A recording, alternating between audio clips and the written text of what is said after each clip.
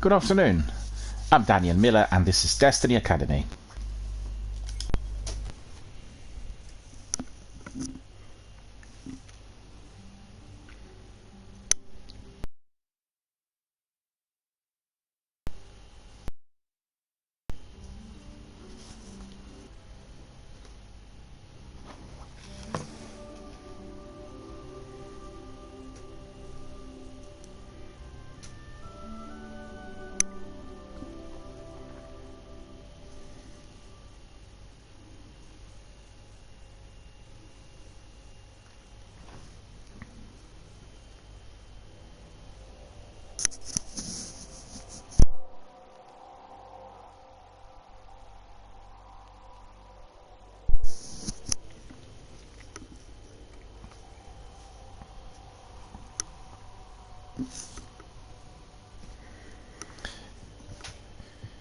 A warm welcome to all of our friends, fans, community members and everyone watching us on a variety of different platforms worldwide. Thank you for joining us. Thank you for being here with us today.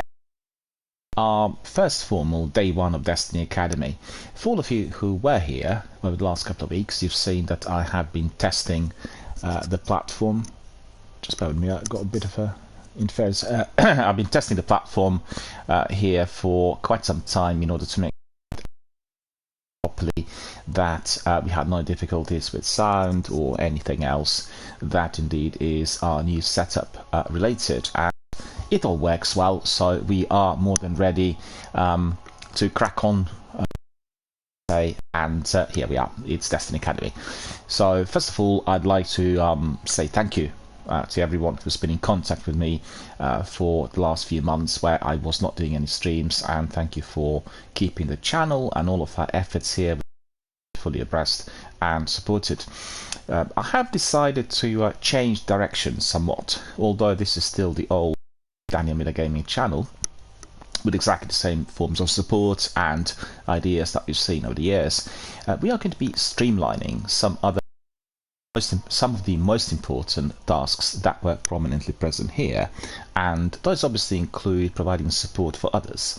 As you know, this channel has been run from the beginning for people who are gaming enthusiasts, but most importantly also for those people who are involved with the gaming industry, or indeed are passionate gamers but are experiencing some form of difficulty, and that difficulty could be of any sort, from having issues at home, having problems with your family, issues to do with your emotional health, your mental health, your work, your study, your place of residence, some people facing homelessness due to the issues which are present in our community.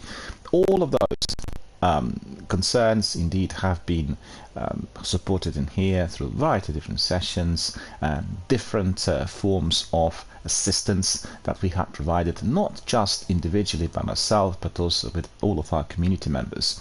As you know, in the past the channel was presenting Destiny as the most important, the backbone game of the channel, and we've had a very large community of Destiny 1 gamers attached both to the game and then the console PlayStation 4. So the direction I've taken after a while was somewhat a bit more diverse. We had Destiny as the main game, but also we streamed Apex and Warzone in abundance. Warzone had attracted quite of dedicated gamers and people who were very much involved with the matches every single day, and then we were able to expand on both Warzone and Destiny during the pandemic in order to provide an anti-COVID group, or I should say COVID support or COVID protection force. You know, you can where everybody would be joining a dreaded pandemic, and also to create an environment where nobody felt isolated, alienated, or ignored or left alone in any way. So the achievements of that particular project have been very, very remarkable. I still keep receiving messages from various participants who live in different countries worldwide. We're very, very grateful for the opportunity to join our community and then experience that degree of togetherness at the time where the whole world was brought to a standstill. So, you know, that was a wonderful, wonderful experience, something I could not have predicted. at all at the time when I was setting out to do some broadcasting here 5 years ago. It was just like literally connected to whatever was happening in our community, and we were very, very glad to have seen the pandemic gone, because it had affected so many different people in all sorts of ways. Sadly, lots of our friends and relatives and community members had suffered casualties due to the pandemic. Some of our community members had contracted COVID and had to be recovering for quite some time. And we had a very energetic discussion forum here on how to really combat all the collateral that was arising from the pandemic in our local community. So anybody interested, you can just go back and watch some of the streams that we've had, particularly of Warzone and some of Destiny during the pandemic, and they're all archived on YouTube. So, you know, a lot of food for thought there. For all of those successes and the strong community membership, I decided to change things around somewhat here on the channel, and wanted to make sure that the tasks such as supporting others, supporting charities, supporting people who are vulnerable, creating an environment where those who are feeling perhaps a bit left out could easily join in, an environment where everything is fully inclusive, which is fully understanding, a sort of a space where you don't have any competition, any sort of abrasive type of behavior on display, and the one that will specifically support charitable networks, charitable organizations, and charities that are helping those who are vulnerable in our community. So I've got to say, I have been involved with fundraising for many years elsewhere, not to these platforms which are connected to gaming and Twitch and live streaming. And I'm very experienced in terms of how the fundraising is being conducted out there in the local community through a variety of different events and means. Is the company that emerged in the last few years as the lead the fundraising sector, and they had connected quite a number of different activities into what appears to be very joyful, playful, entertaining fundraising style campaigns. And we are now able to support quite a number of charities, both based in the US and in the UK. Obviously we can pick and choose, and then include our communities in this very, very entertaining, highly playful environment. So, give an example. I decided to support Mind Charity UK, right? So the Mind Charity UK is one of the leading organizations supporting people with mental health issues. So that means anyone who's experiencing any form of emotional difficulty, or indeed a psychiatric illness or neurological disorder, they can always go to Mind and ask for assistance and support. They run their services through professionals and volunteers. The volunteers are also trained by the company in order to deliver professional services, and many of those volunteers are already involved with professional services training elsewhere. Many are training to be counsellors and psychotherapists or any other professionals within affiliated professions and disciplines. So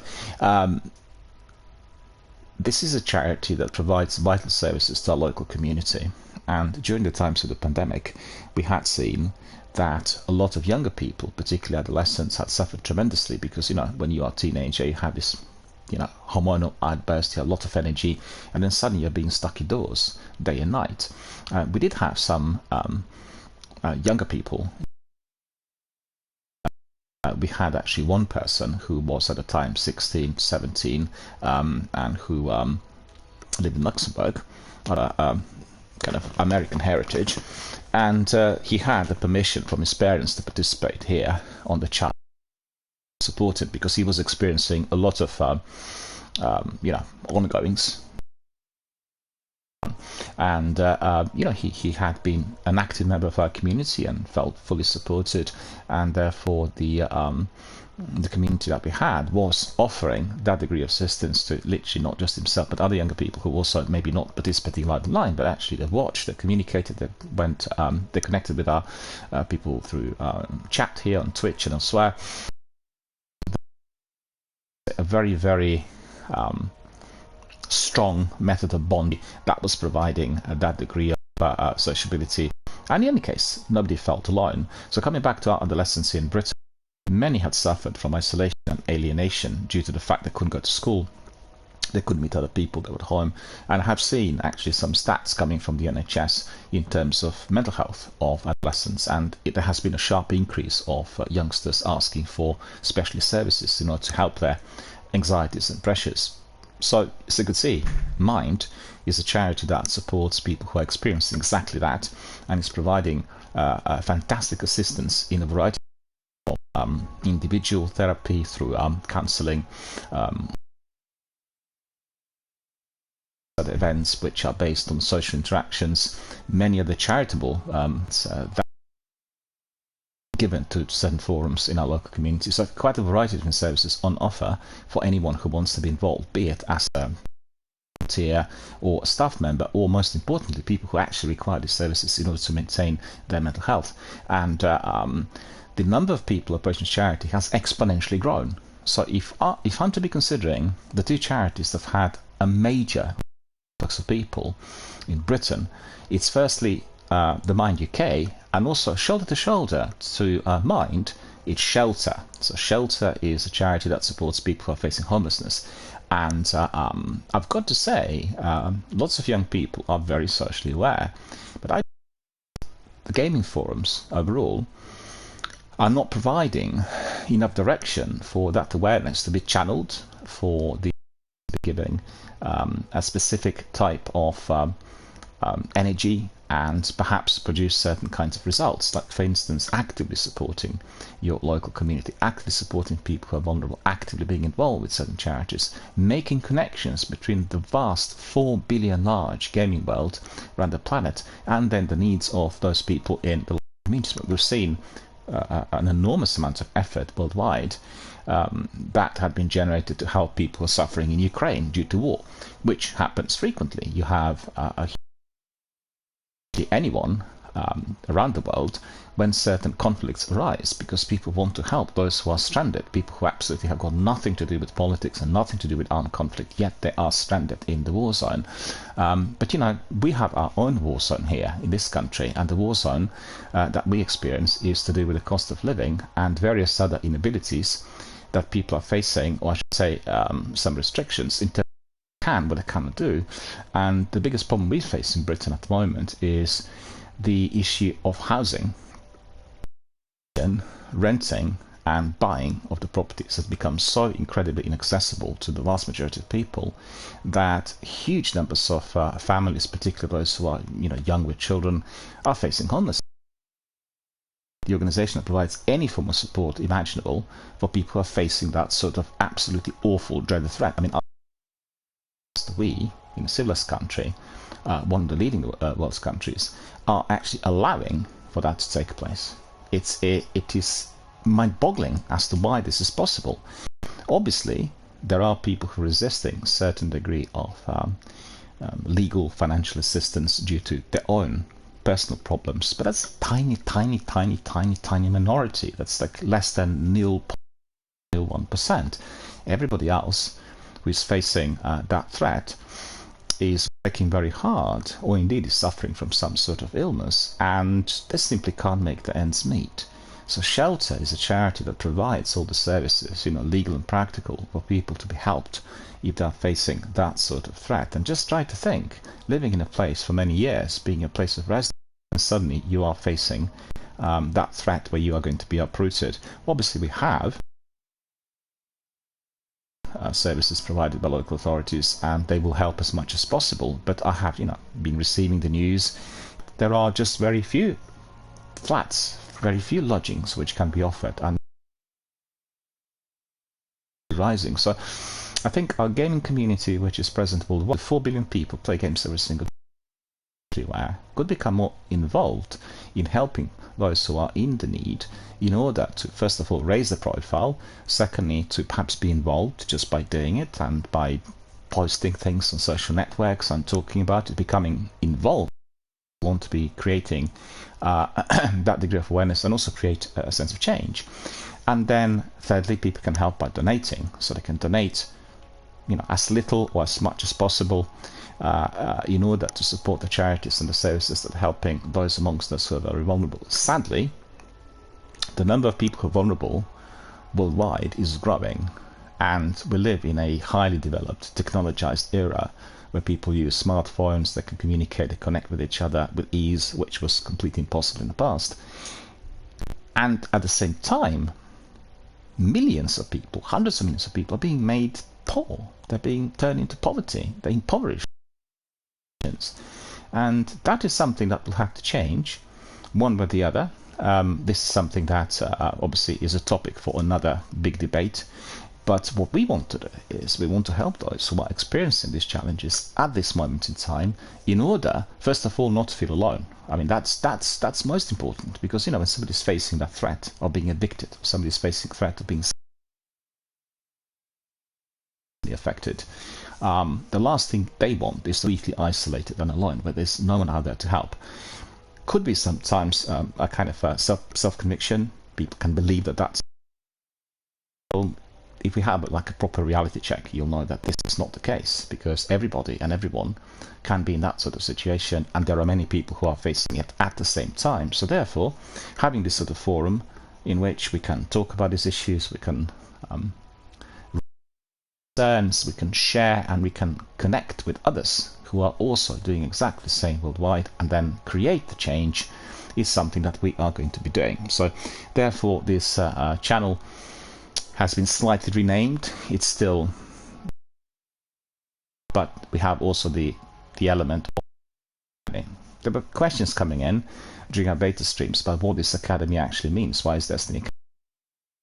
The idea is to be connecting those people who have passion for gaming and who are very well connected to a variety of different titles through many different years and on different platforms. People have passion for being involved with others through multiplayers, for that sort of communication and connectivity. People who are sharing their clips and recordings of their everyday activities, be it as in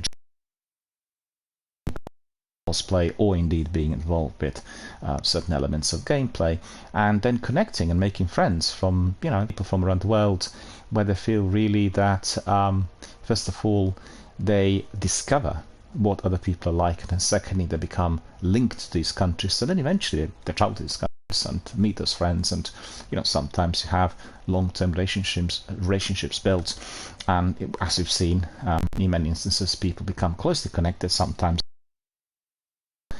in due course also children. And it's just a wonderful way of connecting, sharing, and actually creating the space that can enable that degree of social change. I think that's really critical. This is where I see the greatest potential within the new form of communication. Like, for instance, if you watch the Xbox showcase event, we'll talk about it in depth very shortly.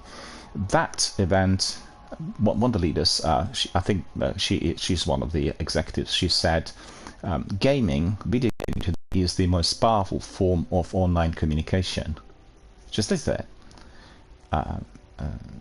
video gaming is today the most powerful form of online communication, and that's absolutely true, because I've seen people communicate on Facebook or Twitter or other forums, but this is just many people at the same time watching, talking, interacting, connecting, reliving certain experiences. You've seen, for instance, people reliving certain experiences within certain video games, not maybe with Warzone and Apex, but the games which are like Flight Simulator or Farming Simulator, or perhaps sometimes the sort of the games where you are building a settlement, and people really connected in terms of what this was like in their own environment. They were looking for a new place to live, and also people talk, if they play such games, about the way their local environment actually operates, from the way hospitals, schools, and other educational facilities are being built, to the way the local services operate, etc., all very much part and parcel of the educational content that you're getting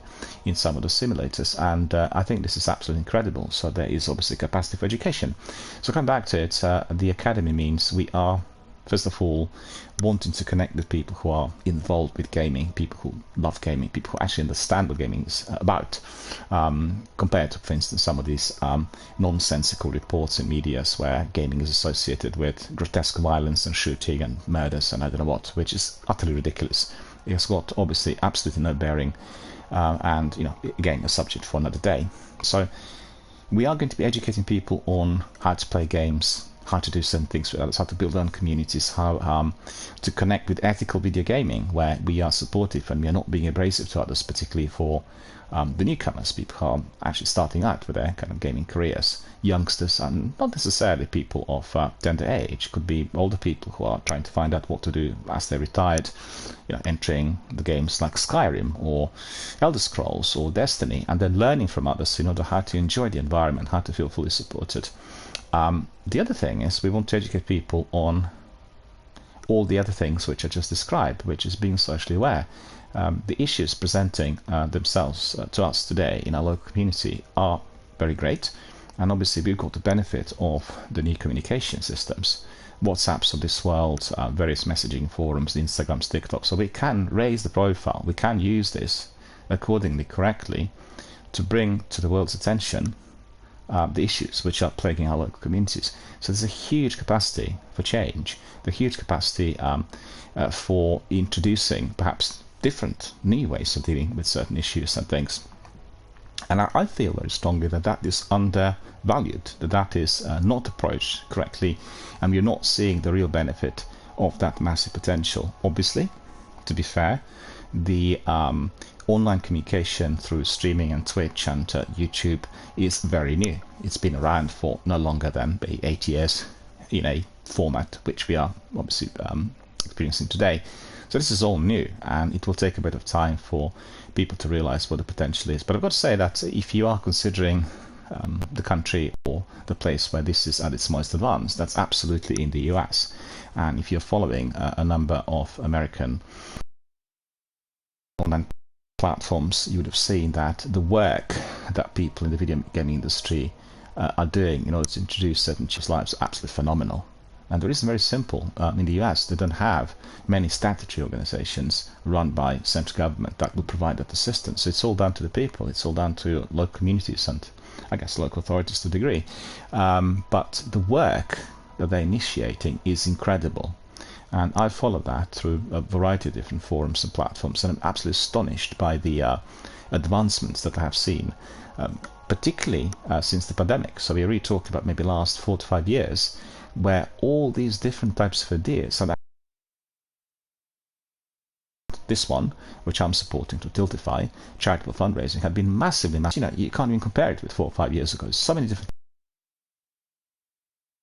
We are going to be educating the gaming, ethical gaming, and how to behave, play certain games, Destiny in particular being obviously the main game here on the channel.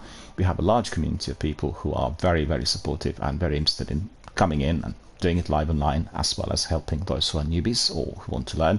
We've seen also a surge of certain numbers of those who want to be learning about the Destiny origins, because everybody's been doing the sequel extensively now for a number of years, and the sequel brings us an abundance of content, and obviously is providing services free of charge, and the DLC which you pay for, the seasonal content, etc. But you get younger people coming in and they say, I want to find out what the original Destiny was like. And it's coming to almost 10 years now since the original game was released, so it obviously has significant longevity, and the membership of that community has just exponentially grown year after year. So, we are going to be spending time, as I said, helping people to learn on that front, or indeed some other games. And then we'll be looking at these very important social issues and raising the awareness, and most importantly, supporting those who are vulnerable, which means you will have people here live online together with me playing certain games, and there will be people who are experiencing a certain degree of vulnerability, and it's a fantastic opportunity for them to engage with everyone. People can watch them, the way they play, people can enjoy the interaction, people can support them if need be. Some people speak out about the issues that obviously are plaguing their everyday existence, and we've had that all along, but as for today, this is going to be a bit more pronounced, be kind of tying in two different things together and making sure that everybody is fully aware what this forum is for. So that's the new direction. Hope you are going to be supporting it, liking it, and enjoying it. The novel thing, in addition to what you can see on your screen with very beautiful overlays, which have been created and provided by Stream Elements, is the system of fundraising, which means charitable donations, and the system of tipping. So I just want to clarify what the difference is. I support certain charities, and I will be raising funds for these charities through Tiltify. So I don't have anything to do with the actual monetary side of things. I'm just like a presenter, promoter who is raising the issue, who's presenting the need for that particular charity, and is obviously raising the public profile. And people can then either get involved by contacting the charity directly and doing something similar, or they can be raising the issue, which is obviously needing that charity needing that degree of public support through various postings on TikTok and Twitter and various social networks, or they can to contribute financially by donating. So if you want to be donating, this is very easy. The link is permanently present on my About page. You go there, click on the link, pops up, it's my profile on Tiltify, gives you the stream, gives you all the information on the fundraiser, myself, on Tiltify as the company that is providing the services, and also on the charity, most importantly, with the most thorough description of their services and everything that they do. So if you want to get involved, that is the first port of call. You click on a link, get knowledgeable, and then you can ask me questions live on air or by private messages. If you want to donate, click on the link donate, the page will pop up. It's secure, it's encrypted, it's all done by Tiltify. It's obviously verifiable through Charity Commission in the UK and also through the various organizations in the US that are monitoring fundraising, and it's 100% secure, so it's there's no problem with anything attached to these transactions. They're fully charitable, they're tax-free, they're obviously for the good cause, and they will go directly to initially Tiltify. Once the campaign ends, they will be then passed and donated to, in this instance, the Mind Charity UK. If you like what you see here on the channel, and if you're quite happy with our social interactions, with our chats, with our community, all we do, then you may wish to support this channel financially, which means by tipping. So I'll keep the term separate, because I know during my beta I talked about donations on both fronts, but donations may have a different, I guess, auspices if you're considering what we're running on the channel. And tipping is the jargon term that Twitch is using. So we'll say you can tip, and that means giving us shillings and pence in order to make sure that the channel can pay its bills and costs, and that includes everything. 3 companies are involved in this stream, and that is Twitch, then there's Stream Elements and Lightstream. They provide different types of services which I'm using every single day, or I will be using from today, and obviously all of that costs. There is the cost of the regular internet, there is the cost of certain products which I have to be purchasing in order to make sure that everything is hunky-dory with my Destiny stream, or as it goes other games, and all the other costs attached to it. So, like for instance the Spreaker platform which I use for podcasting, again costs.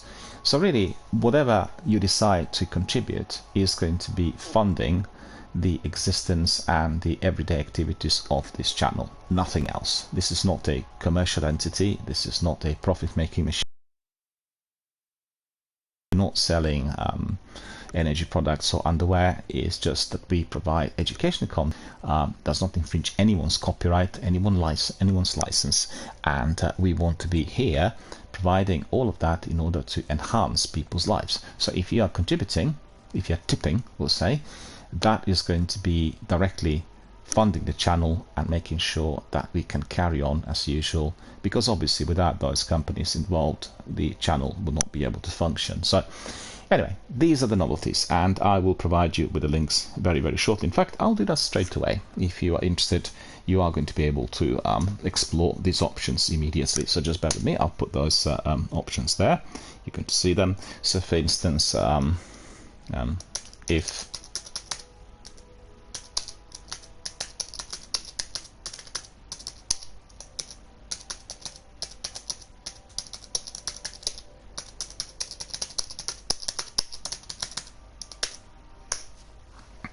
So if you wish to support the Mind, you can do so here, and it's the Mind Charity UK, and we are going to have the link up and running. The link is here. As I said, when you look at the link, you'll see there is a lot of information on the streamer, the fundraiser, that is myself, and the channel. Then, most important, there's a lot of information on the charity, all they do, all the professional services, all the activities, everything described. Then you have a lot of Tiltify, the platform which is facilitating the whole process, and then you have also the live stream on it, which comes from myself. So, all of that is part and parcel of what we do here, and the campaign for Mind will be run for 6 months. So it starts today and it ends on the 31st of December of this year. Should we not reach the target, we are possibly going to be running another one, or we will extend it. We'll see what the options there are for us. And in addition to that, I need to say that I've set up certain milestones, and these ones are because I'm looking to generate £1,000 for Mind Charity UK. It means that every time we reach like 100, 200, we actually reached a certain target. And Tiltify made it possible for us to run quizzes and polls, reward people who contribute with very nice rewards, which are going to be given to the members and the donors, as well as the quizzes that will direct us towards a special community-based event. So every single time we reach a milestone, we are going to be running a special event, which is basically community-based. And I'll tell you, in Destiny, these are always based on popular activities. So that is the Crucible competitions and raids. And these are going to be our pinnacle activities. Obviously, it's all fair and square and right and proper that we are going to be having these events at a time when we reach certain targets. And all of them are going to be planned for. They will be delivered in a separate format with our community members, participants, and donors fully involved. So if you're interested, just click on the link. You'll be able to see all the information in there. And that's basically completely new. This is something I've not been doing here on the channel previously, and that starts today.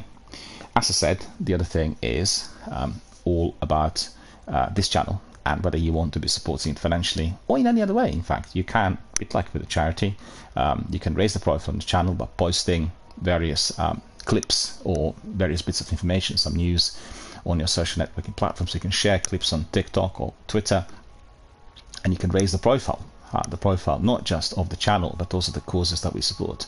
Remember, in order to gain a certain degree of attention, you have got to be able to promote it. You have got to be able to make sure that other people know that you are there, that you are supporting those causes, and they become more and more connected with everything you do. So, any form of support of that sort will be. And if you wish to decide to support us financially, so any shillings and pence thrown at us will be very, very greatly appreciated. And you are going to be able to do that through the link that I'm posting in here very, very shortly. Also, both links are clearly stated on my About page. So if you go to About page, you want to find out more about the channel, all the information is there, and those are highlighted, the ones which are supporting charitable works and charitable donations, as well as those who are which are connected to the donations supporting the channel. As I said, the channel does have significant costs, and any form of support from yourselves will be greatly appreciated. It's a non-profit channel. It's education based on the services for the good causes. It's absolutely charitable, so there's absolutely not any form of revenue included from any external. It's self-funded or indeed supported by the community that we have here, and therefore, as I said, any form of assistance will be greatly appreciated. So I'll write this as well, and you'll be able to see the link. Just bear with us.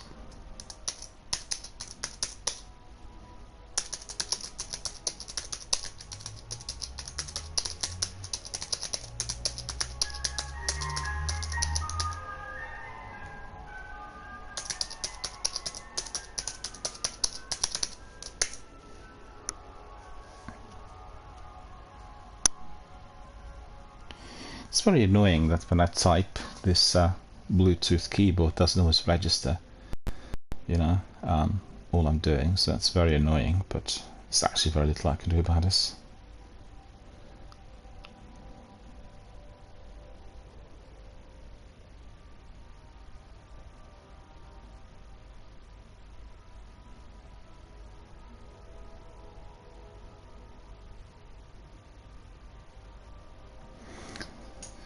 So just like I said, if you have a quick look at the chat, you'll see for the charitable support, you got the link there for Mind Charity UK, and then for supporting the channel, you got the other one supporting myself. So it says Danny Miller Gaming Tip, and the other one says Gaming and Fundraising for Mind UK. Also, what I'd like to ask you, in view of the introduction is the new hashtag. The hashtag is gaming for mental health.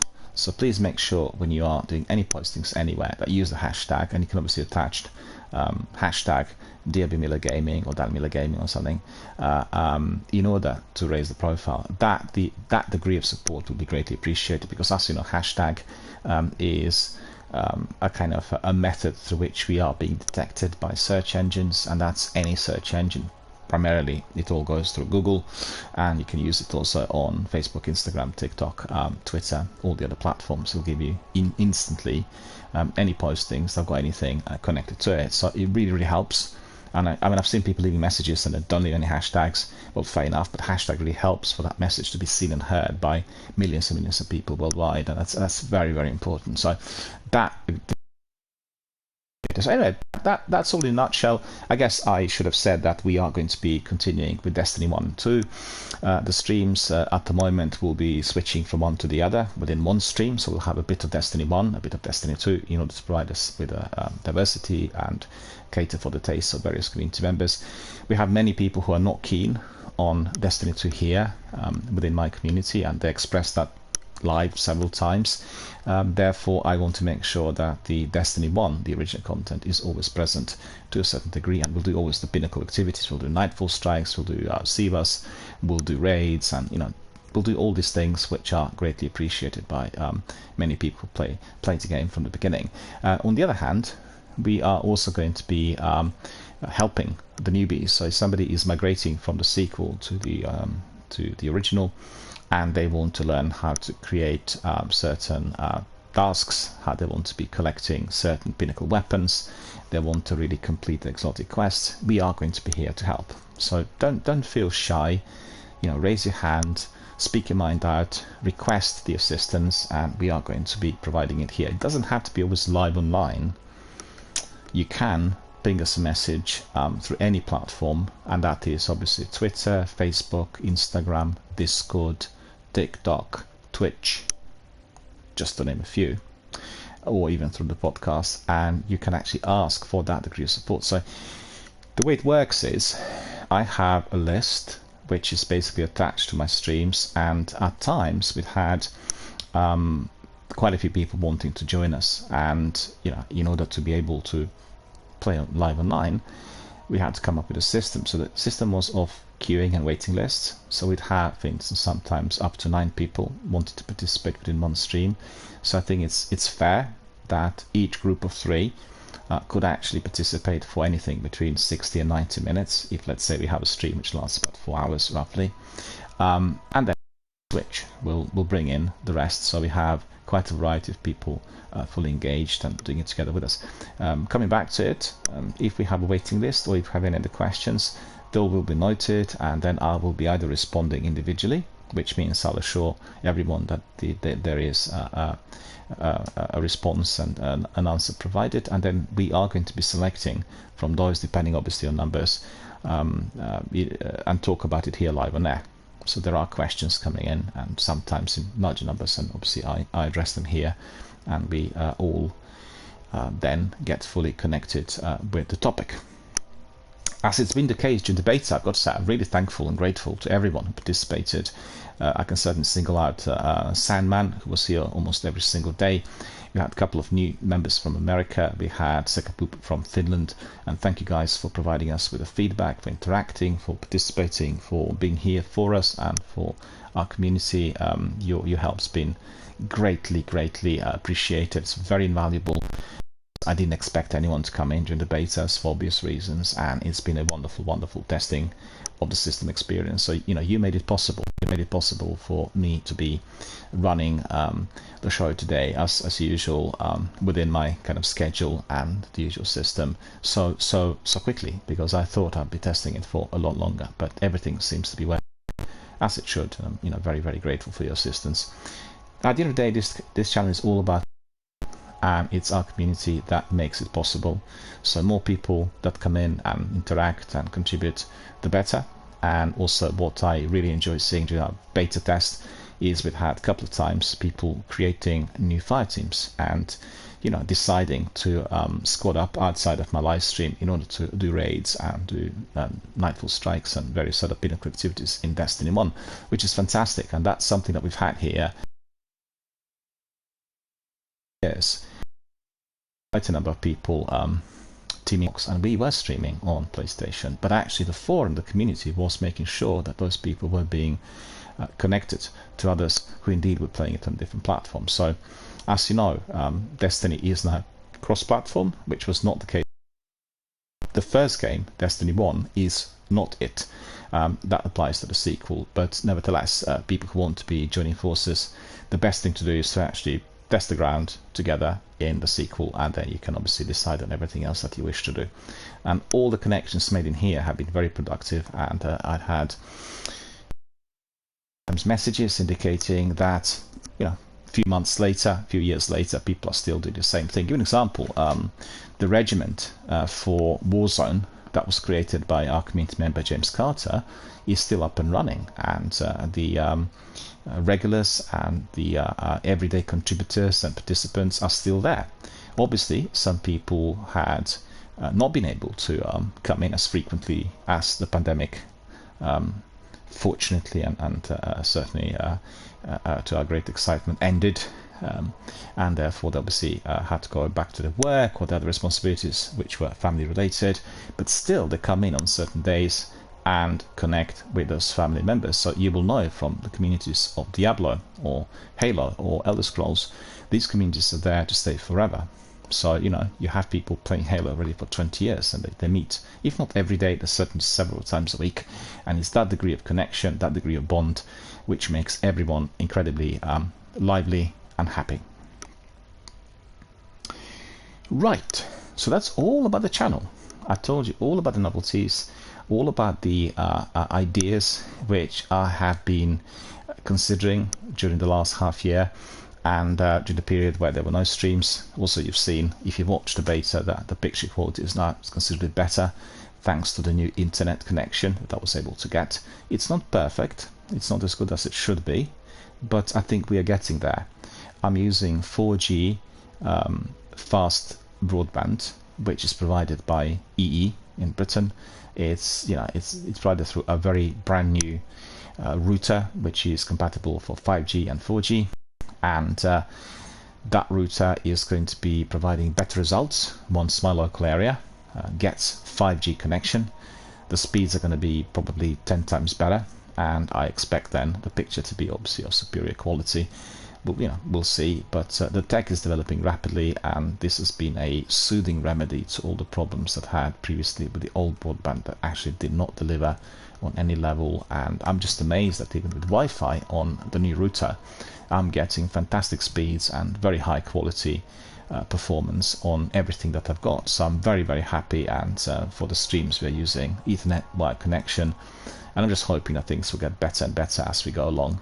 I mean, inevitably the speeds will accelerate and the tech will provide us with better quality. It's just a question of time. But I think what we got at the moment is good enough for the community-based work and all that we've been provided here.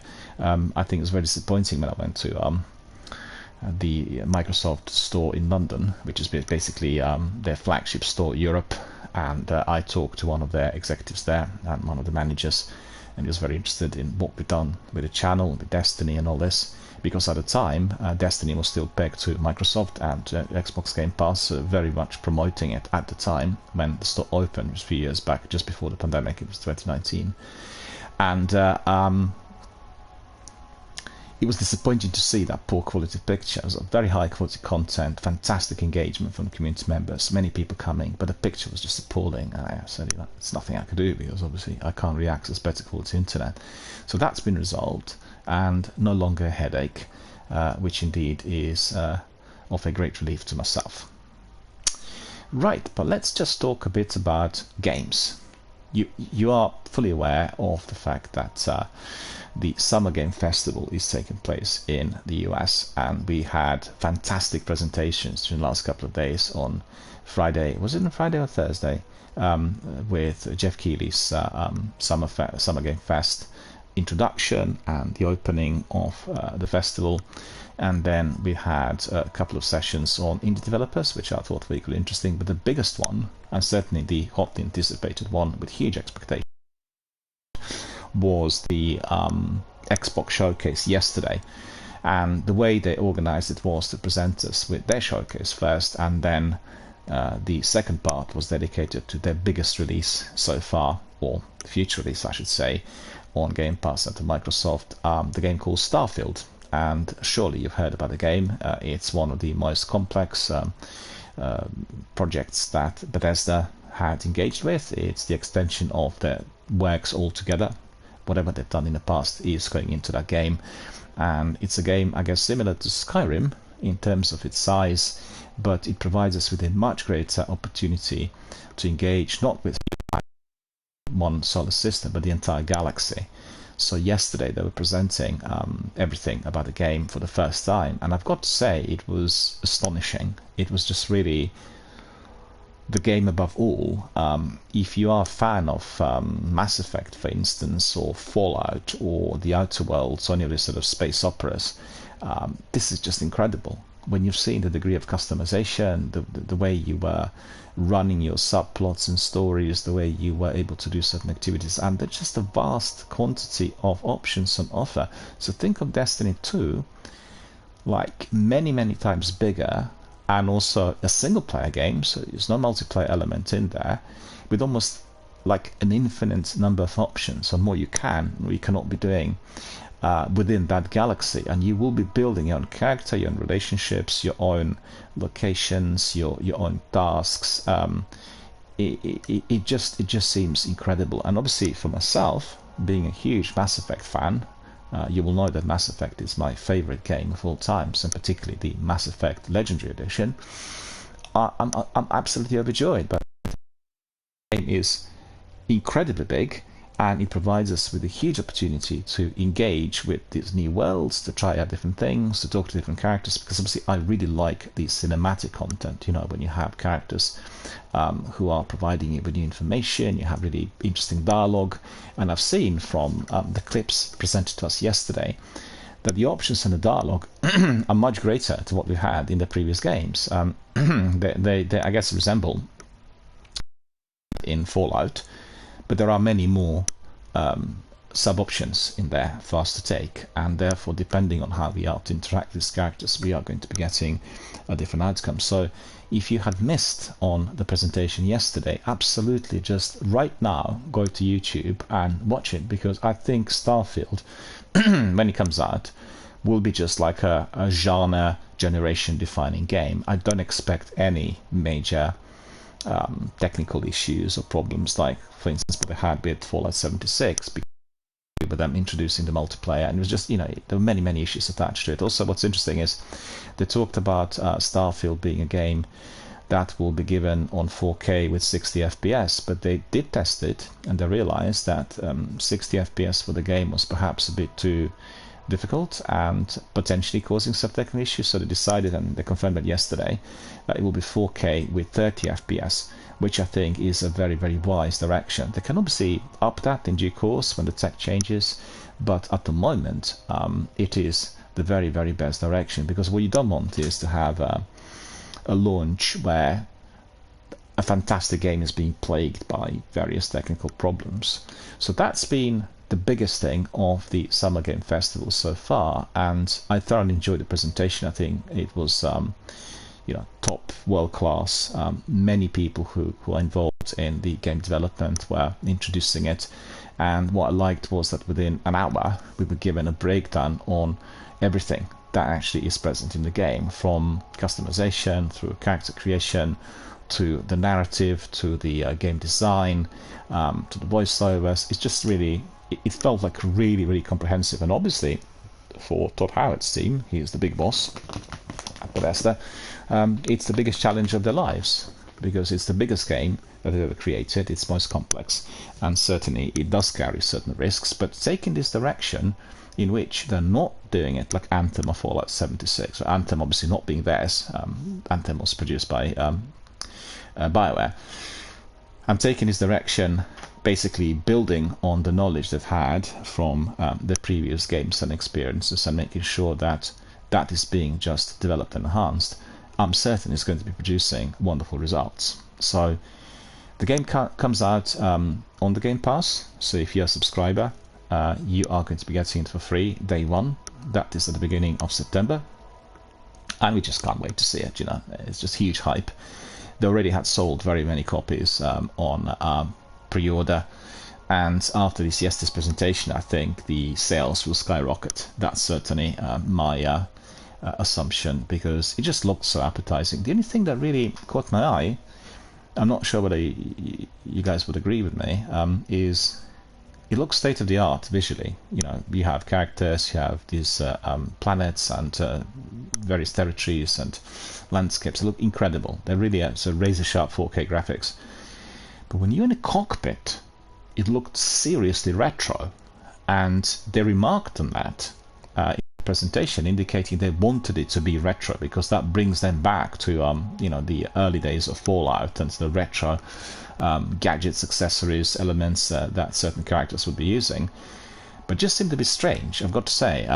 That was the only thing that caught my eye. And obviously you will be flying quite a bit, you will be going through various galaxies, you will be having dogfights as well with various enemies who will be attacking us. You're traveling from one place to another. So unlike with Mass Effect, when you're just traveling easily from one planet to the other, you are going to be having enemy ships to contest with. And you know, that was the only thing that caught my eye. Maybe it's a reference, maybe they'll change it in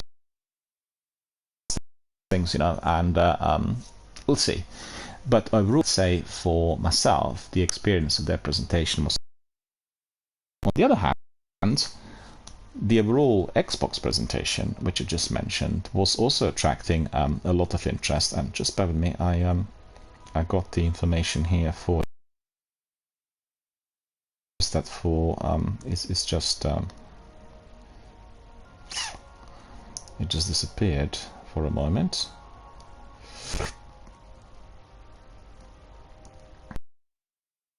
Handheld devices, you know, if you, for instance, change the app, then for instance Twitter in particular keeps bringing you back to the very top of the page, and that's really annoying. Anyway, got it sorted.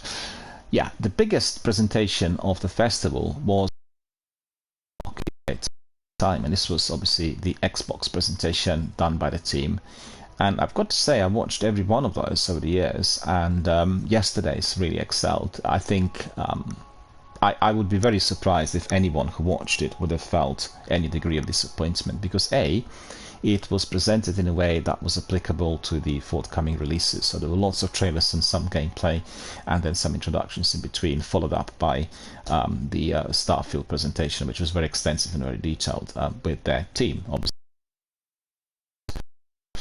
Intro of all sorts, and these was certainly something that will keep everyone excited. There are several games that are not new, but that will be having significant DLCs like Flight Simulator and Cyberpunk, for instance, and there are lots of other new products. I'll tell you a bit about it, because the first, it opened with a fantastic presentation for the new Fable, and I've got to say that this was incredible. You know, you had a fantastic trailer that is so mesmerizing visually, as well as it is sort of curiosity producing. You're wondering this Fable with those two characters that you watch. I'm not going to tell you anything. If you've not seen the trailer, you know, hit it up on my Twitter. I've got all the postings in there, so just go to Twitter straight away, go to the posting of Xbox, which was indeed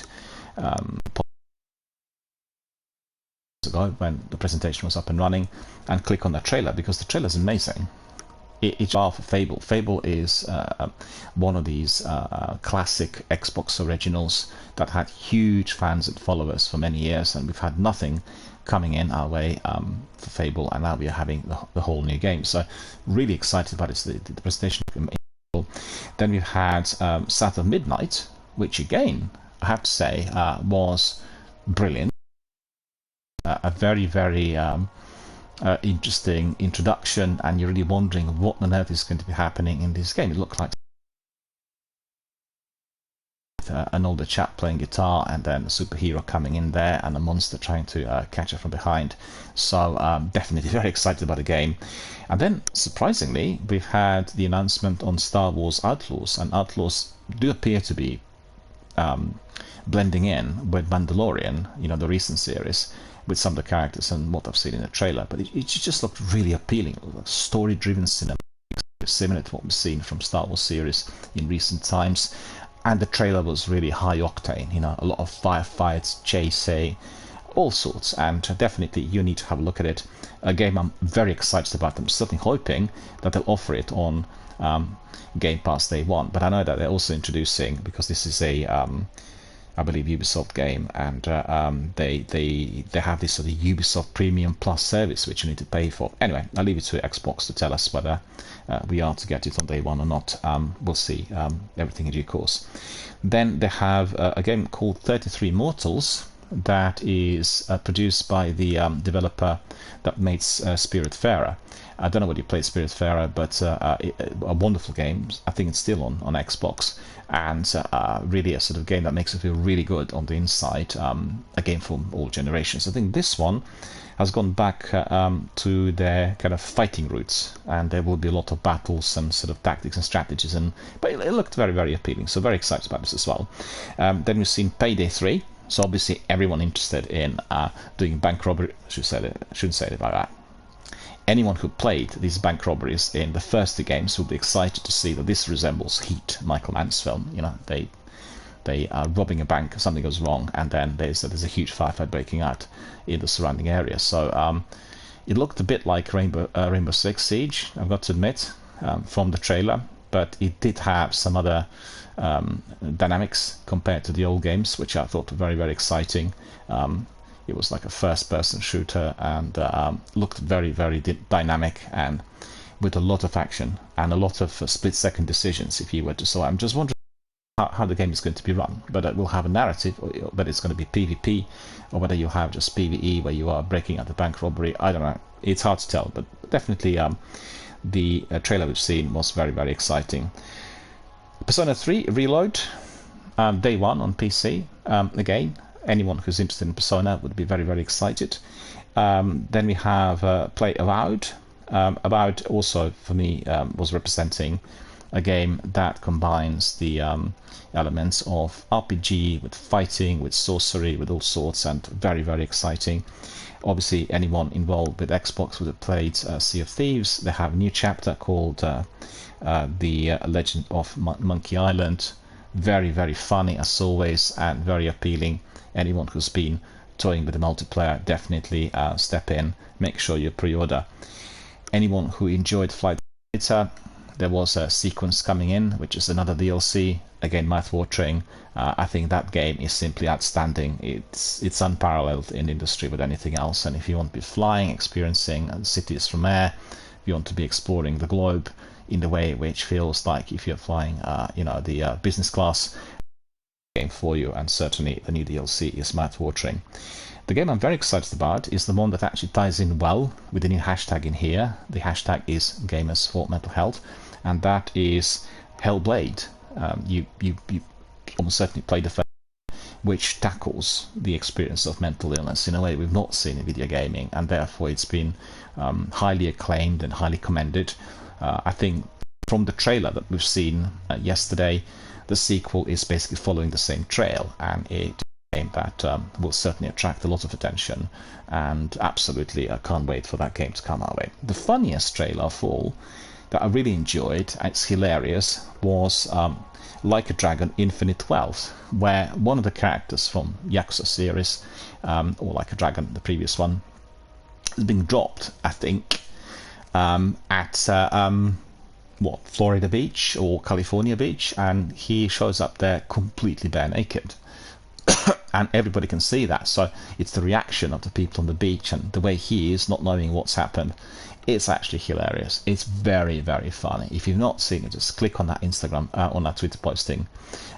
You can get it on my Instagram as well, and just enjoy. I'm really curious to see what the game is going to be like, and just a really, really good introduction. Then we have Kunitsu Gami Path of Goddess. That is a bit like the the traditional kind of period piece Japanese types of games, and anyone who played Wulong would be very excited because it's going to be definitely following the same trail.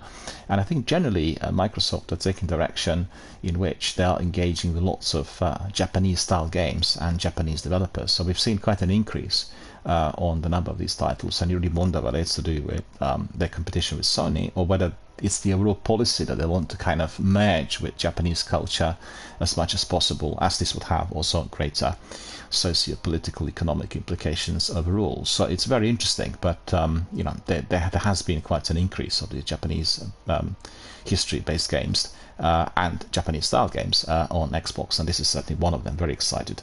Forza is always incredible.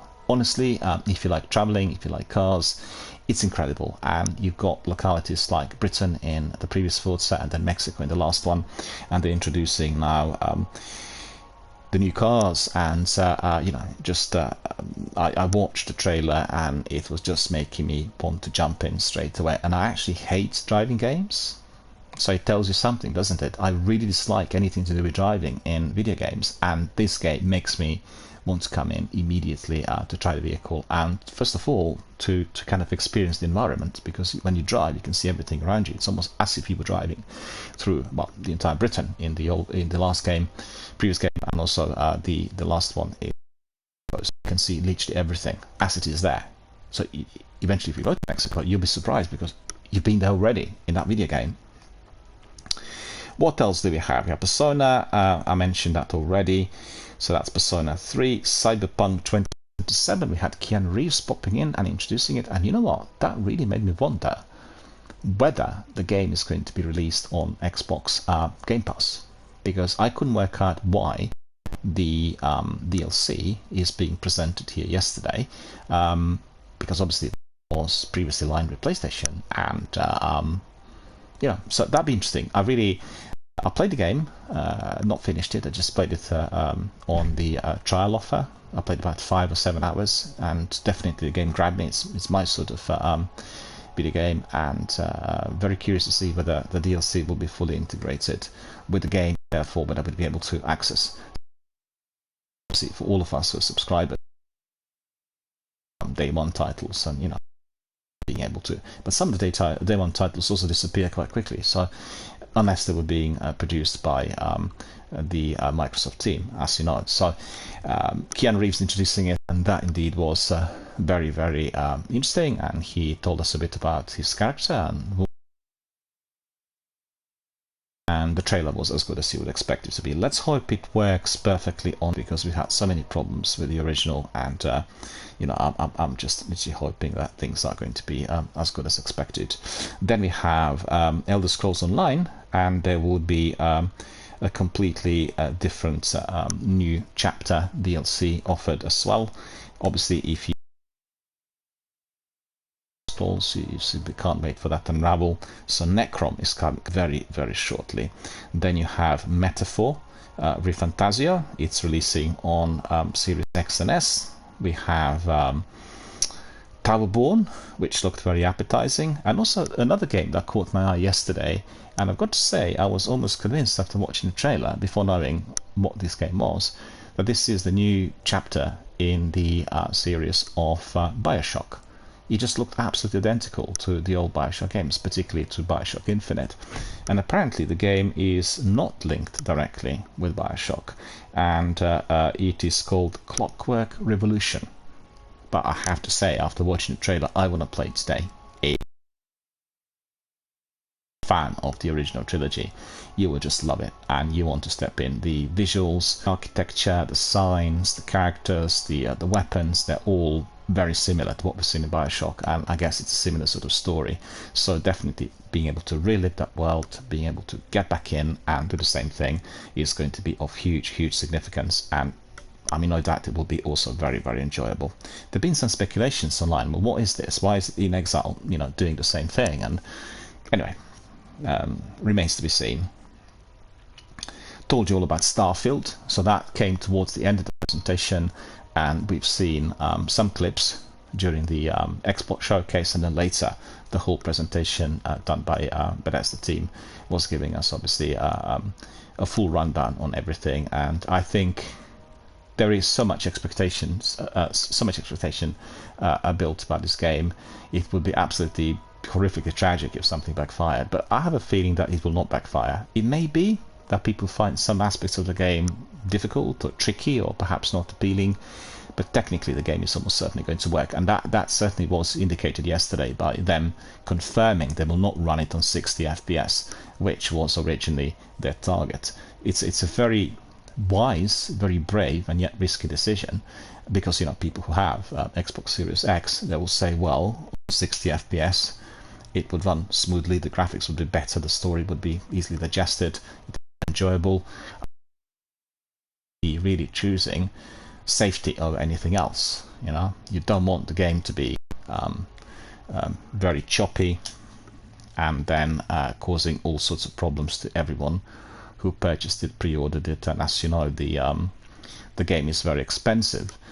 And I also seen yesterday they talked about this live on air, a special edition which is offered on, if I'm not mistaken, between $300 and $350. And then if you purchase the special edition of Starfield, you are going to be getting also a special watch, and it's the watch that the characters in the game are actually using.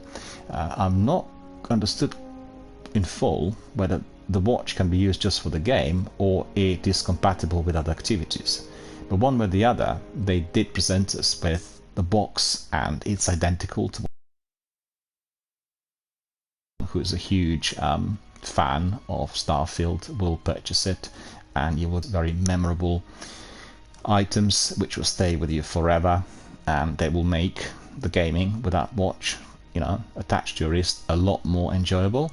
So it's a very interesting concept, and certainly I like the idea. But I think for myself, $300 or $350 before I tried the game may be a bit steep. Maybe I'll resort to purchasing it in due course. I'll see. Or maybe I'll purchase it on eBay if the prices drop. But it's always best purchased brand new, because there will be some things which you're not going to be able to use, like for instance certain codes and game access and all that, after the game already had been loaded and somebody actually tried the pack. Alright, so let's see what else was there. Right at the end, we did have, what was it? They announced the new Xbox Series S, which is black with 1 terabyte of memory. And lots of people complained about Series S having a very, very small hard drive, and I agree with that, because I think it's too small.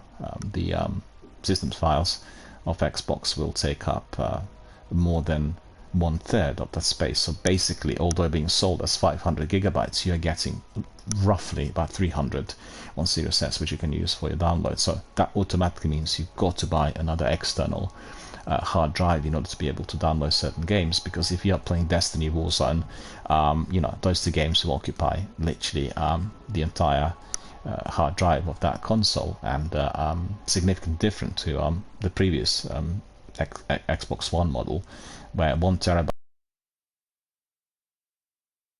and it would basically, I guess it would be, but the benefit of having Series S, it's faster processing, it's better quality graphics, it's a state-of-the-art new console, and makes the games and everything that we do on a console a lot more enjoyable. And I can certainly vouch for that, because I play Destiny on my Xbox One consistently, and since I migrated to the Series S, the graphics were much superior. The gameplay was a lot more smooth, and it's just a different kind of experience. Also, the sound quality is much better compared to the what you had on the previous console.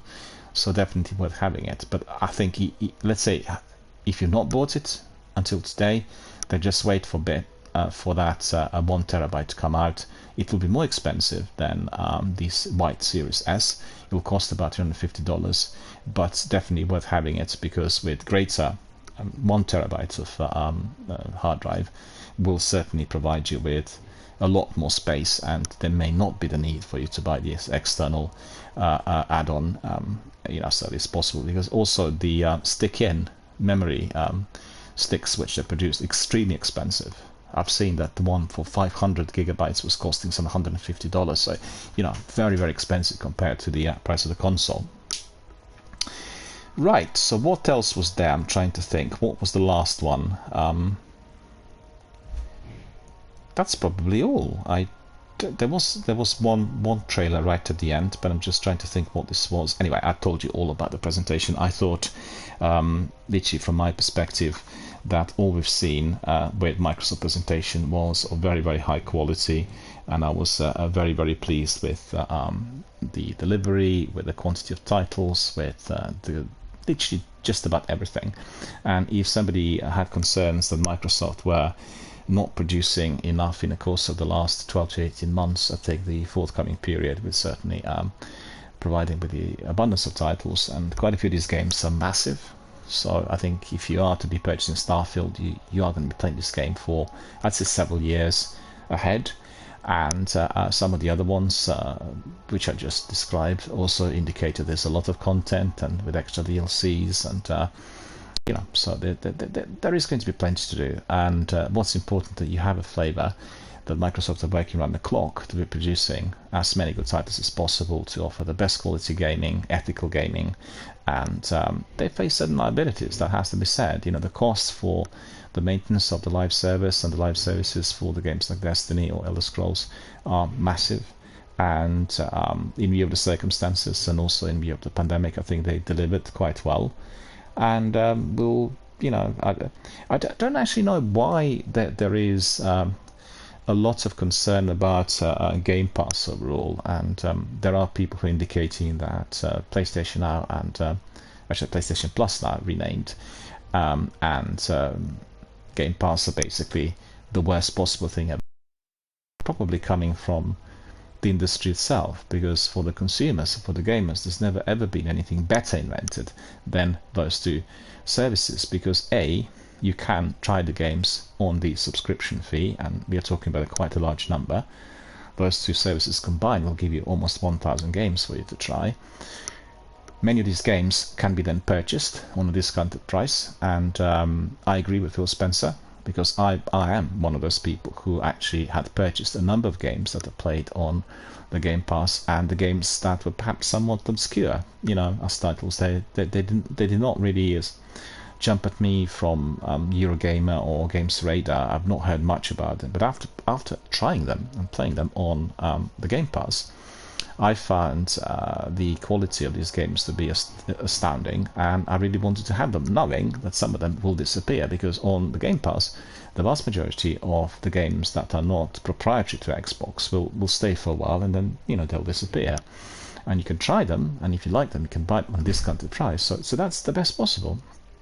And I've got to say, I bought many more games through that system compared to the old, because in the old days, I've not played the game before, maybe the game's not good enough, and I'm not going to be chancing it, because it's still a bit too expensive. If the game's offered on like £1 or £2, then I'll buy it, but otherwise it's £10-15, it's a different story. So it's a very, very good model. I know that some of the developers are not happy because they feel they're not making enough revenue through the presence on the hub, but think of publicity, think of the overall exposure, and how many people are going to be trying these games, and then maybe they'll remember that you are the developer of that game, and then purchase the new one that you will be releasing, which is not on the Game Pass, just because they love the one that was played on Microsoft's platform. So there are lots of ins and outs and lots of pros, I'd say, the way I see it. However, I did come across these articles which are constantly attacking those services, and I can't think that these articles are coming from the ordinary consumers. Also, I've seen sometimes people writing, "Why should I pay $10.99 for that Ultimate subscription? Because there's hardly anything to play."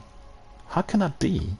How can you say there's hardly anything to play? You've got the entire library of Ubisofts in there to start with. Then you have all the Microsoft and Xbox exclusives. You've got the games like Flight Simulator and Bethesda's titles, but that is plenty to play. You've got Mass Effect Trilogy. You can play Mass Effect Trilogy for years. So it just seems to be unrealistic, and I guess some of the people are somewhat spoiled, and that is certainly not something that I want to see, because the overall response, the overall reception of these services, as well as the contributions in terms of the number of people subscribed, will define whether we can have it indefinitely or whether the service will end. I absolutely do not want to see it ending, and I think the present management of Xbox will totally agree with me that this is the best thing they ever invented, and the idea is to make games accessible to everyone, everywhere, and that still needs a bit of work, because not all of the cloud services are accessible in the majority of the countries, and they really need to invest in that, because, you know, the idea was for everyone to be able to access the Game Pass games through their handheld devices, their tablets and phones, and that's not possible on the continent. I have been to Europe last year, and I wanted to show the beauty of that easy access to my friends in various countries, and that didn't materialize. That was not possible. So, you know, that itself is something that did not make me feel very happy. And every single time I accessed my Game Pass app on the phone, was asking me to download instead of actually accessing cloud services.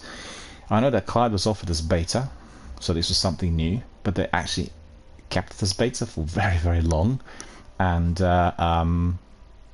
hoping that after they introduced the Game Pass in Europe to the majority of the countries through kind of PC access, that's the next step, you know, being able to access the games they offer anywhere, wherever you are, at any time, and that will certainly be attracting then more people to Microsoft and to Xbox, because Xbox is not popular on the continent, I've got to say. I talk to people in France, in Germany, in Hungary, in Austria.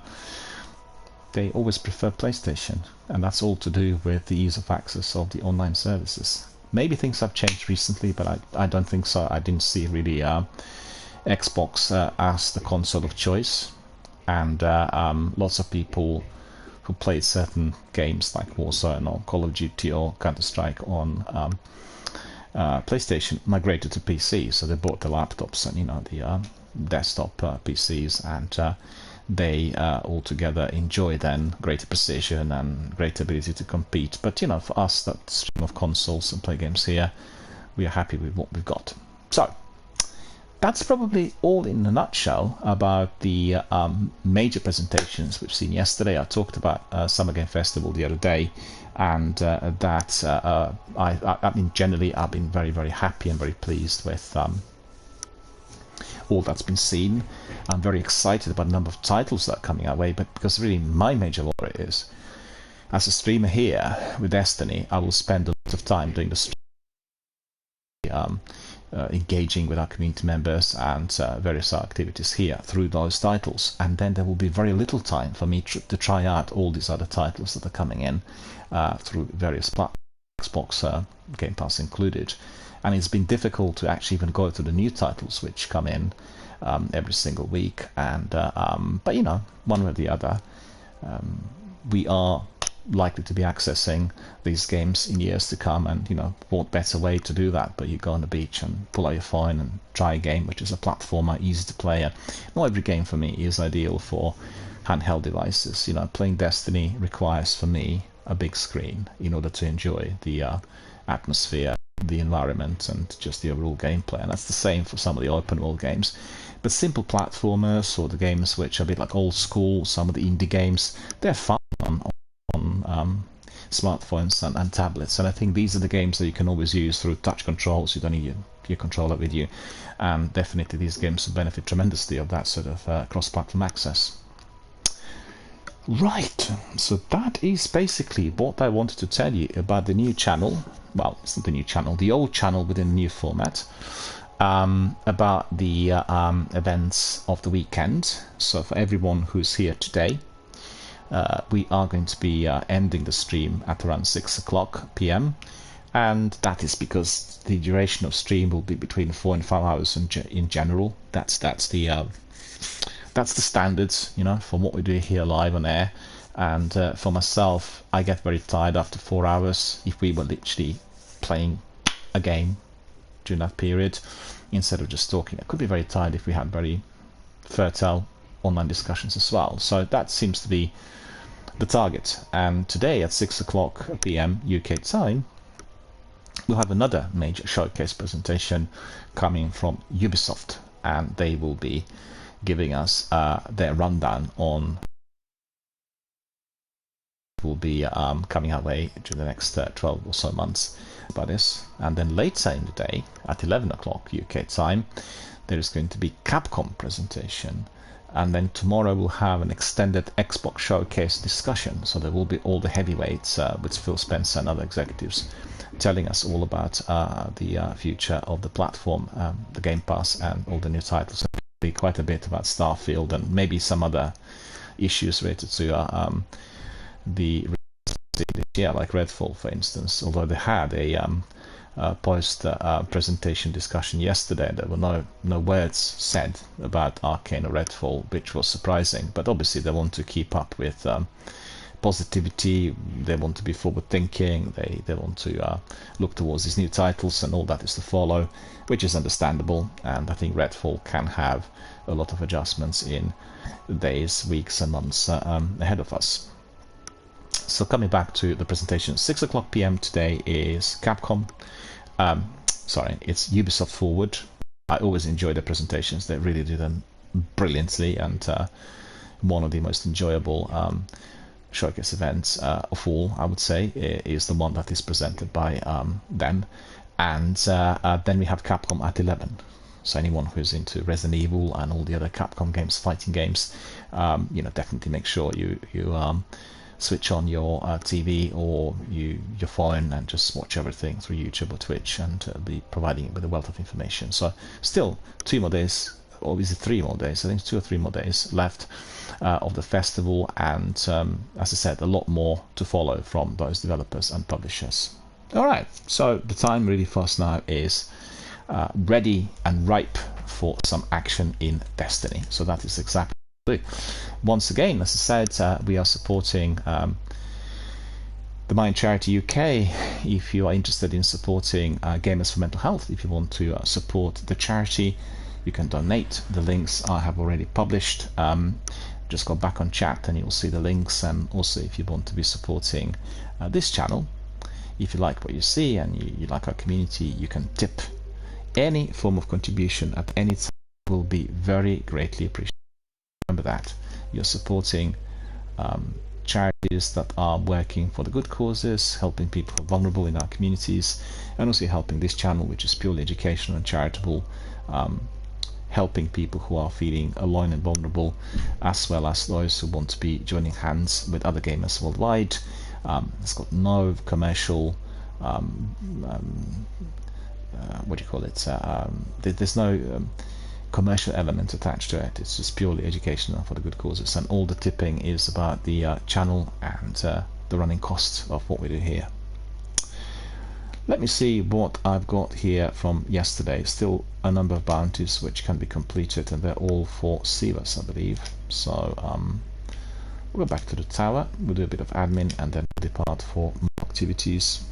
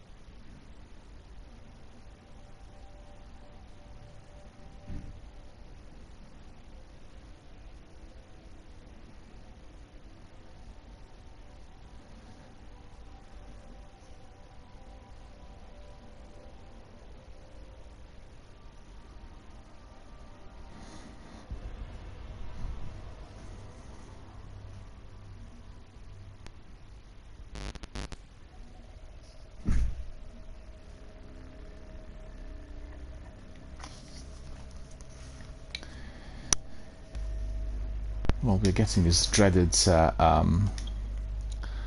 error which I believe is happening because the game wants us to be doing some activity first, and then it will authorize us to go back to the tower. So we'll do one of those sievers. What else? There's nothing else for us to do.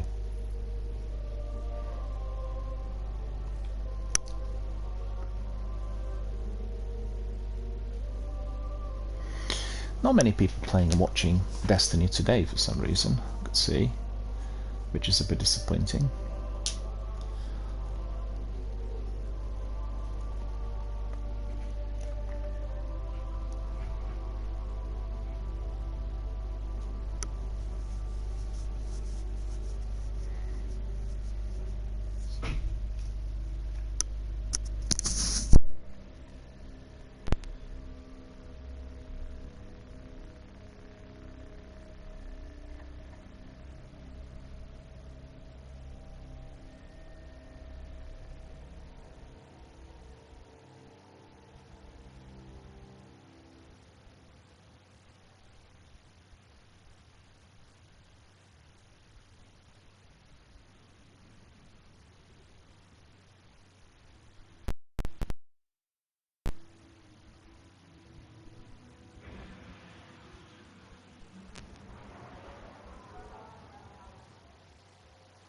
The Splicer's High Priest has crews pushing further underground in the Plaguelands. Looks like a large-scale mobilization against a Hive nest. An army of Hive controlled by the Splicers would be the end of old Russia. Could be the end of everything.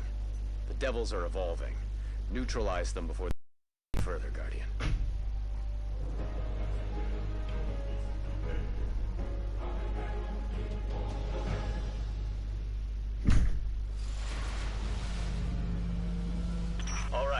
There's a series of old missile silos near the bunker. I've got reports of Hive near that location. Sounds like the place to be. From my glimmer? Yeah. And remember, target anything that moves. Every kill gets us one less Splicer or Hive to be warped by Siva. Noted.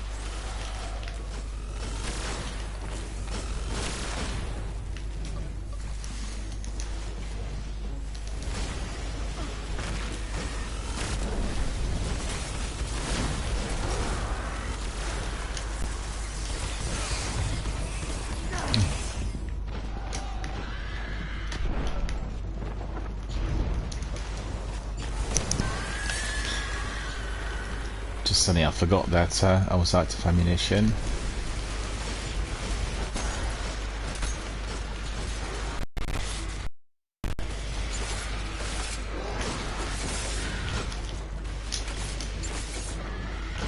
I'm picking up several concentrated Siva nodes ahead. There's one weapon I don't actually need here. That's that rocket launcher. Hung up quota. We'll go back to Dark Drinker. You'll need to find and destroy those Siva nodes. Get on our Sparrow. Carry on. Follow our friends there.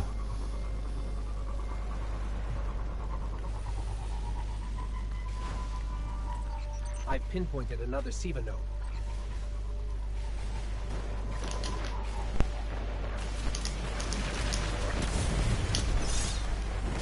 Got any?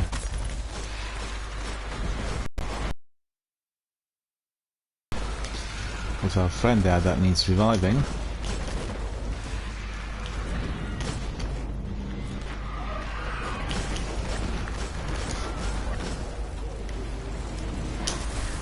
Oh, you got him. Okay.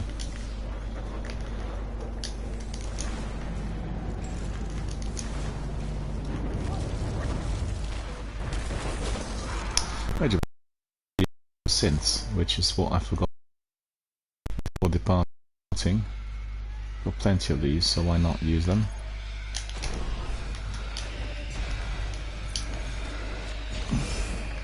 Look at them. Those are the ones who are be eliminated.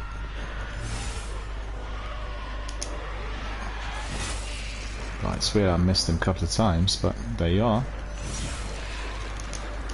Friend needs help.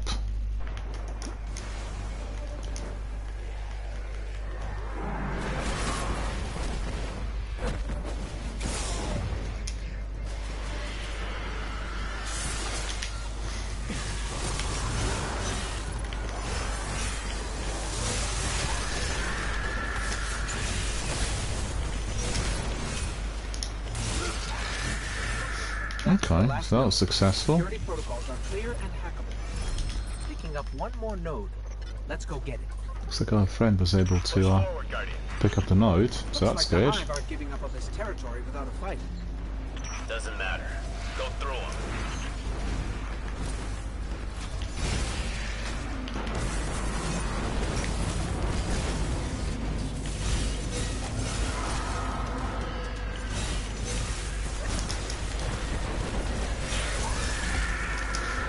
Okay, so that's successfully We can see completed. the energy spikes below us. Multiple nodes, all powering another barrier. But I can't nail down their locations. The readings are too sporadic.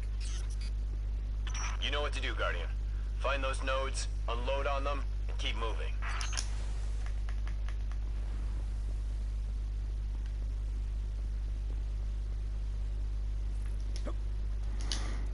So our friends are doing some speedruns, right? Because we didn't want to be doing that. We want to be doing it hang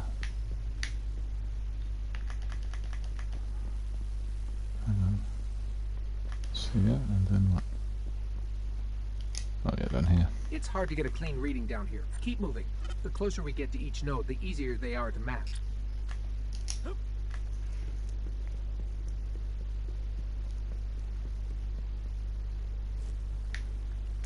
Gone the wrong way. Looks like the splicers have taken this hatchery. The Hive bioorganic architecture is still intact, but there are microbursts of SIVA activity all around us. I've got no pity to spare for the Hive. Keep going.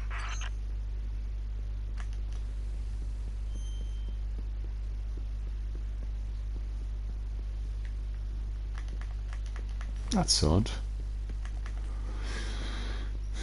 Hmm.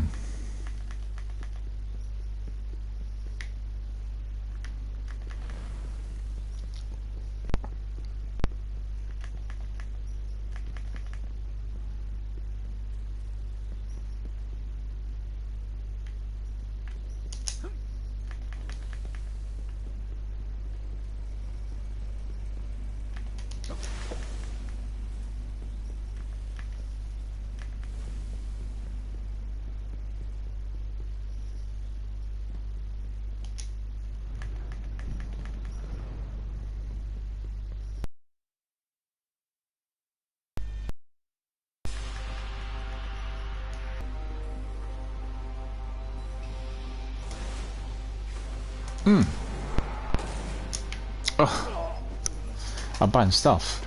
That is crazy.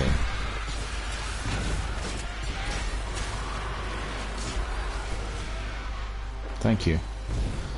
Just literally bounced off the rails.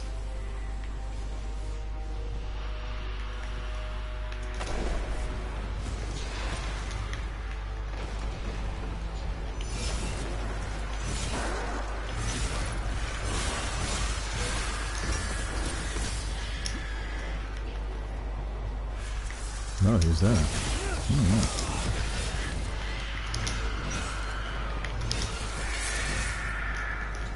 That was annoying. Nearly got me.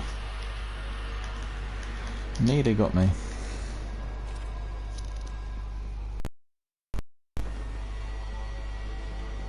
In Sivas we trust. That's what they said. Ah! Nearly fell.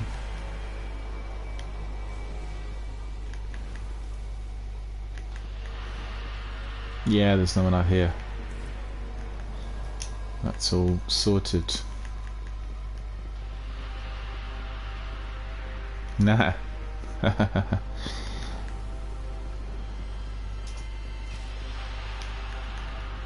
door is shut. Because guess what? We are pursuing the wrong thing.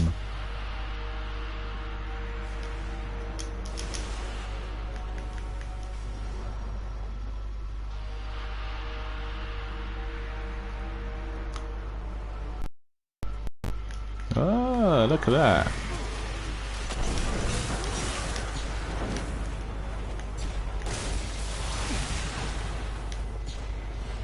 All right, still getting strong SIVA readings. There must be another node.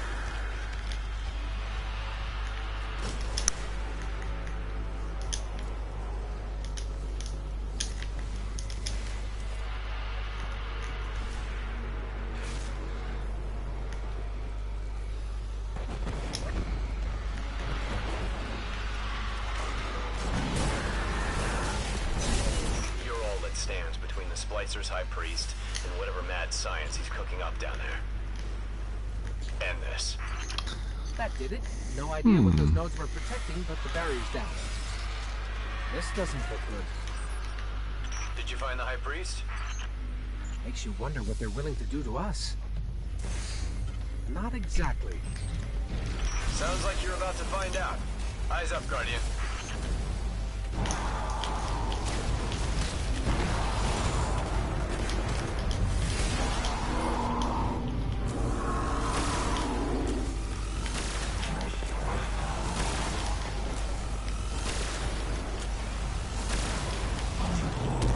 Oh no, Olga's gonna be on my tail. Didn't pay attention.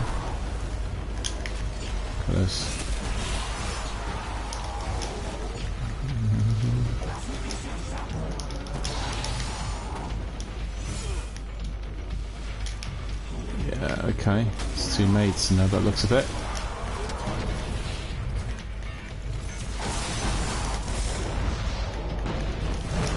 Ah. Was that Olga or some other creature that got me? Not sure.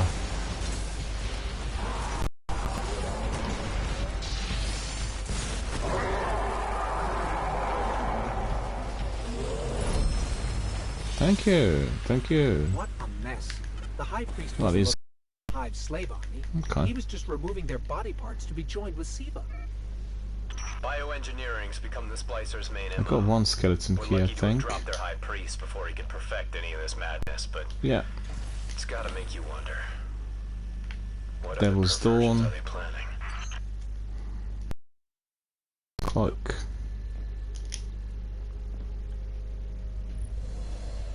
Ah, that's finished already. Okay, we'll do maybe another strike with these guys straight away. Why not? Sounds like a good idea.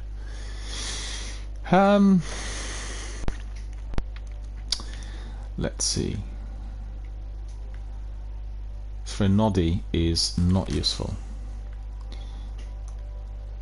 Devil's Door 400 I've got, so that's not useful either. Then we have whatever that, Lustrine, that don't want that either. I hate it when this happens in Destiny 1, you know, you're in inventory and then suddenly you're cut out. So annoying. We don't have this in the sequel. Out.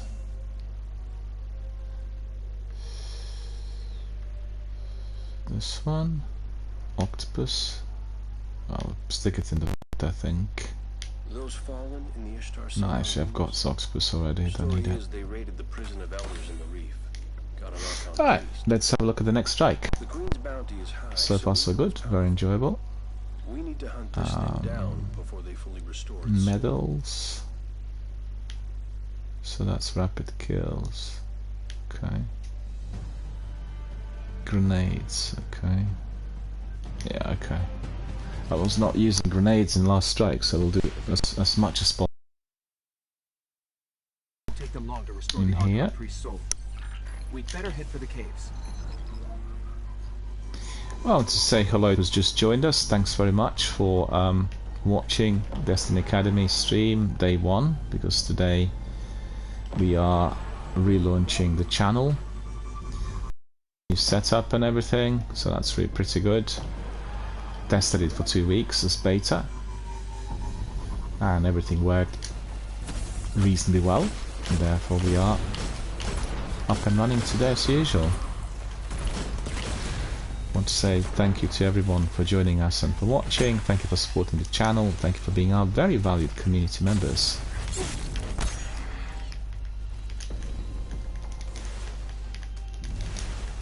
I'm just sort of focused on gaming at the moment because I gave you a lengthy introduction to the channel and all that we are doing here from now. So we'll do a bit of gaming and then a bit of talking yet again as we complete some of these strikes.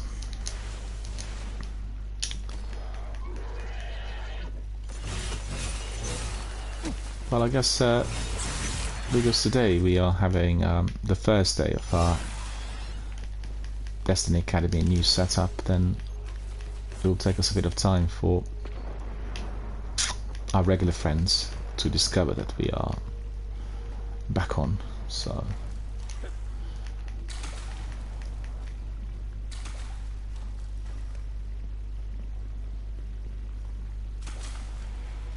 what's happened to the other guys? Oh yeah, they're just right behind me.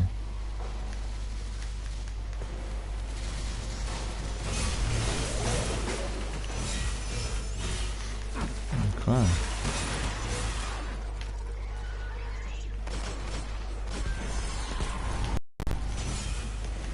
Yeah, right.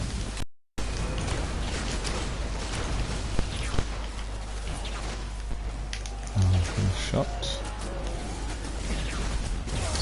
Ah, well, I got shot as well. There's that Minotaur that keeps rocking. Thank you.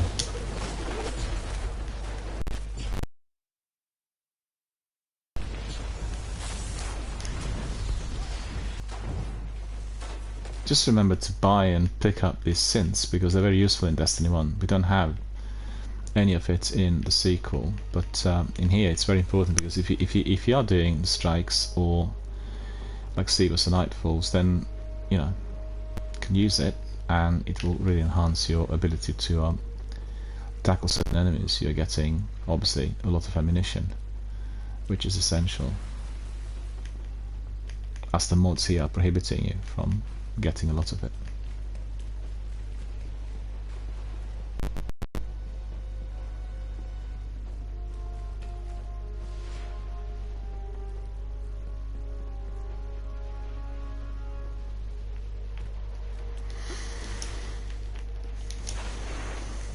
Ishtar Commerce.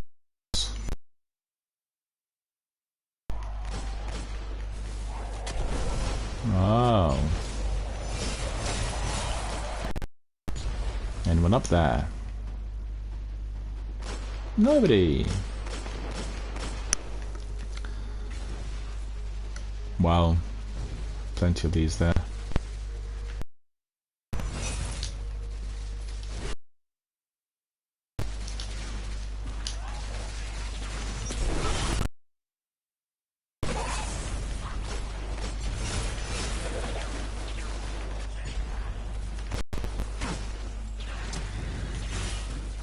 Where was he?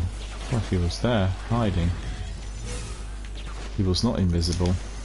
Okay. My fault.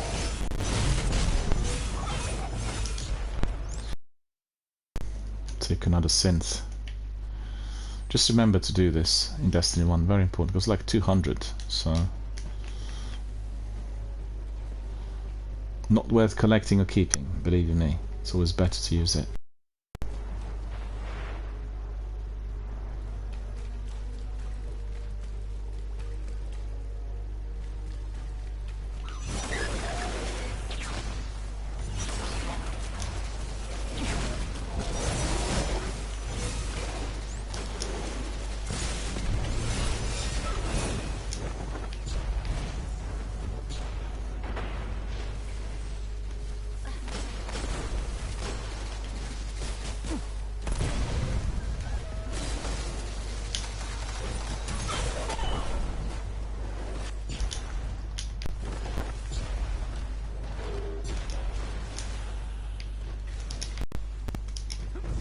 No, it's the other way up there. I forgot about it myself the other day. Just forgot that. This is the way in.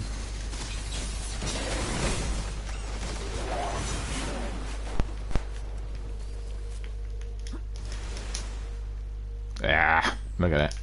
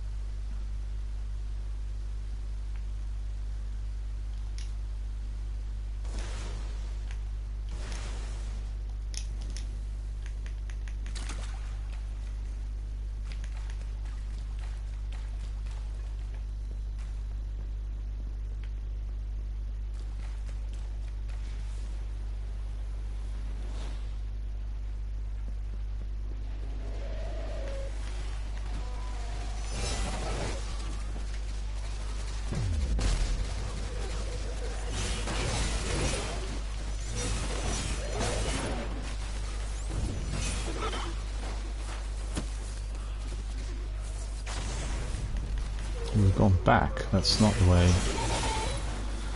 That's not the way.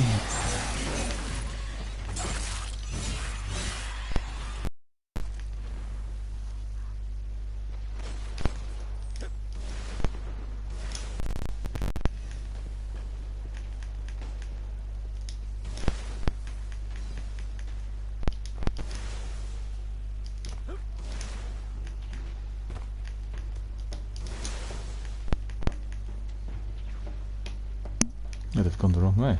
That's not the way at all.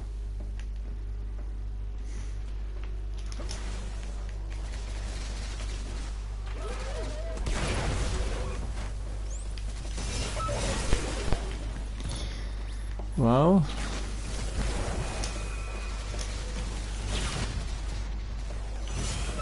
because all of these just respawned, you know? Let's see what I'm doing there with the bounties. Hang on. Let me see. Bounties. Alright, so that's not bad. I'll complete a few of them. These are quite good bounties. The Zavalas and Siva Strike bounties. Quite good.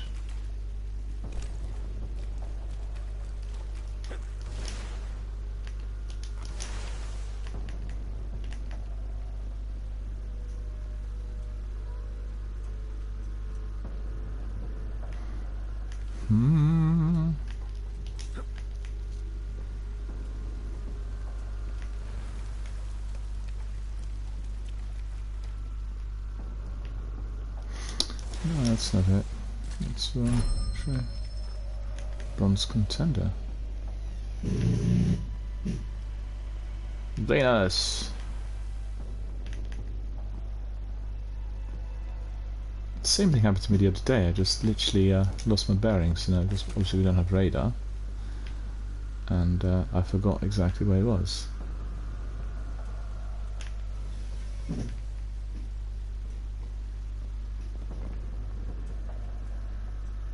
It's not this one.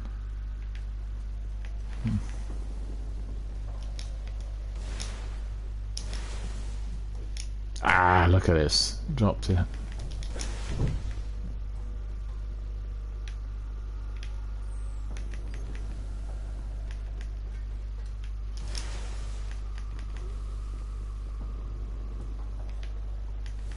No, that's the same thing.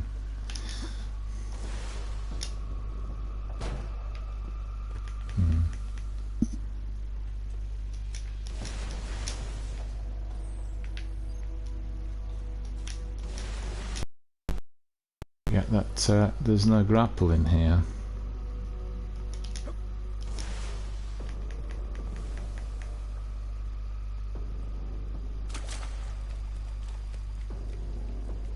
No, that's not it. That's wrong. That is just completely wrong.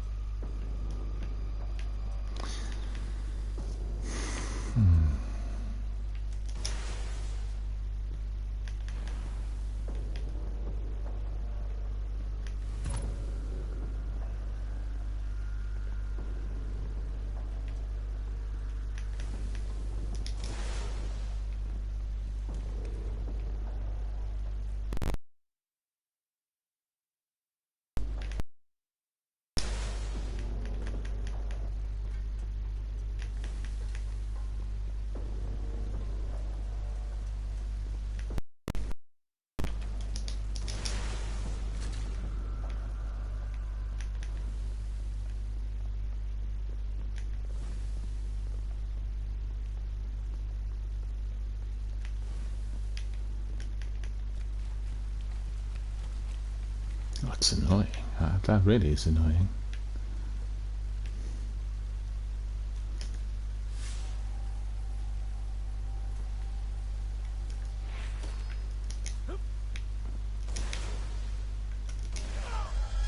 Ah, never mind. I'll be brought in now correctly.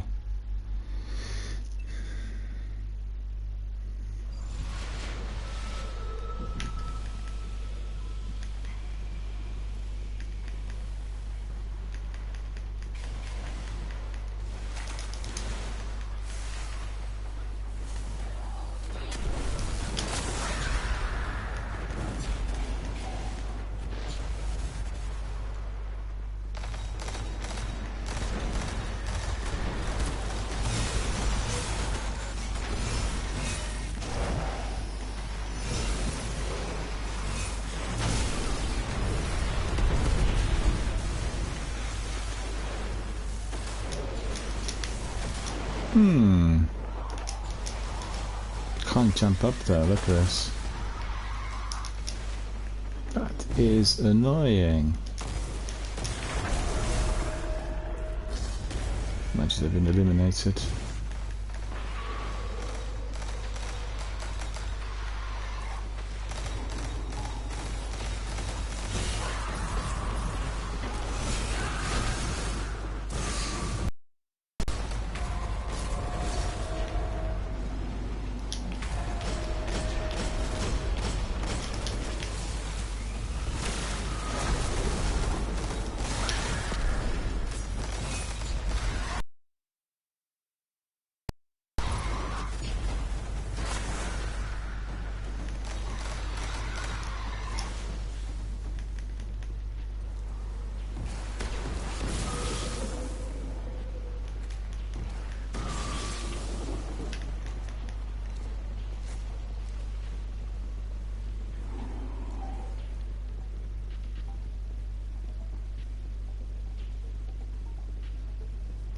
I need to use the grenades because I keep forgetting that bounty will be then completed.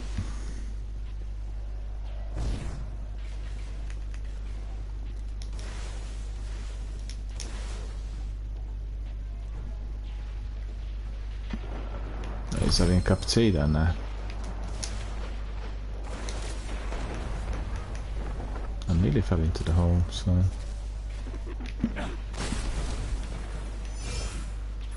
Ah, that's you. Okay.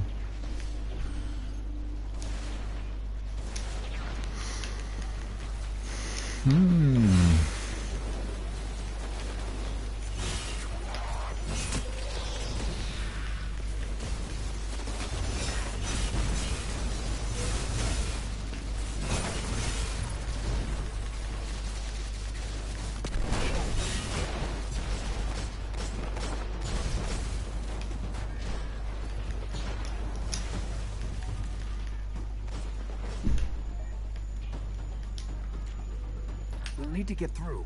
I'll check it out.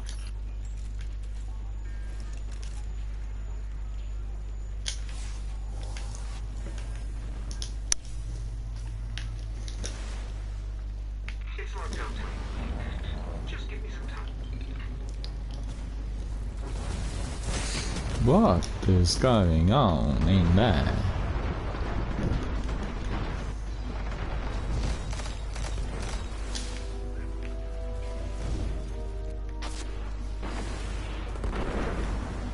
I've not seen anyone out there.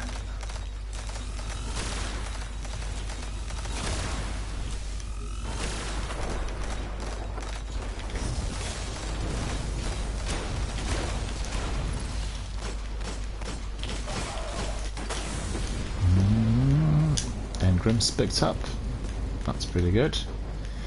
Just remember that in Destiny 1, if you're still leveling up, then these ones are very important. Engrams and extra loot, because it does take a while for you to level up. It's not as fast as in the sequel. I should say it's a lot slower. Ah. Thank you. Appreciate it. Okay, it's open. Yeah, we can go up, and I think I'll probably need my rocket launcher once we get to the bottom of it. The boss will need it. Mind you, I'll use all the ammunition on my sword first, and then I'll switch. Then I'll use that synth.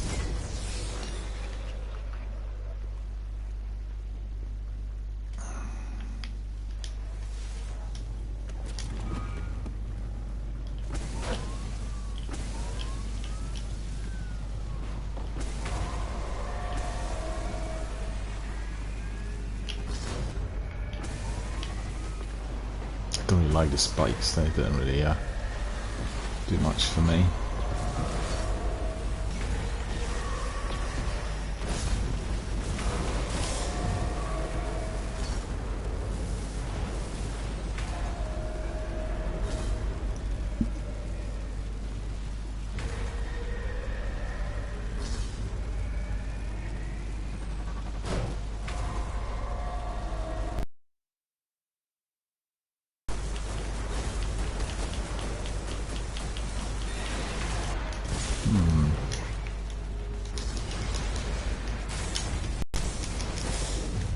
Ah.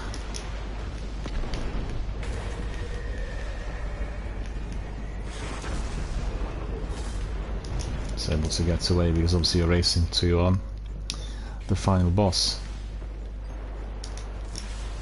What, he got killed or?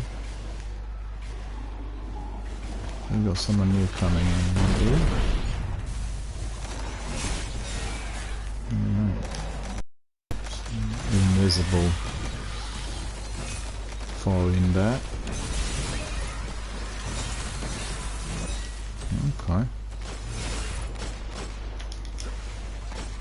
No, it's the same lot actually. The same two chaps. But basically I'm staying with them because the matchmaking here doesn't seem to work anymore, so you know. I was sure that the Archon priest was taken incoming. Get ready. Sometimes you got to wait for such a long time.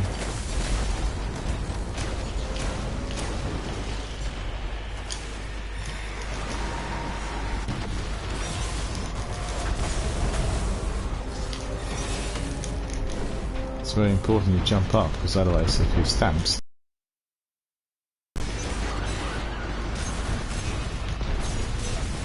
It's very hectic in here, isn't it?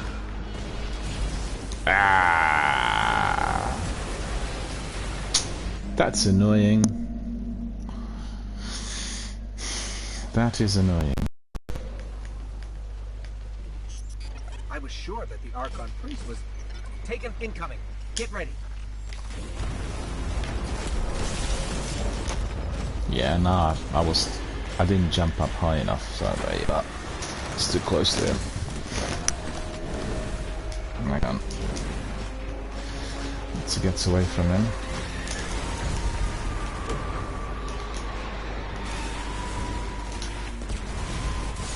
Ah, that's not it.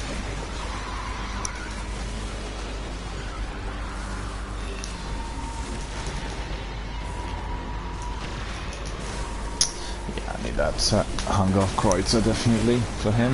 Thank you.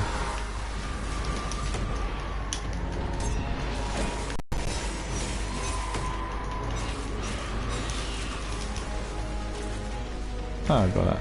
Okay. Well, 5 minutes. Alright.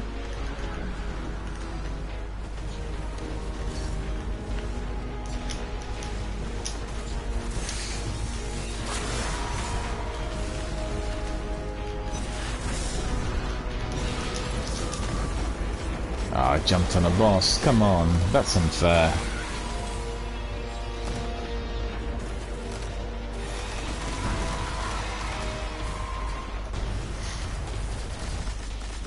Thank you. Oh, okay, let me just grab.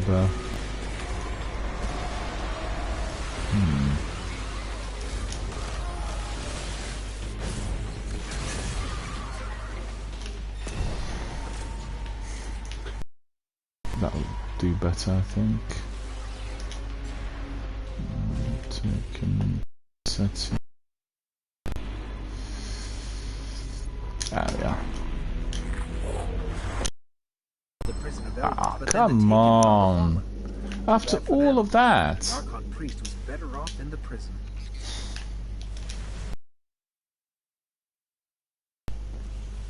Yeah, I don't have skeleton key. Okay, right.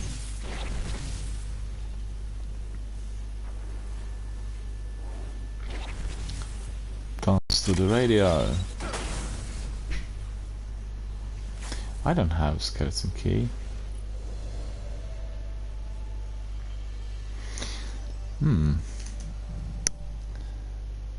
Did we complete any? I don't think we did.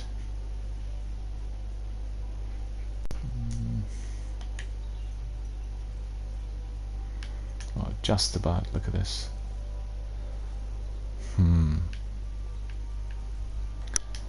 Go for another Siva strike.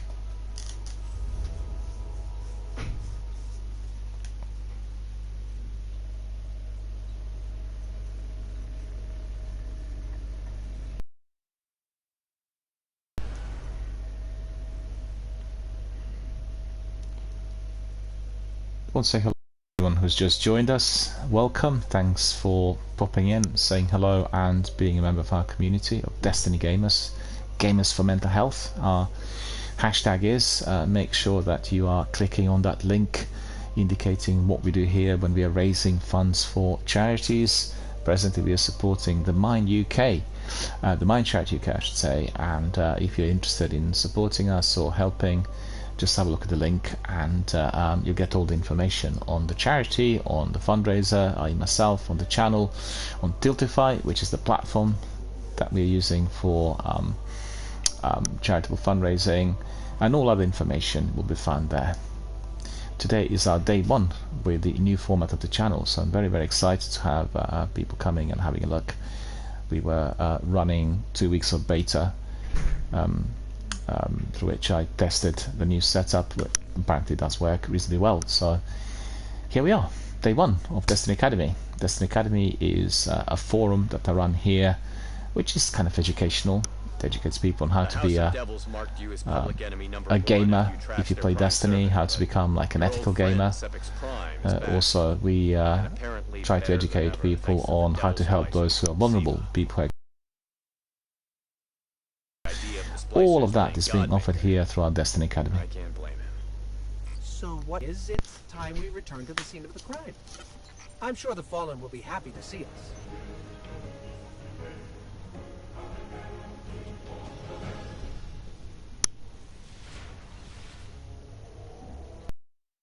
Sepix is holed up in the Devil's Lair. You know what to do.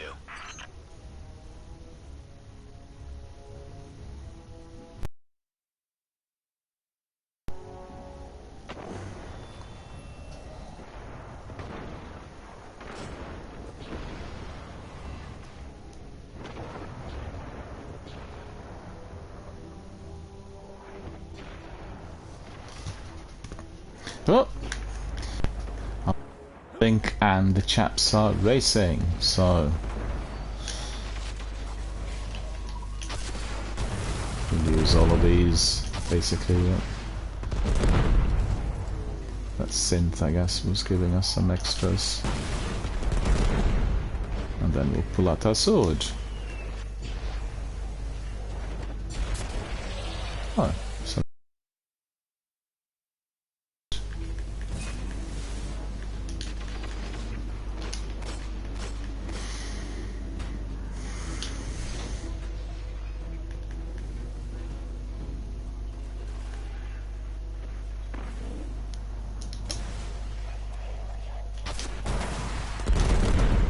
oh, still one left. Alright.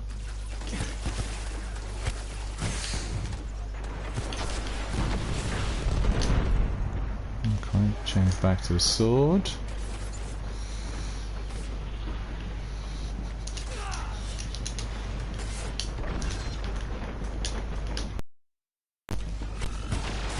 Ah, the other one got me. Came from behind. Thank you.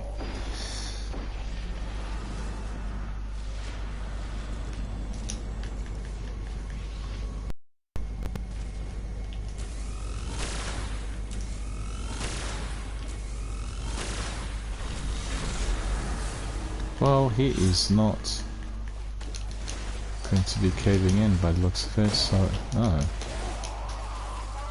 Okay, that's it. Right, let's push forward.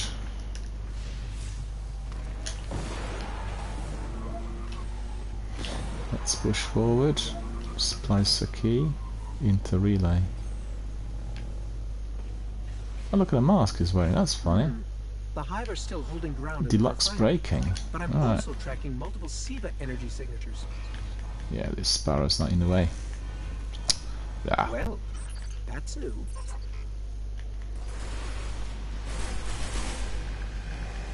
No, just go down here, it'll open. Don't bother with the mines.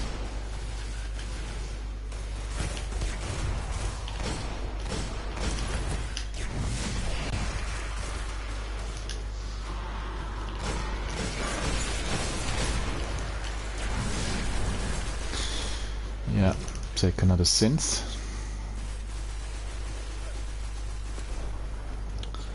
So you can see I've got plenty of these, so why not use them?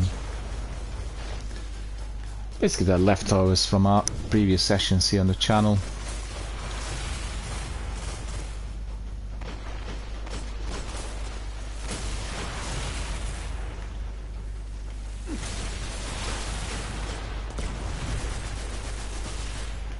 No, this is not going to break.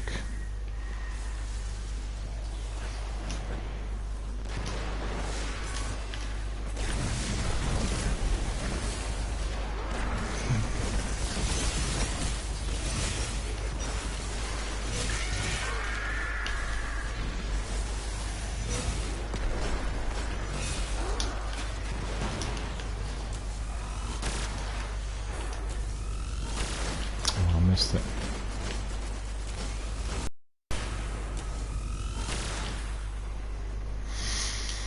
Okay. These are sorted, but they will be reactivated later, so if you are doing the strike, just remember you need to keep an eye out. In the meantime, do not touch the lasers and watch my back.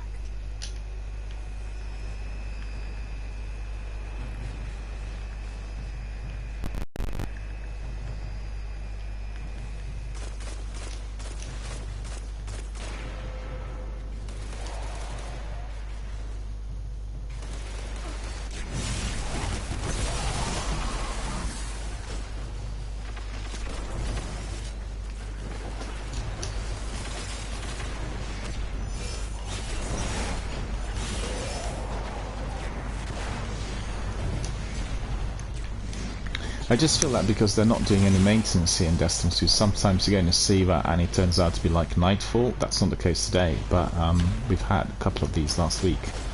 So difficult to complete.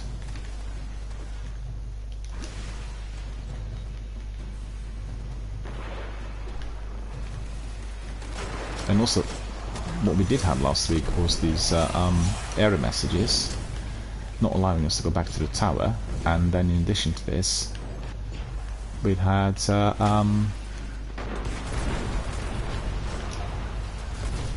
no proper matchmaking, so you go there for Siva, so for the Vanguard strikes, and you keep waiting and you're slotted in all by yourself and nobody's coming. I got this. Halfway through. So in a Siva's by yourself, they're quite challenging. Depending on what strike it is, but still. I thought they were turning out to be a bit like Nightfall. And then on another day, they were not difficult at all, so we had some red bar enemies which were as strong as the mini bosses, so I don't know what was going on in there.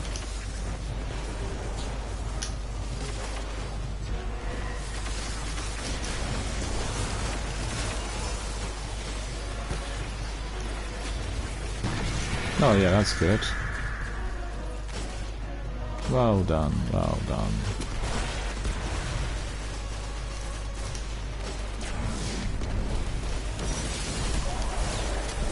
You see, with the spin, he obviously should be eliminated straight away. But last week we've had a couple of spins and he still would be standing. You know, it was really weird. The worst is in the Crucible. There's no matchmaking at all. Last week I tried to get in several times, just like waiting and waiting. There was no Crucible matchmaking at all. Couldn't get in. Wasn't going to slot me in, you know, just like waiting and waiting. And that was no fun really for the stream here. Still a few more.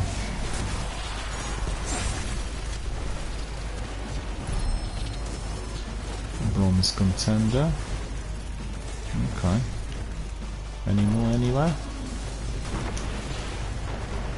Deluxe breaking. Grid's clear. Let's get out of here. Let's get out of here. I agree with that. Had enough of it. Orbs, we don't have to collect them because guess what? Super's fully charged. I guess for anyone who's a newbie, who's not played Destiny 1 and is migrating to the old game after doing the sequel, well, you'll be astonished how difficult it can be at times, and particularly if you're wanting to get pinnacle weapons. It's really lengthy grinds. Very easy to get exotic weapons in the sequel. But there are some lengthier grinds, but it's nowhere near as difficult as you would get it here, so it could be really a bit of a shock. But that's as to why this game is still popular, why people still play it, because of the I've got challenge. reports of hive activity near the Devil's Lair. You seeing anything? Yeah. We've definitely got And we've seen hive. actually more people And migrate to the apparently they look original because they're mad. in recent times And I after think being a bit everything sort is of, falling let's say, fed up, but just a bit tired of some of the repetitive content in the sequel. And that usually happens after you've already completed your season pass, and you know you got towards the end, after about 6 weeks, 7 weeks of the season, you get a bit of a grind, repetitive content. See that Oiga was taking 3 shots on my golden gun, which I think is over the top.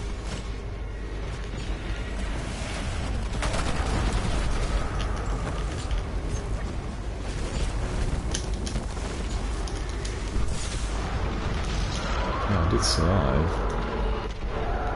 with some difficulty.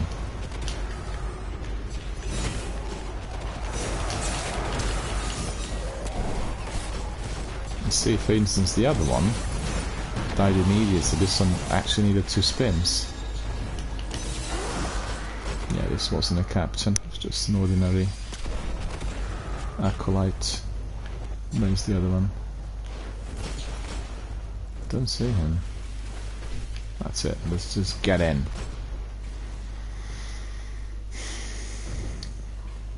Why would the splicers rebuild Sepix? They already have Siva. I can make a guess. Last week it was just Maybe an offer Sepix to the other on devils. Sivas. One day I was Show just doing power. Sepix like 10 times. You know, in Siva we trust. No and other, in Siva all no other things are Sivas were possible. coming in. It wasn't a playlist, it was just like a one strike. show 'em that their And it god is wasn't the nothing but Nightfall metal strike, and right? It was just a strike. There we go. Sepix perfected in Okay. all his glory.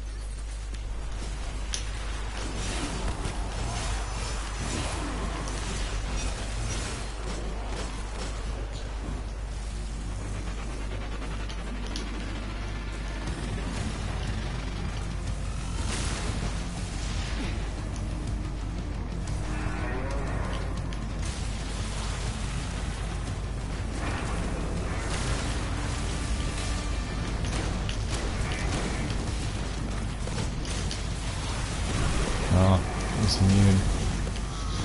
Immune again.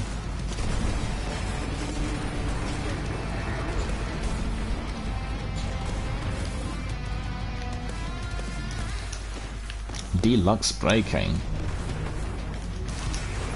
Let's just break that Sepix. No.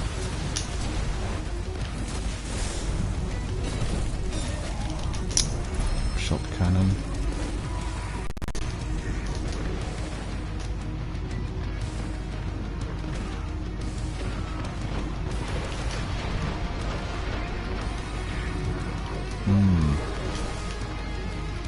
No ammunition yet again. Well, what we'll do is we'll pick up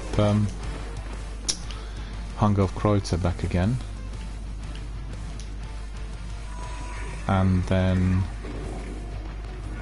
that synth. Okay.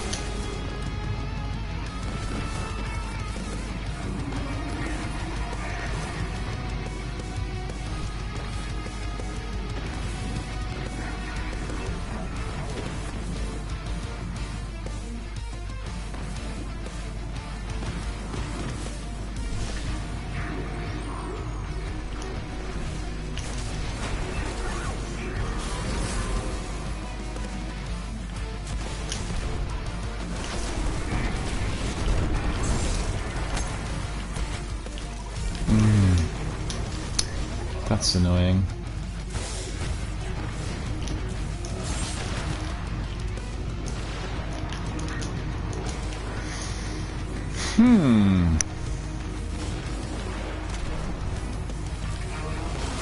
Splice the drag.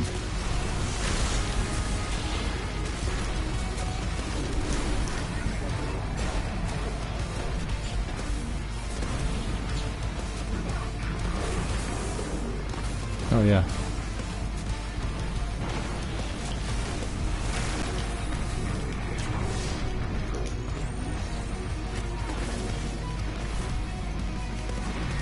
No, I don't want any of these rockets, thank you.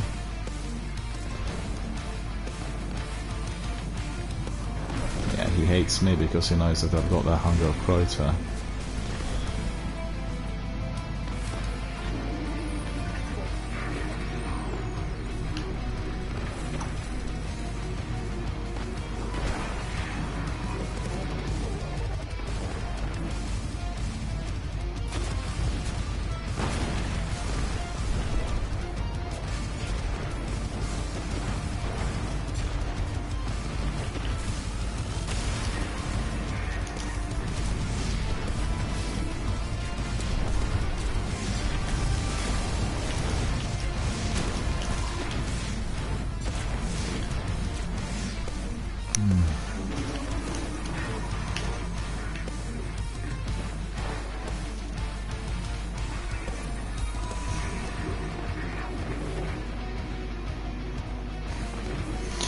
All goods here. Hello, how are you doing? Thank you for joining us and thank you for being a member of our community.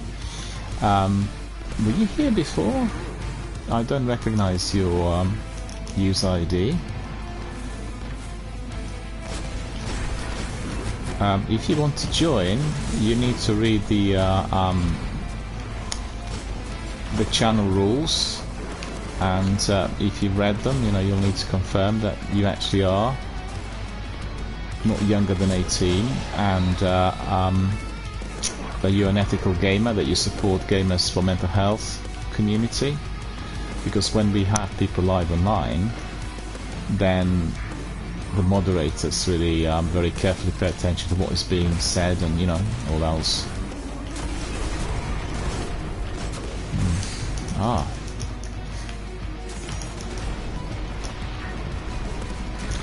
And of course we have lots of people joining us to play, oh no, what was that? A rocket. And our friend says this boss is very cool. And our friend says I don't have a mic. Alright. Are you older than 18?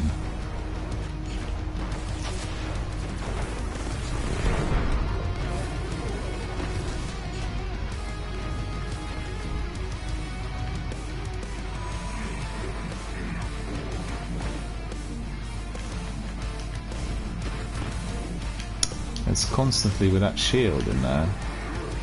It's annoying. Spending a bit of time here trying to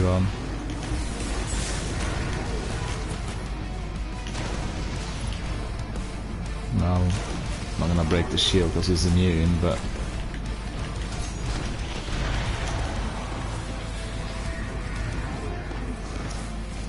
you're 19. Alright. Okay, fine. Yeah, I'll bring you in. Are you on PlayStation?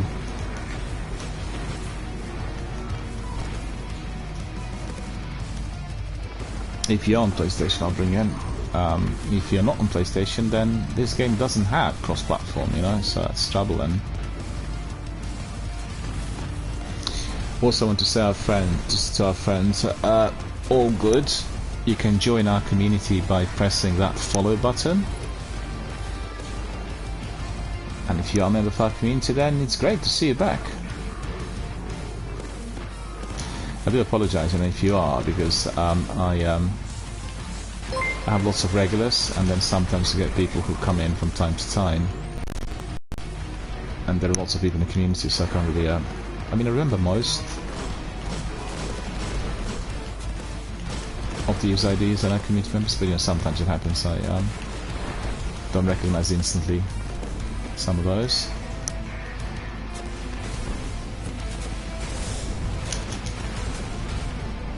Oops, don't want to go there. He's got the rocket.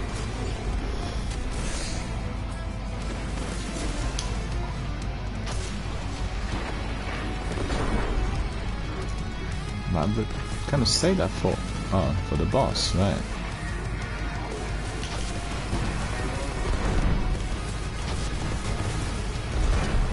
Now I need a bit more. Okay. Doesn't matter, we'll pick up some ammunition on the synth. Thank you for joining our community, and thank you for pressing that follow button. Really appreciate it.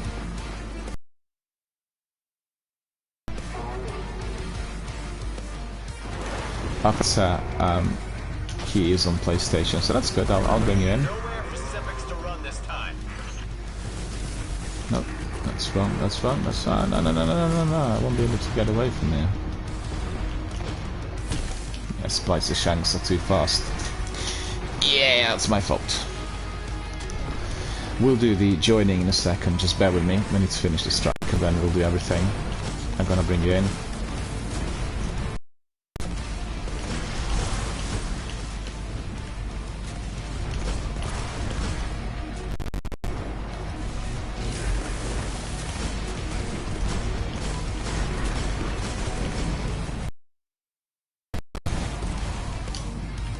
Yeah. Oh, he's still got a shield on. That's taking a while.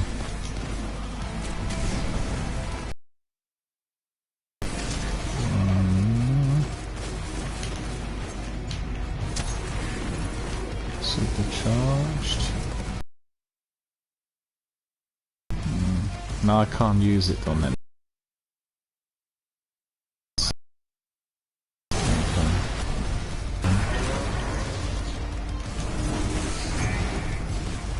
Too close to the boss.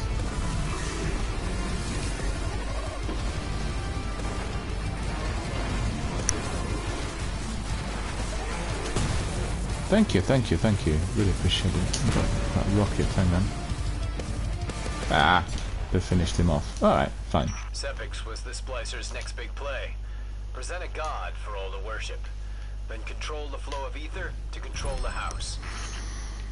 I guess they didn't. Well, I didn't pick up any skeleton keys, so I can't really get any loot. And Guardian, you make one hell of a wrench. Never mind, we'll jump on this and we'll dance a bit. That's all good. And then we'll depart because our friend All Good is going to join us. Can you type your PlayStation user ID so I can bring you in? So I can put you on the friends list, because that is what we'll need to do. Ah, should I pick up his engrams? Don't matter. All Good, what is your user ID on PlayStation? Ah, I'm not getting any rewards there. Look, that's not very good, is it?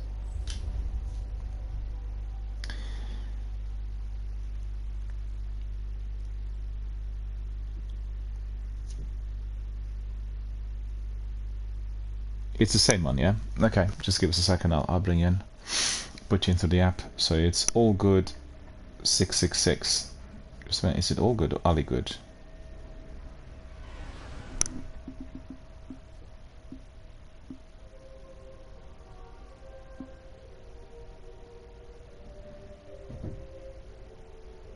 Oh, it's Ali God.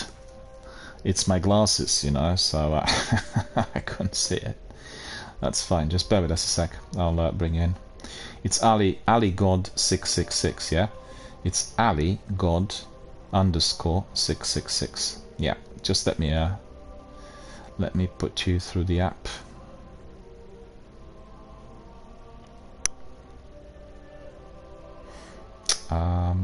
See?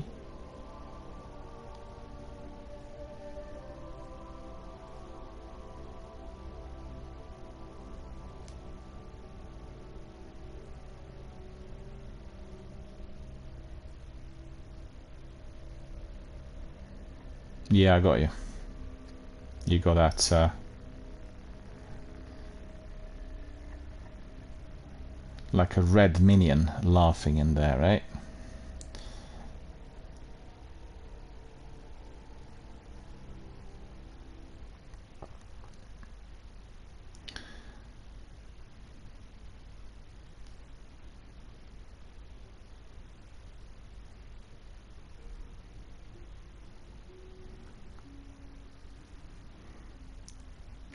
Yep. We are close friends now, it says here. Okay. Cool. So, yeah, that's good. We got everything sorted. Cool. Let's just bring you in, and then I'll have to nip out for 30 seconds because there's this, you know, we've got to do that sometimes after drinking some tea and some water. So let me see, invite friends. We'll have our friend Ali God there. We'll just want to inspect to see what level you are. 398. Okay. Oh, you're still working your way up, are you? You're still trying to get some of the best loot and you know, masterworking some of the stuff. So that's good. We can do some of that. That's fine. Oh yeah, just obviously you're 400, but you just needed to change the weapon. That's fine, because I got the same thing there. Let me just see. Hang on a second.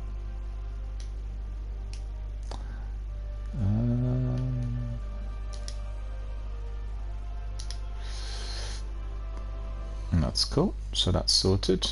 Okay. I'd like to ask our friends for a bit of patience. I need to nip out to the loo. I'll be back literally in 30 seconds, and you guys can talk amongst each other here on the chat. A very nice overlay, so see, you'll pop up, and then you can engage straight away. So just give us a second. I need to go to the loo, and then when I come back, we'll crack on with some fierce action. We'll do. I want to ask our friend: do you want to do Cebus or do you want to do Nightfall? Which one would you prefer? Just bear with us a second. I want to put that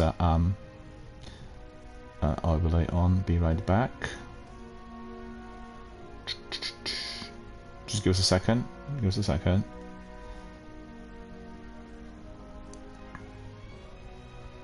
Yep, we got that. You don't mind? Well, we can probably warm up with 2 Cebus, and then we can crack on with Nightfall. What do you reckon? Because I've not done our weekly Nightfall this week, and obviously tomorrow we're going to have reset, so might be a good idea. Let's just put a few words in there for the chat. Just a second. Give us a second.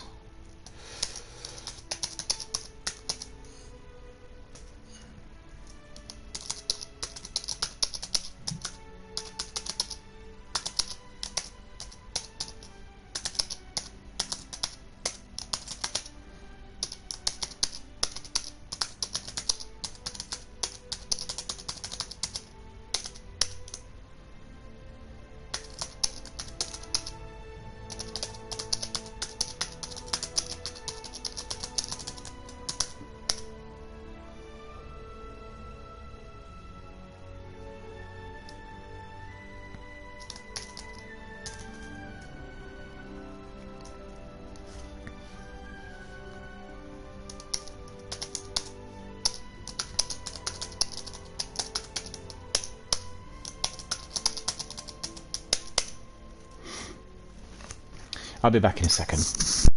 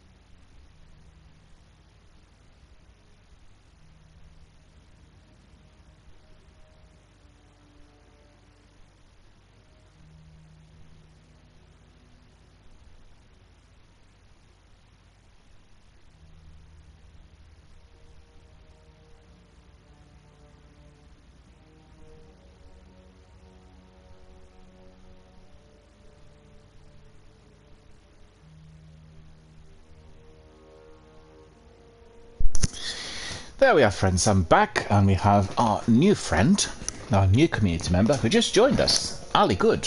Welcome. Thank you for joining us, and thank you for being a new member of our Destiny and Gamers for Mental Health community. Really good to see you.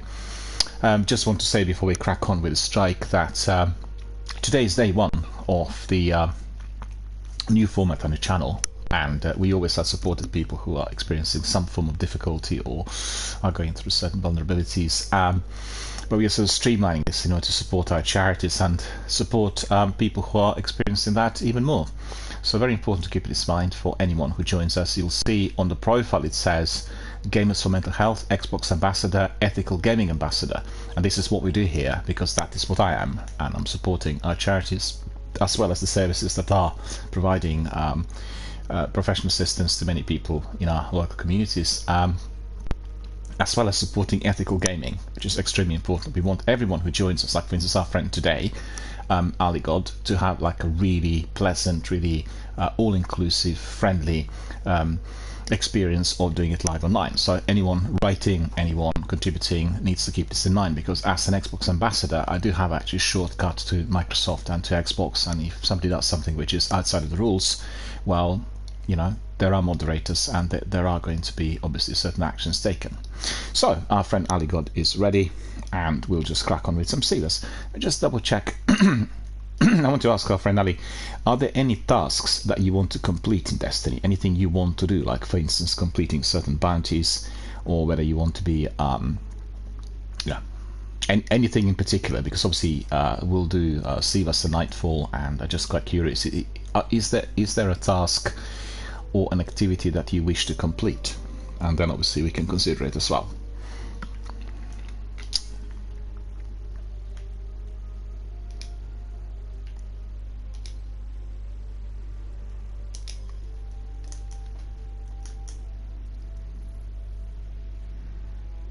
Ah, that's a really good ship you've got. Really like the colour.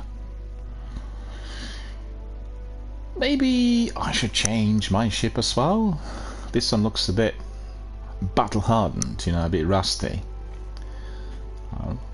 Reminds me a bit of F-35 fighter jets. Can you hear me? Hopefully you can. We had massive problems with audio on Xbox through the new updated Twitch app. It's ridiculously bad. It's just absolutely unstreamable.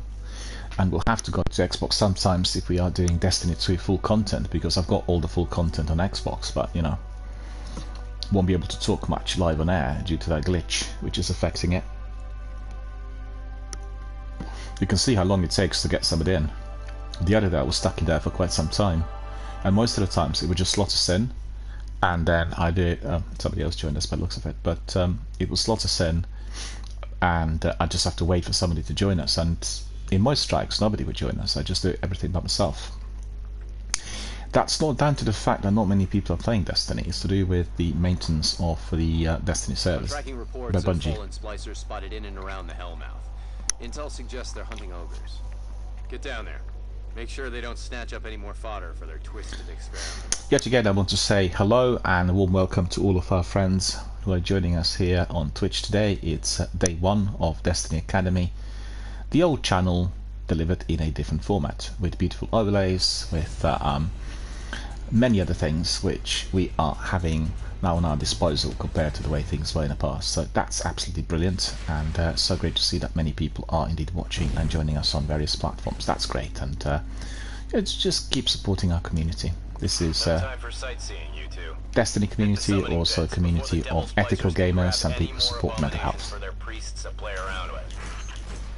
By play around, you mean torture, vivisect, and disembowel? Well, yeah. But when you put it that way, I almost feel bad for the Hive. Forgot about this. I need to get rid of my Crota to get my Dark Drinker back on. There we are. That's going to be better.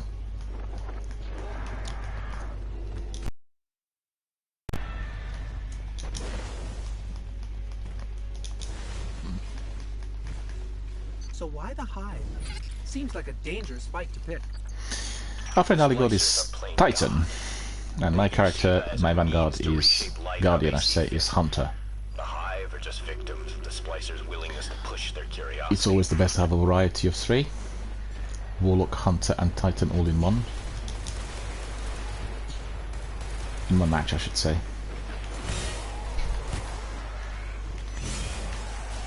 You have to admire the Hive's tenacity. It is so hot in here, and we're expecting some thunderstorms, but it was impossible to sleep last night. It was really 25 degrees at night, 32 during the day. It's just really ridiculously hot.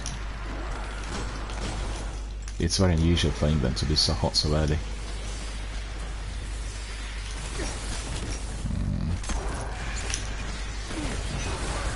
Where is that wizard? Hang on, someone needs to eliminate the wizard. So I'm being hit in there. There he is, okay. The Hive don't want us or anyone through this door. The wizard's gone, babe.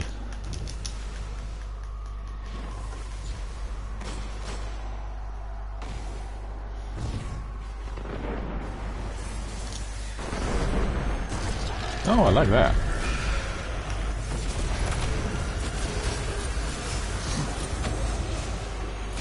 Oh, no, no, no, no, no, no, no, no. Nearly exploded me. And this one.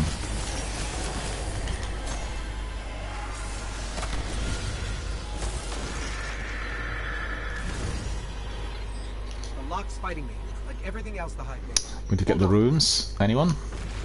Ah! I'm trapped. I'm trapped.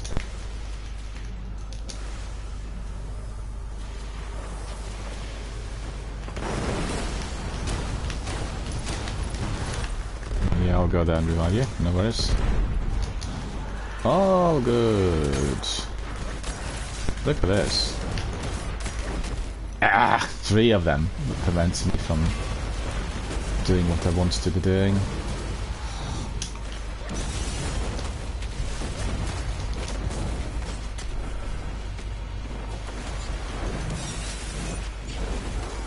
Yeah, that knight was too strong.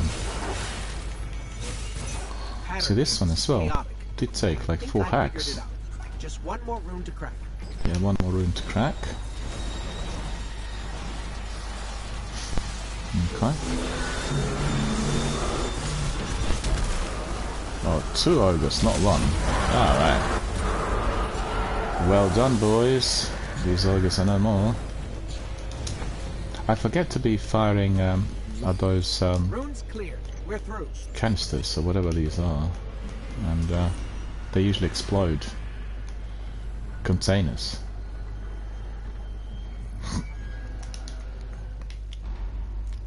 But they're not really oh, someone got hit. Hang on, we need to help. Our friend there has been hit. And there we are. All sorted. Let's forget about these ads. Let's crack on.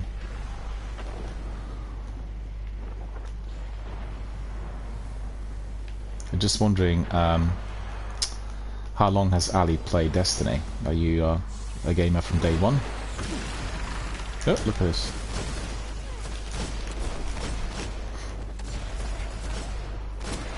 Because I've not played Destiny from day one, you know.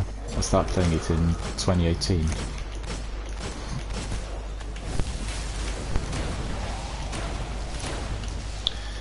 But I played many hours here on my stream since then, believe you me, both Destiny 1 and Destiny 2. Oh, I like that. That flaming knife eliminated the ogre. That's quite good. You'd think I'd be used to that by now. I'm not. Heavy ammunition. Put it into practice straight away. Hang on, where's the door? We're going to have to find another way. I don't care if you have to hitch a ride on a tomb ship, Guardian. I need you in It's the taking so summoning long pits. to load that Imago loop. It's crazy, isn't it?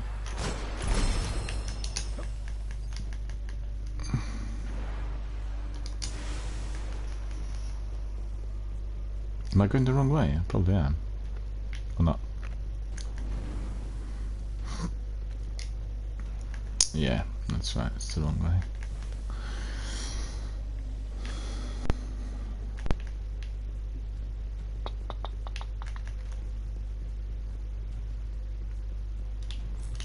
No, I'll come. It's just that I've gone like reverse gear, you know. I don't think Shiro was being literal, but okay, let's take a ride. Let's take a ride. I'm detecting heavy splicer signatures. They're already here. Get in there, Guardian. Put the splicers down and end whatever monstrosity the Hive are conjuring.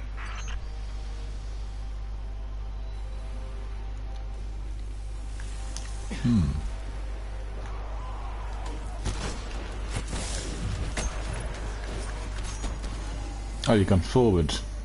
You bypassed this lot here. Alright. You'd think I'd be used to that by now. I'm not. Are you? Yeah, I Please could don't do. fall. The Hive don't want us or anyone through this door. We've Well, got I mean, incoming- if you use your rocket launcher on the beast, I'll dog drink everyone, you know. It helps.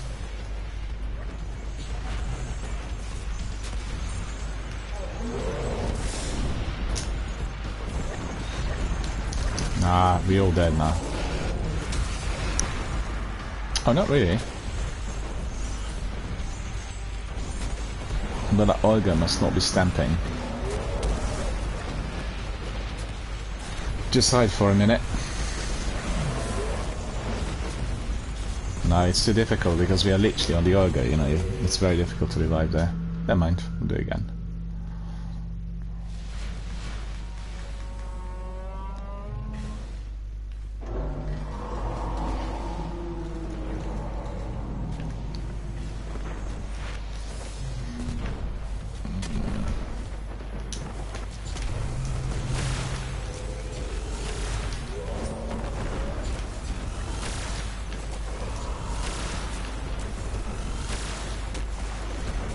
I'll tell you what, I'll change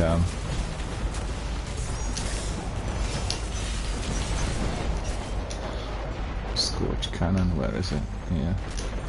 Okay.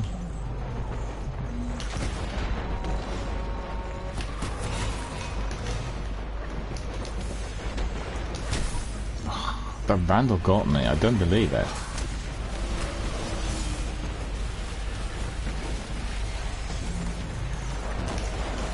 And I'll hit him with my super.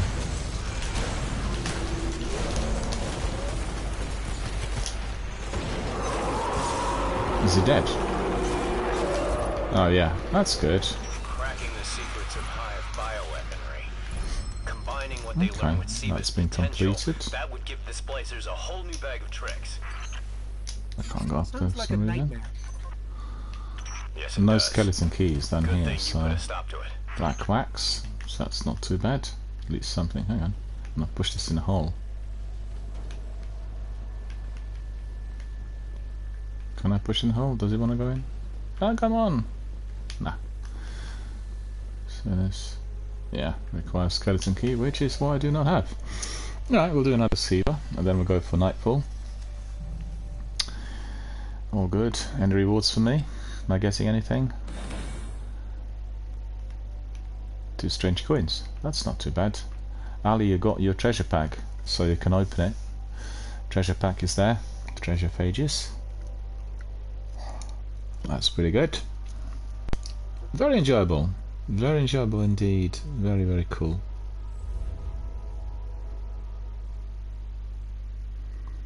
So good to see that we are at the very top of Destiny category on Twitch, and that's what we had for several years. For about 3 or 4 years we had it always right at the top.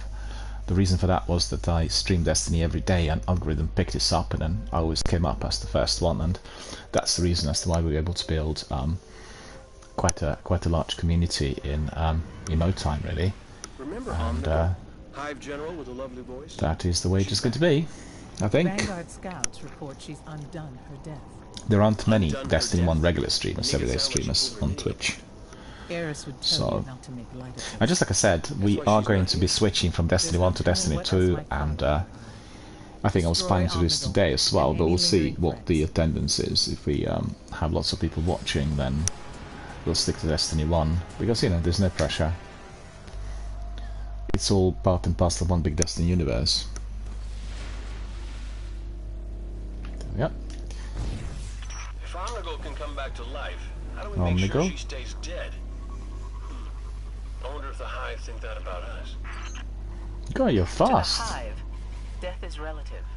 We'll face Omnigal Your as many Titan times as it is takes. very, very fast. Guess we were made for each other.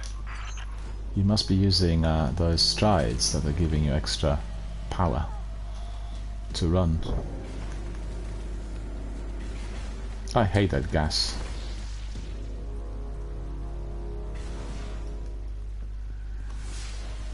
Oh, I want some of that. Be ready for anything. The Hive and Fallen here are more desperate than they've ever been.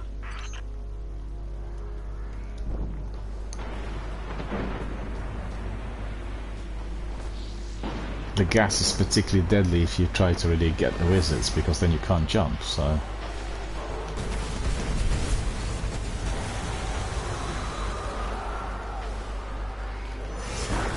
Okay. Argus. Let's see, we'll do that from the distance.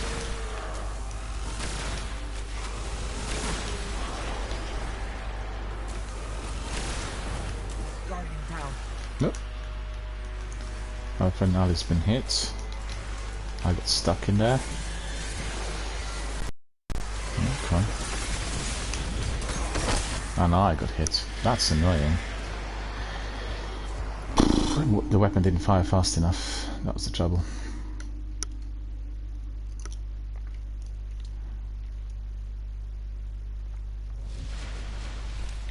Yet again, for everyone watching, just remember that this is our day 1 of Destiny Academy on Twitch, and this is a channel that has hashtag Gamers for Mental Health attached to it. So just remember, this is a channel that promotes ethical gaming.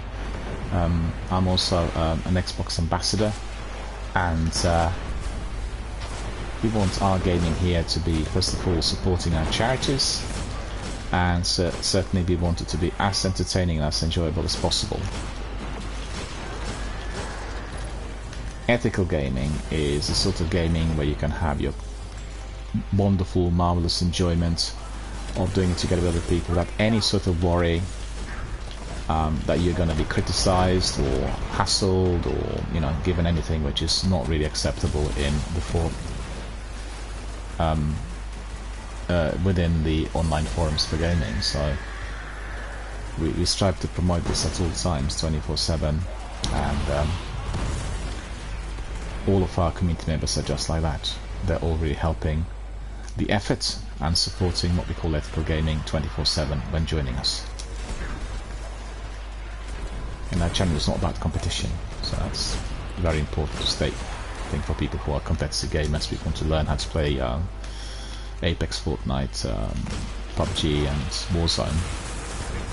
We can obviously teach them how to do it, but we are not going to be doing it in a competitive fashion.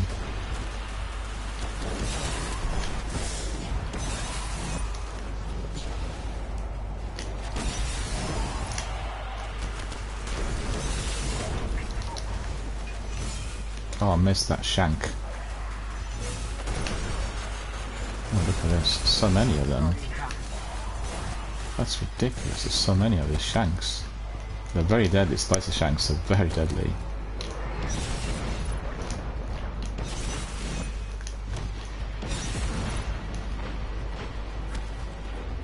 Guardian? You remind me of, well, Ikora in the Crucible days. That was a lifetime ago. I'm sure Shaxx hasn't forgotten. Oh, he missed that flaming knife. The Cosmodrome is turning into a Don't breeding ground believe for it. Hive and Siva. It's like one big disgusting Ridiculously petri dish. fast.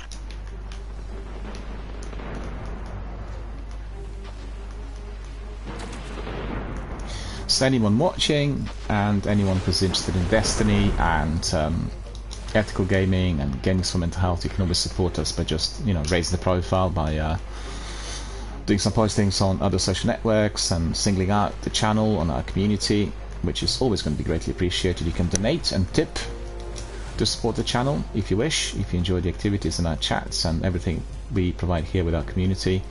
Also, what you can do is you can support the charities that we are indeed promoting and helping. Just a minute, I've gone the wrong way.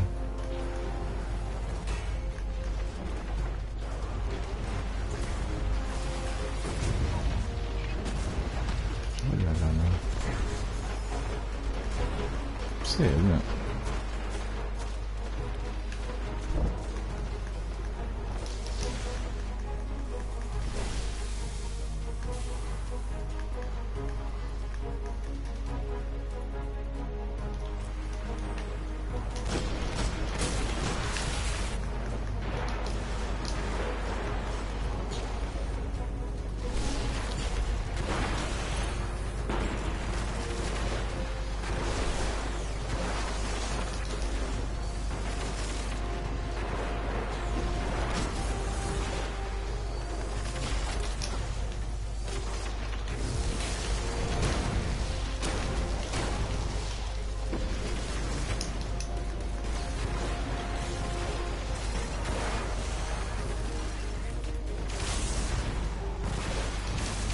Look at this, loads of these cluster mines are being dropped.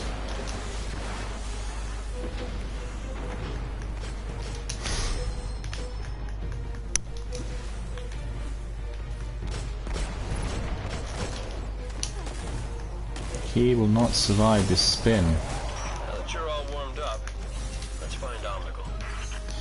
Let's find Omnigul, shall we? Oh, look at this. So many of those. Look at this. Do you see that? Oh, that's annoying.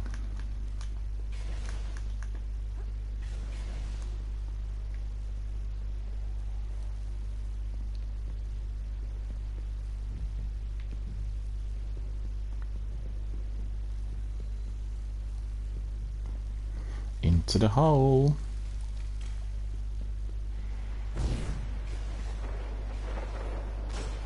Omnigul is back for a reason, and it's not just a yell, though she does seem fond of that. Finish her before it's too late. We'll spend a bit of time eliminating all these ads in here. We don't have to, but you know, it's good fun really. Eliminate her, Guardian.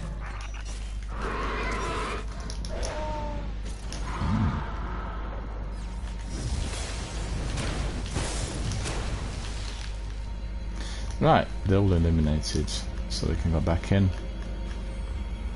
He's here as well.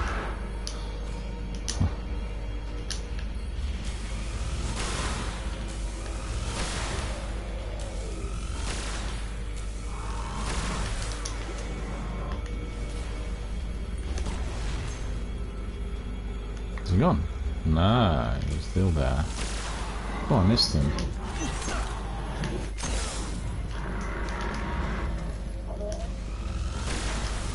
Finally, he is gone.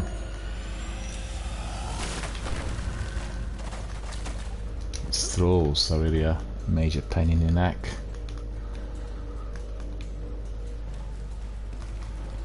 I got a pain in my neck. Thralls.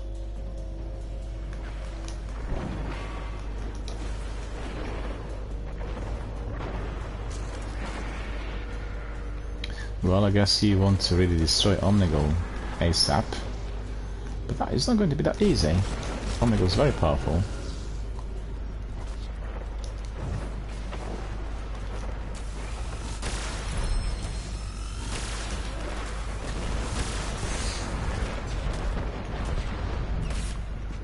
There is a knight that's attacking me somewhere.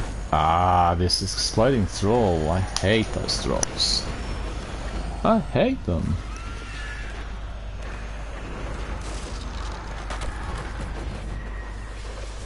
Thank you, thank you, thank you, thank you. Just got him. Oh, I haven't got it. I haven't got it. I forgot about it. Hang on. To pick up some of those synths. That is not going to be of any use to me. Hang on a minute. Down. There's another witch in there. Look at that. I'm going all the way back. Ah, I'm not even killed. Right, it's okay. Thanks. I want to pick up that synth. Got it. Yep. Cool. Thank you.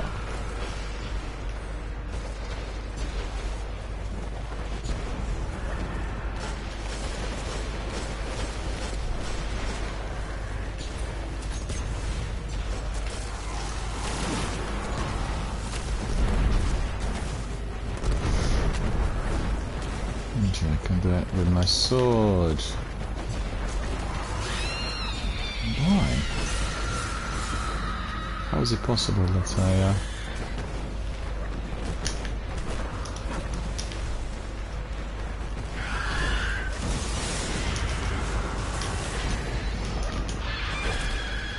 I got killed by Omnigo. Thank you.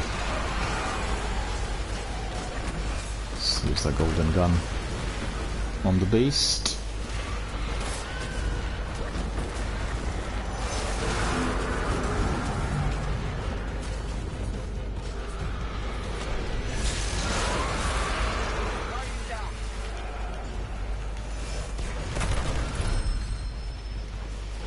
Demolitions expert, that's good. Finally, I did get it. So I'm gonna go down there.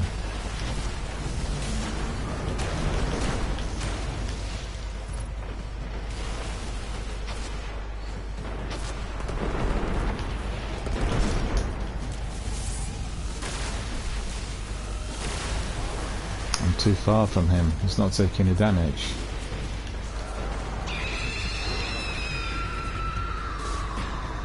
Okay.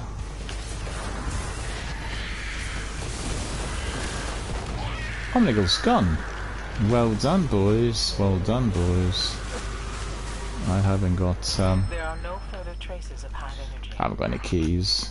Well, if she comes back, so will we. Look at us. Omnigo's neutralized and Eris didn't have to lift a finger. So we completed 2 Siva strikes, and I think, like we said, we'll crack on with the Nightfall, which is this weekly Nightfall. And actually this week's Nightfall. Sorry, my brain's shriveled in view of all that heat.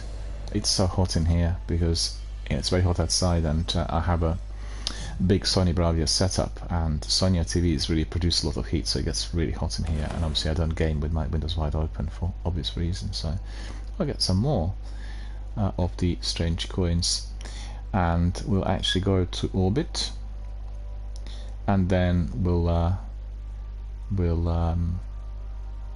try to do the weekly Nightfall. So let me see. We just need to see whether I've got everything for it. If not, we'll go to the tower to pick up the bounty for our weekly Nightfall. I don't actually need to be collecting gear, you know, but I do this for the benefit of people who are new to the game. I said many times that Destiny is a game that requires a system when you play it, and the system needs to be applied every single time, and the system is... Actually, we'll go to the tower, and then we'll I was able to join us, actually.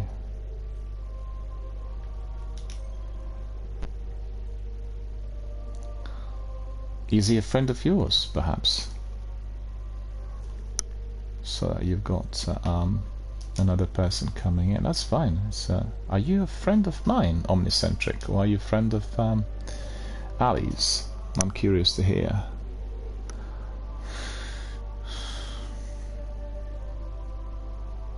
Because I've got the entrance by invitation, so hang on, I need to double check whether that is working, because the maintenance of the game is not really as it should be.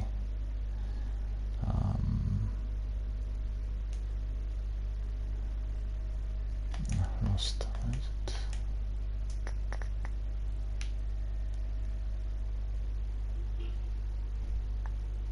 Oh, I see. So maybe that our friend Ali invited our friends. Well, if there's no mics, then I don't need to tell you anything, but anyone joining us needs to subscribe to the channel rules. We are live on Twitch, if you're not aware of this, and the rules that we have here on the channel and the rules that Twitch provide apply at all times. So it's not just gaming in isolation, it's really being you know, present live on air.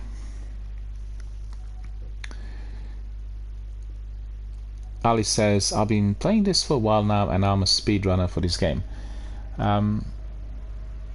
Network error, so we can't go to the tower for some reason. Hang on, I need to bring you in.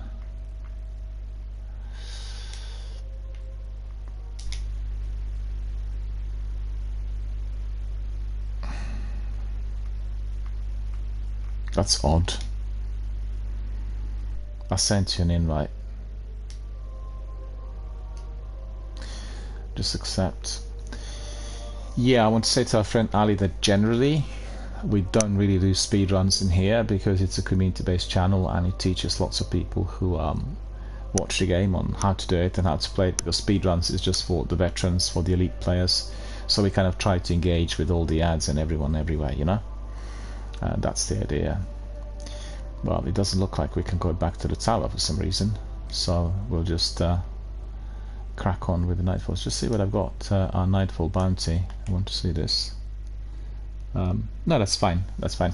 The reason I said this is that from time to time, you know, I had like very busy community sessions, like 50 people trying to get in and talking and communicating, and we've had a couple of times people coming in and then teaching the community members certain hacks, certain glitches, certain tips. And you know, there was one chap once, and we were doing the strikes, and he said he was the fastest Destiny player on the planet. Whether it's true or not, I'm not sure, but he did teach some of the people how to walk through the walls. I mean, I don't do that sort of thing, but he was teaching people how to walk through the walls. So for instance, we've gone through, I can't remember what strike this was, and he would be in, you know, with the final boss in no time. It's literally, you know, he was really rapid. So sometimes we can have a session where people are being taught certain tips and tricks, but I think for the benefit of the newbies and all the other community members, because people watch this stream on different platforms, you know, it's not just Twitch, and I never know who's actually watching when I'm doing it live on air. And obviously people come to Twitch, but people could be watching it through, for instance, Stream Elements, so they can be watching it through Lightstream as well. And I don't get immediately the notifications about the numbers, so I want it always to be as educational as possible. You know, somebody watching a strike for the first time thinking, that's the way to do it. If you do speed runs, then he doesn't really see what other things he needs to do within, you know, within the strike. Anyway, I completed some bounties. Primary Master completed, so that's good. I've got Aston the Flight completed. The reputation is going up massively, so yeah, I've got the Nightfall bounty, so that's fine. I don't need to go there. I tell you what, I can turn you into a team leader for a minute, Ali, and I don't know, do you want to pick up any bounties, or is there anybody else who wants to pick up any bounties or anything? Do you want to do the admin? Are you happy to go to the Nightfall? Because if I turn you into a team leader, you probably will be able to get to the tower, because there's something to do with the servers over here, the way I'm connecting with them. I'm not sure. Just let me know whether you want to pick up any bounties or anything, you know. So if not, we can just crack on. Okay, you've got all the bounties, that's fine. Ali is saying he picked up all the bounties, and also Ali is saying, yeah, there are just simple things to speed it up, but easier to teach the easy stuff before advanced. Well, what was interesting is that in one session we had the same chap teaching Sekapupu, our community member from Finland, about how you can get into what's his name, Postmaster KD. How can you get into his cabin? You know, the kiosk where he's giving you the items which have been sent to the Postmaster. And then the funny thing was, he taught him how to get in. So Sekapupu got in, he was there with KD, and then later he couldn't get out. So he was stuck in there with KD. So, it was so funny. And he was literally racking his brains thinking, how on earth am I going to be able to get out? And it did take a bit of time to accomplish this. It was so funny because Sega was there next to Katie. It looked like he was trying to hijack the position of a postmaster. We were all in stitches. It was really hilarious. It's still on the stream, so I've got everything archived on YouTube, you know. So it's somewhere, but you know, it's buried in that material, which obviously is exceeding like 3,000 hours or more. So you know, it's difficult to find. And we had sometimes community members also doing the clips and then, you know, using them on various social network platforms. I want to actually encourage everyone watching, when you see our activities, just make clips as many times as you want, and just make sure that you tag it with Gamers for Mental Health hashtag and the Abby Miller gaming channel hashtag, you know, so people are supporting Mind or Mind Charity UK. So you're actually raising the profile of the charitable campaign that I have here on the channel, as well as all the other kind of tasks and all the other directions that we are taking. And Ali, the friend, saying ha ha ha ha. It's very funny because sometimes these hacks will work in reverse. And I remember also we've done one strike, and then one of the guys was doing the same sort of thing, trying to do the to go to the walls, and he got stuck in an area, and he some sort of weird area, and he couldn't get out either, so he couldn't participate in the strike. I think we were doing a raid once as well, if I'm not mistaken, and things kind of backfired like that. But you know, these are, it's funny because they were doing it on PlayStation. I'm not sure how they do it at all, but it was entirely based on the community interaction. You know, I'm not interested in that. I don't do any of this. But some of the other guys got curious. How are you going to be able to get into that kiosk in there? Is it possible? And you know, what are the ways? And so that was what the chap was teaching us. And thanks very much, Ali, for some cheers. Other way of supporting the channel is by using cheers and bits. Everybody knows that, so anyone who wants to be doing it, please feel free to do so, and you know, just cheer and throw bits in. That will be helping this channel to pay its bills and all the other overall maintenance with the companies that are providing moderation, overlays, the companies that are included, well, I should say, fully involved with the stream, and that's Stream Elements, that's Twitch, and most importantly, Lightstream. We stream for Lightstream. Let me see. Oh, I see. Ali's saying that this is like a NAT type thing ever since Destiny 2 updates. Well, they had major problems on Friday, and Boyd Games were affected, so Bungie Help on Twitter were indicating that nobody should be worried because the errors, like Baboon and what were they called? There's several, can't remember now off the top of my head. There's like 4 or 5 different types of error messages popping up. They're all to do with their servers. What's causing it, I've no idea, but I've had this problem here. Destiny 1, when I was trying to get to the tower. I've had no problems in Destiny 2, but I've not played it extensively, you know, because obviously we're doing the original game here quite a bit in the last couple of weeks. Alright, so that's good. I really thank Ali a great deal for cheering and for the bits. It really will help the channel. As I said, the channel is charitable and it is self-funded, which means any form of support coming in from our community will be just helping the maintenance of the channel, the running costs and everything else, which is included. We, in fact, had exponentially risen recently because I've managed to get the new internet connection, the new router, the new overlays, the new companies providing all the services for the stream, the new moderators. So there are certain costs attached, and anyone who is enjoying the activity and who is a full member of our community can support us in such fashion. Alright, so without further ado, we'll be having a look at our weekly Nightfall strike, and it is very hard. Look at this. So that is a sort of dessert for everyone who likes pinnacle activities in Destiny 1. Nightfall strikes together with raids are the most popular activities, and we've had here quite a few times with the dedicated veterans, sometimes doing it as a 2-piece, or literally trying to create the challenge as great as possible for everyone involved, and always enjoyable. So let's have a look at the mods first. What are the mods here? We have Ironclad, so more enemies will have shields. Special weapon damage is favored, so all of our teammates need to have one special weapon at least. Then we have Minions of the Darkness won't flinch, even after massive damage, so that makes it difficult for some of the weaker ads who are surviving certain attacks, particularly if you're using exotic weapons. Void damage for any source is greatly increased, so that means Void we have to be using as our super, and then epic, heavily shielded and highly aggressive enemies appear in great numbers. Okay, so I need to change my super to Void in order to make sure that we are getting the very best. I've got Imago Loop, which will serve me reasonably well. I've got Darkblade Spite, that's also going to be quite good, and then I have my Dark Drinker, right? So Darkblade Spite is taking special ammunition, so that's going to work fine. And let me just very quickly have a look. This extra I don't need. Remember, all the blue items you pick up on inventory delete immediately unless you want to be leveling up your other exotics and legendaries. So we are ready to crack on.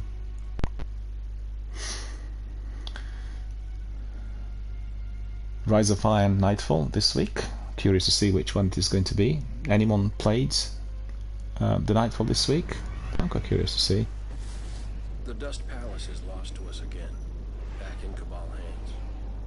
Word is they've let the Scion Flayers out of their cages to dig around in the centrally iced cortex, which means they really want what's buried in there. If Rasputin was protecting it, it's valuable. We've got to flush those Flayers out.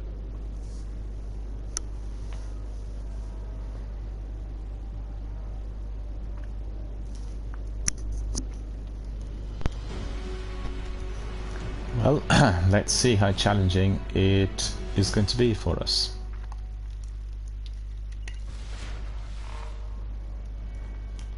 According to Vanguard reports from Cade, the Scion Flayers are already at the top of the Error code B. We better move. Do you see that? Error code B. I can't see anything on my screen. That's ridiculous.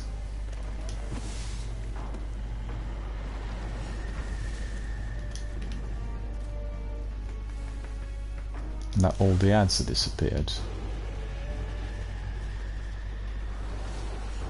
Hang on, is anyone else there? Or is it just... oh no, you've gone in. Okay, good. Because I thought that it just literally booted us all out.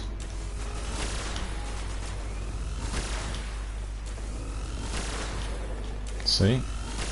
Taking very little damage.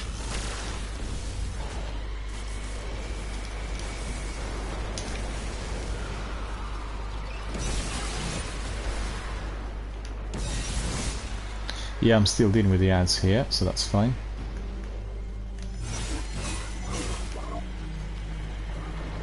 And I guess you've gone in.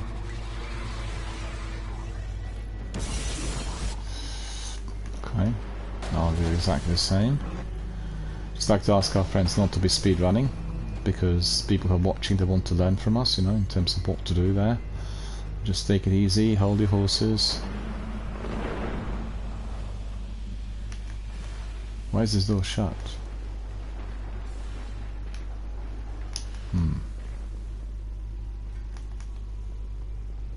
I've gone the wrong way, I think.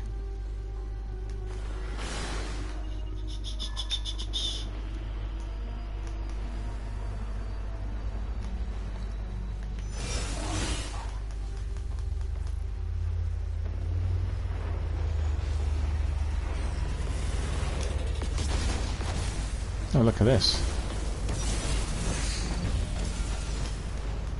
Okay, guess we're on it. Ah, it's a big event popping up here in the Nightfall Strike, which I'm not engaged with.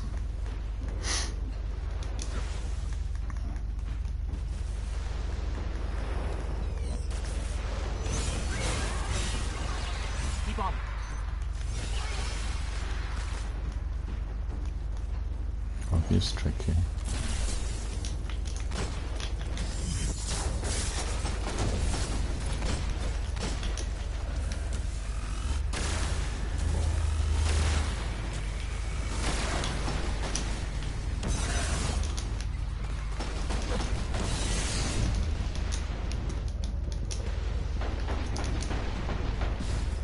Ah, he got me.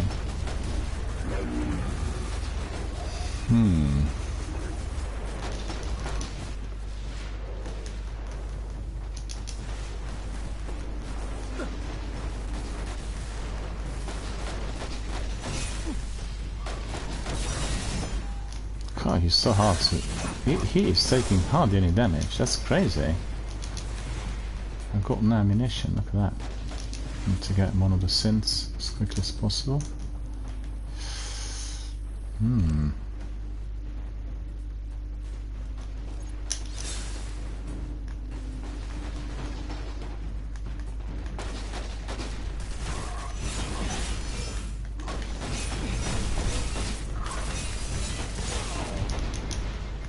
He's just not taking any damage. Why is that?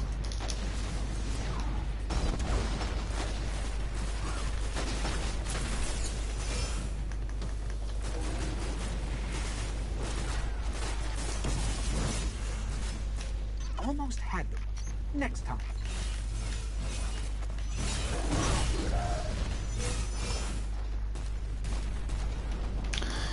Where's the way in?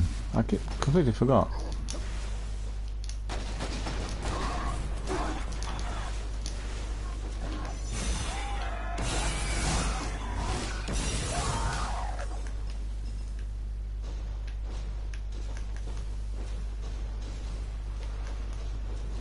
Guess someone needs to pick me up because I'm going the wrong way.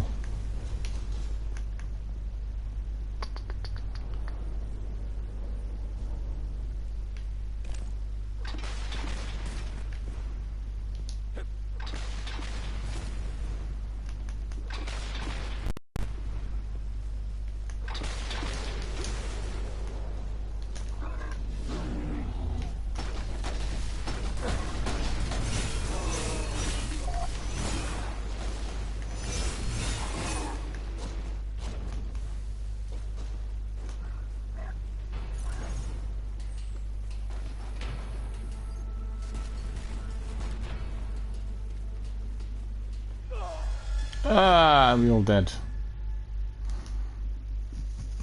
We all spawn out at the same place, which will make it easier for me, as I couldn't find my way in for some reason. Excuse me.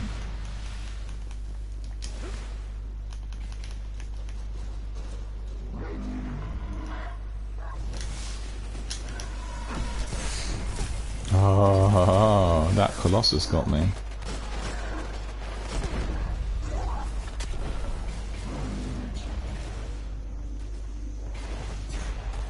Careful with that Colossus there.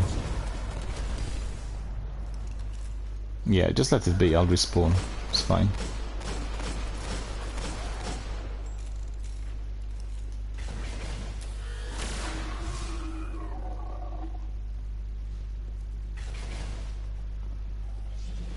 Oh, thank you. Thank you.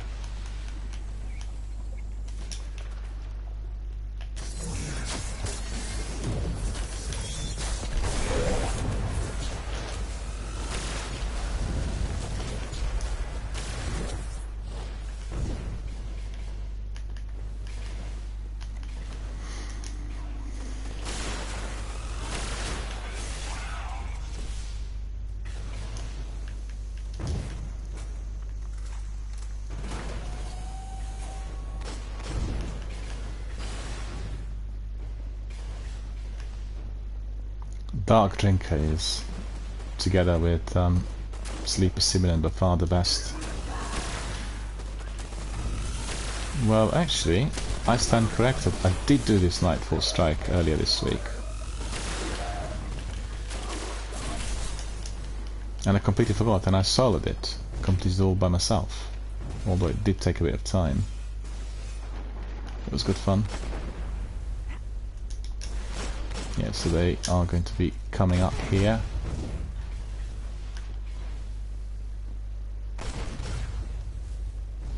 Yeah, I don't see any other ads anywhere, do you?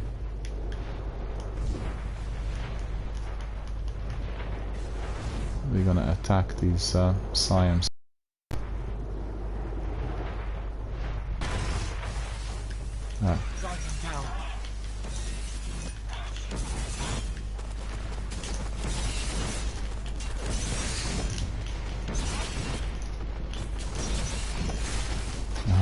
nearly gone. It's my fault, actually. That sounds got like less than 5%. Ah, shame. Well, I guess it was a bit too brave from the rest of us. We should have not been doing this. Okay, we'll do it the old-fashioned way.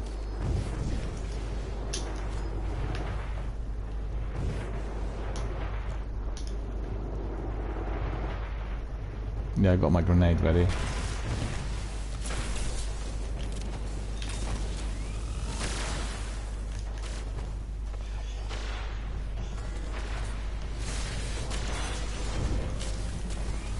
Where's he gone? Hang on.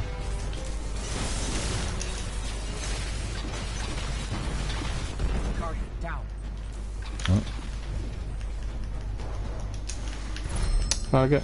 What, complete? If those Scion Flayers were tangling with Rasputin, How is that they're possible? way more powerful than we realize. We better keep an eye on where the Cabal deploy those things. Who knows what their minds can do? Well, that was very fast. We do it again. Hang on. Let's do another run on the Nightfall. Because this was just like literally finished in seconds. I'm really surprised.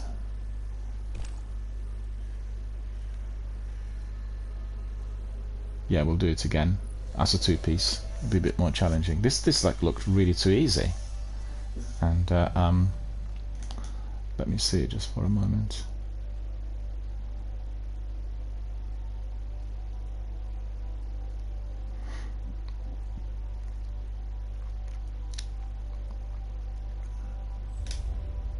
What weapon was the other chap using that he was able to eliminate all three of them? Mind you, I nearly eliminated one of them with my spins. He had like less than, I don't know, 5% life left. You just have a look at the bounties, curious. See, Nightfall bounty completed, so that is gold tier achieved. Warpath, strange coin, legendary marks. Warpath is not useful. Got many of these.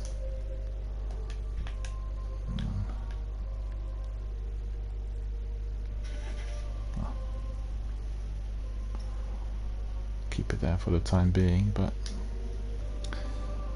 alright, so we'll replay Nightfall. It just seemed like really. Let's see if we have any other friends to be brought in. Not at the moment. Okay. Never mind. Nightfall it is. 380, very hard. Well, we have 400, so still it will be quite hard. I'm not sure what weapon our friend was using, the other chap. He just... I guess you both attacked Science together with me at the same time, so the Science were really brought down to like a few percent immediately, so that helped. Well, this one we'll do together as a duo, and we'll do everything accordingly. If Rasputin was protecting it, it's valuable. I'll follow you because I couldn't really find a way in the first section of the strike. I just forgot the I've not played it recently, so you know, I lost my bearings, so to speak, which is what happens when you play very many games. Irrespective of how many times you've done the game, you can still forget some bits and According to pieces. Vanguard reports from Cade, the Scion Flayers are already at the top of the Dust Palace. We better move. You're really spoiled for choice, I've got to say. So many games out there.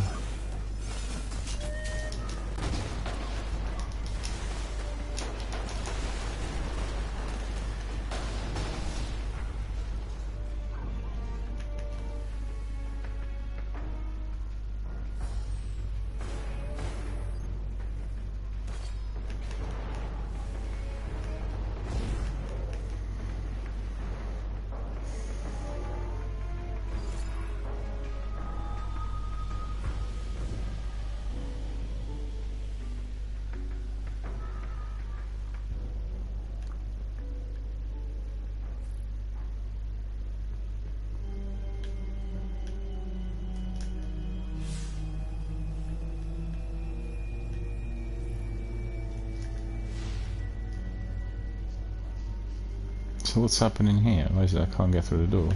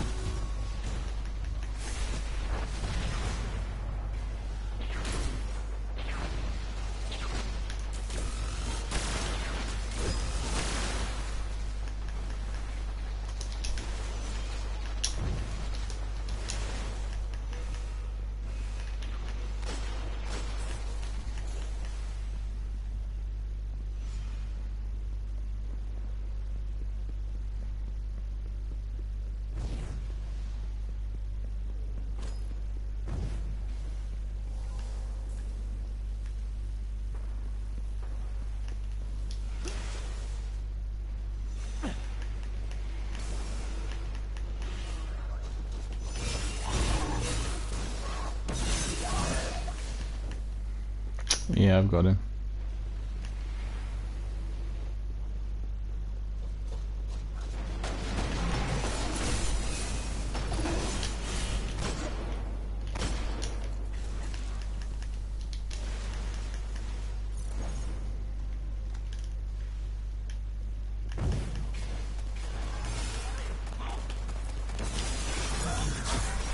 Oh, I missed. I keep forgetting about this.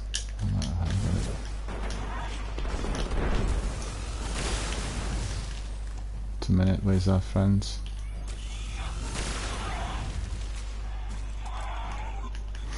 Still have a few seconds before we can revive. This is a Nightfall strike. Still.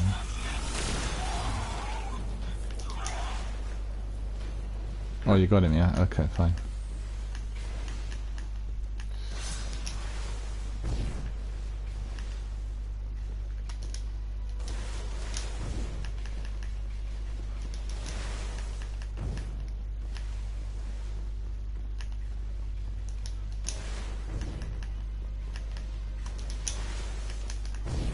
I tell you what we do afterwards. We can do Prison of Elders. I've not done Prison of Elders now for a long while. That's also a very good activity. You can do that. People kind of like it. I guess escalation problems and all the battlegrounds are much based on Prison of Elders.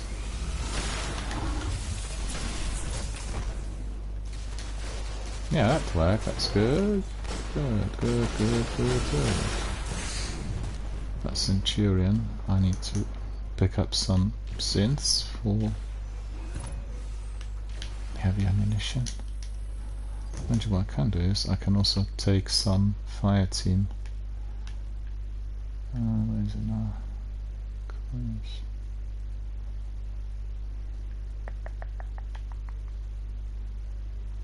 Where is it now?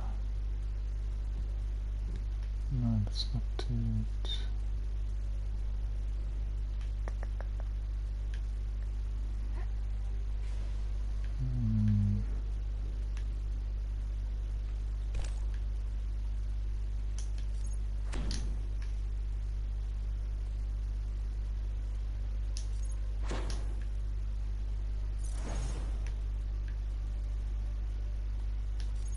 Nice. Yeah, got it. Sorry, I was just picking up that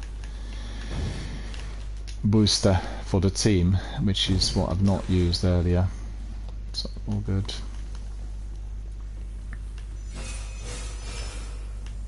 Guardian down.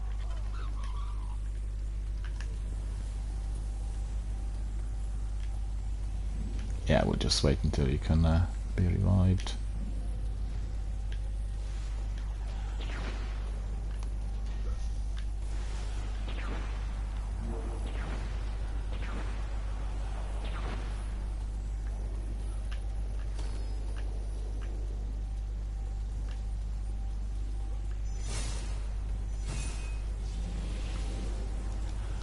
There it is.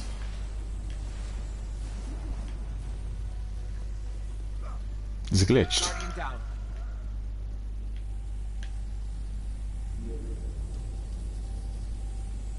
Yeah, it's glitched. Guardian down.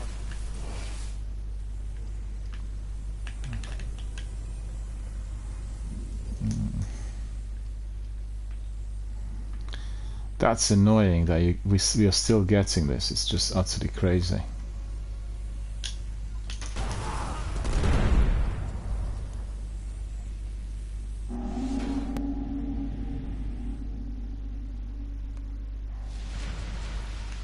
No longer glitched.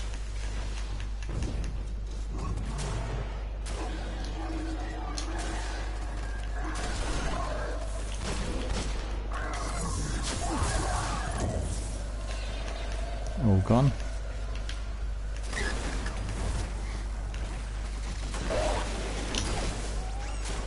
Ah, don't want this. Right, actually I want to get my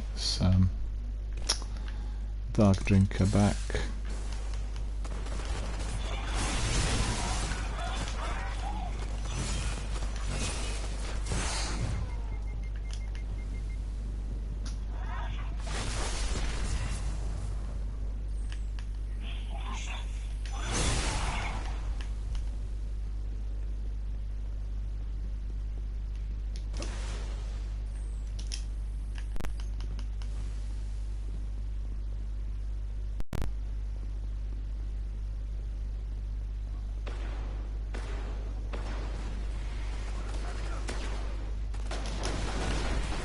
Guardian down.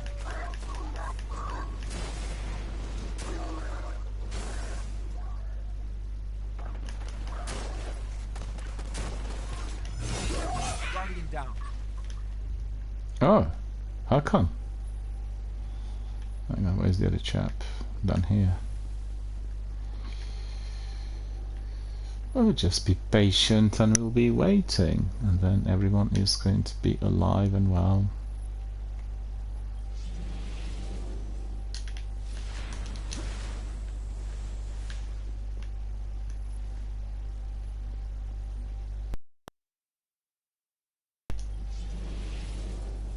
Excellent, we are all healthy, brought back to life. Right, let's just attack the science then, yeah? And get it sorted as quickly as we've done in the last Nightfall.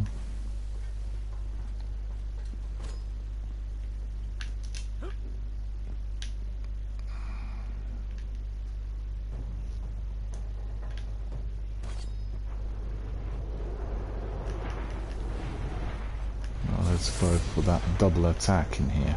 See whether that will work. We eliminate one of them straight away if we Oh,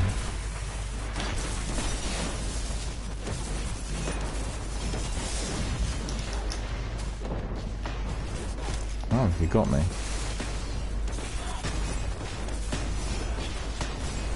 Well, I guess you were faster than me, you know. Hunter is not that fast.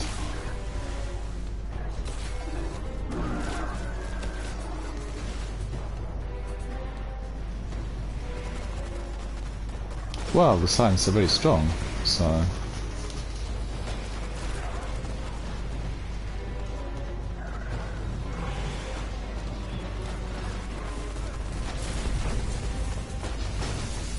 Thank you.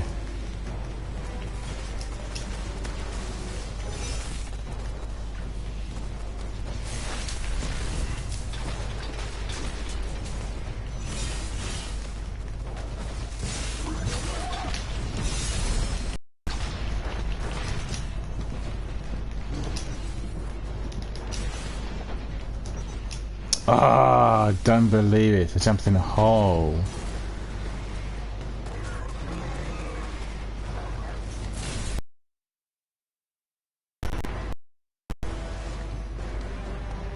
I just purely my stupidity.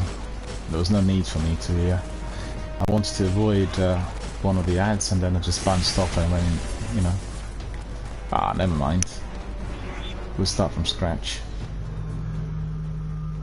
Well, the other chap was doing something that destroyed those science immediately. They were gone within less than a minute. It was really weird. Well.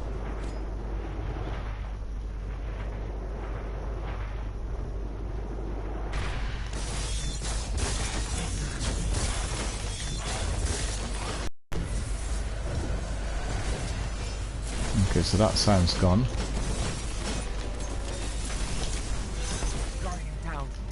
Oh man. No ammunition again. Oh, the ship killed me. That's too bad. The ship killed me. Grenade if you have one.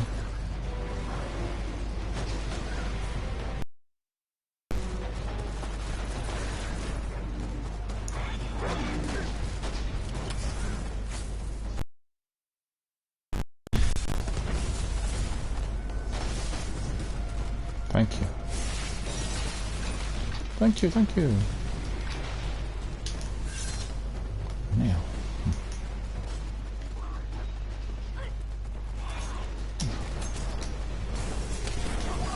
That's not very good. Guardian down.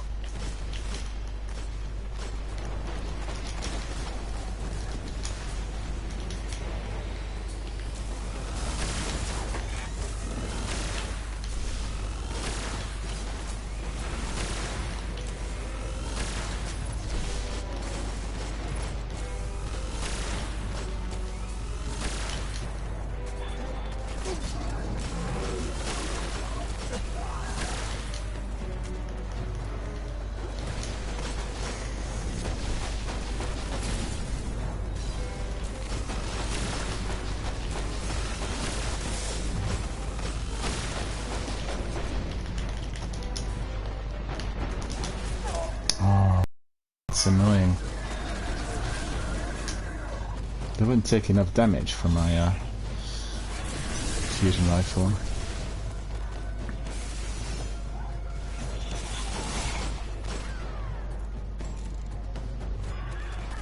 Yeah, I'm not ready yet. No, I'm like 10 seconds or so. Oh, thank you. Nice work. I'll let the Vanguard know the flamers are dead. Alright, so that's cool. If those Scion flayers were tangling Goal with tier Rasputin, achieved. they are way more powerful than we realize. We better keep an eye on where the Cabal deploy those things. Well, I do not have skeleton keys, so it's no way I can get in. That's it, that's so yeah, why not?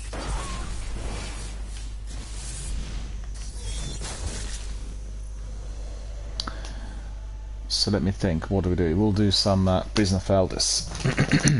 We'll do that next.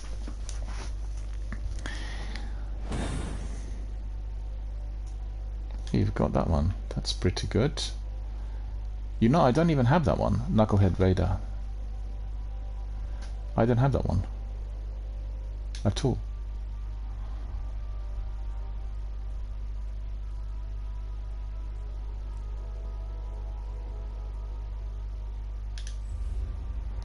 So let me see whether we can go to Reef, and then we can pick up some bounties from there, because the tower is glitched.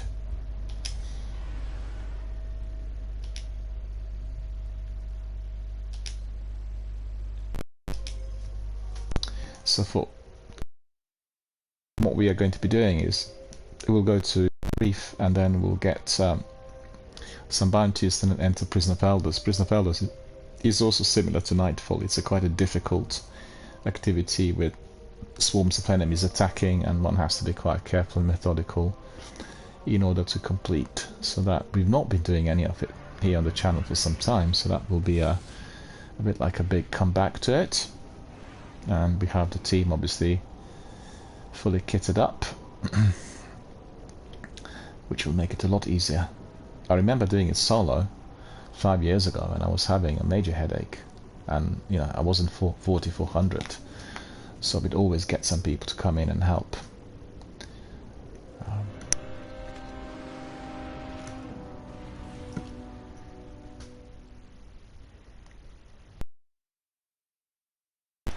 We're expecting major thunderstorms here around 3 or 4 o'clock, but nothing.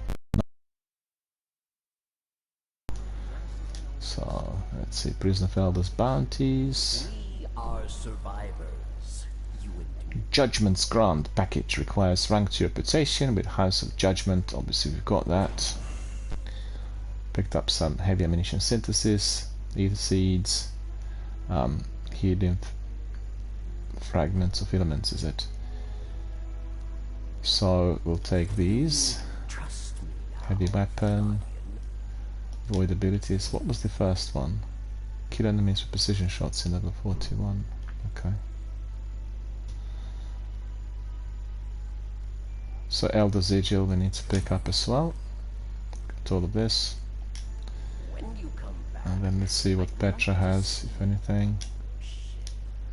Let me check. Always a pleasure. How can I help, Guardian?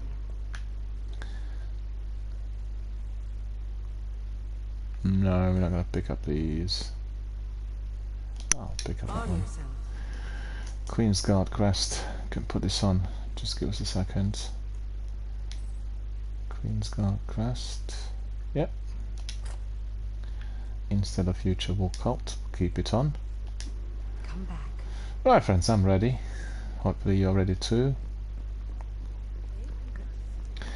I can actually do these engrams with Master Ives. Well then. Pick up. This engram, not useful. Questing Beast is not too bad. I don't know if it's loaded. Strange coins. Yeah, this one will get rid of straight away. Just remember to get rid of blues and greens immediately. They just unnecessarily occupy space. And you keep the legendaries and all of the exotics. The exotics have got to be locked, so you don't really delete them by mistake, which is what happens to some people. I've seen it happen here on the channel a few times. Automatic rifle questing beast. Right, we'll try it. Sekapupu has a trick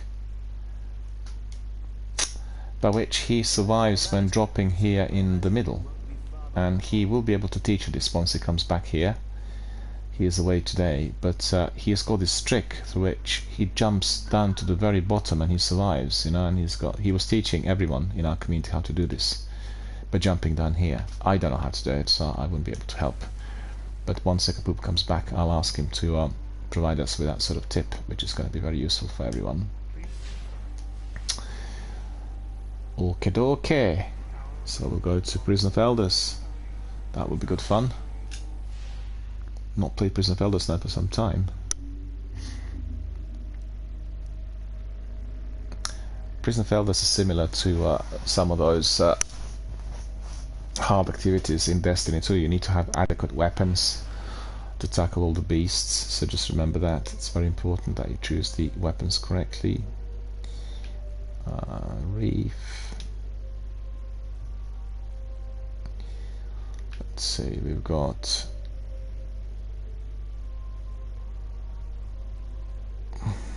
Prison of Elders, Challenge of the Elders, level 41, level 42. I guess we can go first with this one and then we can join the other Challenge of the Elders. Oh, that's just light. Okay, that's not too difficult. Never mind, we'll do this one as a warm-up. Then we go for the challenge. What do you reckon? Good? Sounds good, yeah. Well, I want to thank our friends for joining us.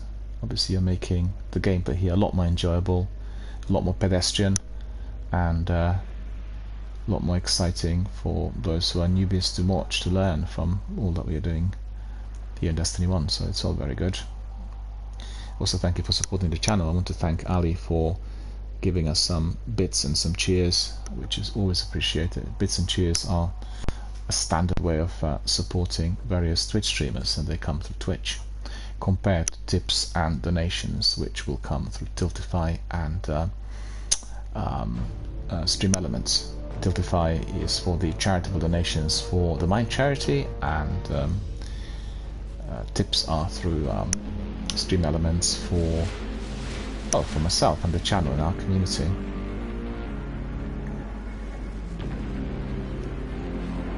Prison of Elders welcomes you. Fight. Kill.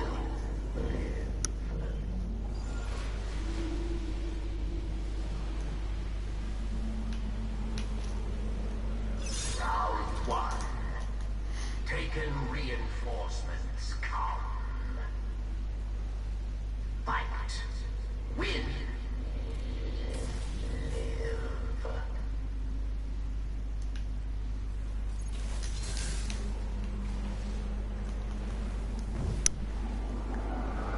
Here we are, loads of enemies.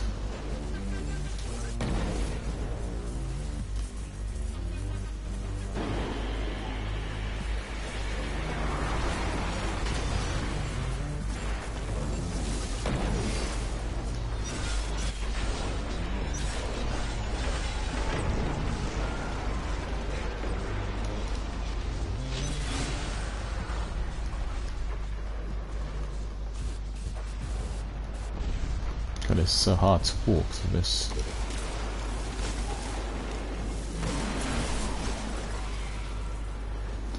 Almost impossible. Servants of Oryx, approach! Want your light?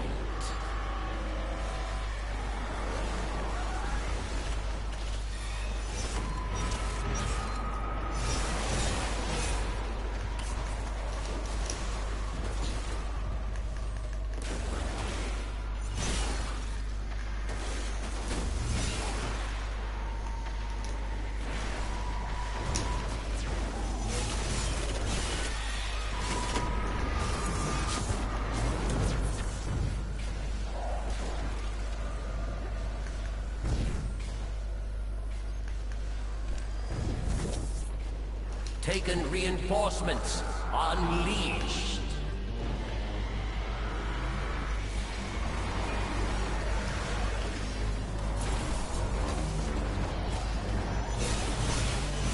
Oh, this is a bit weird. Yeah.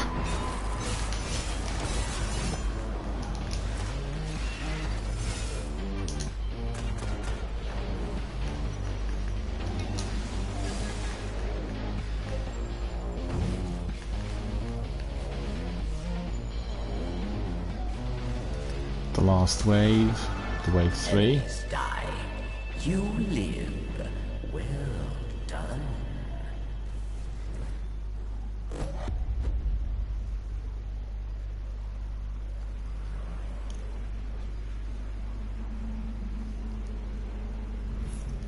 Go back to airlock. Yes.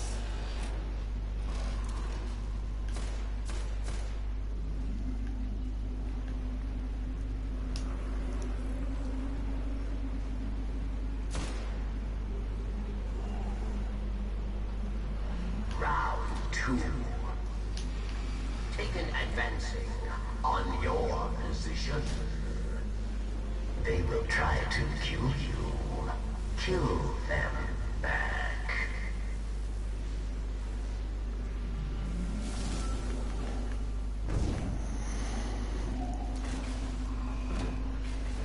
Primary weapons are favoured apparently in here, so we'll try that. I hate these.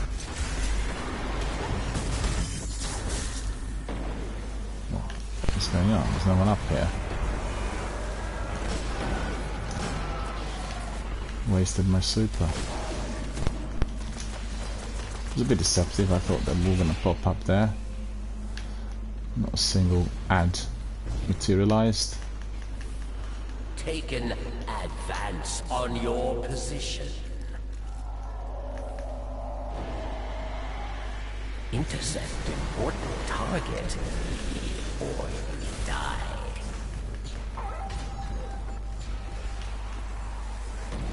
Oh, we need to eliminate the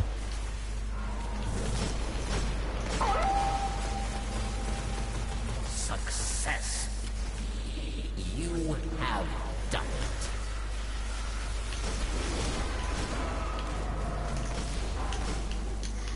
Okay.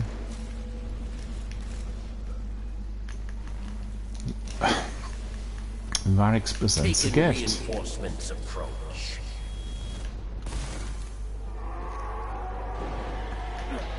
Intercept important target, or you die.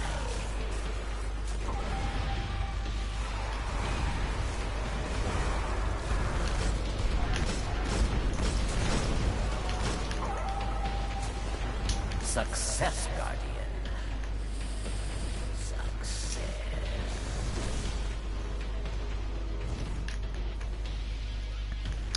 3 out of 3. Mods have been cleared.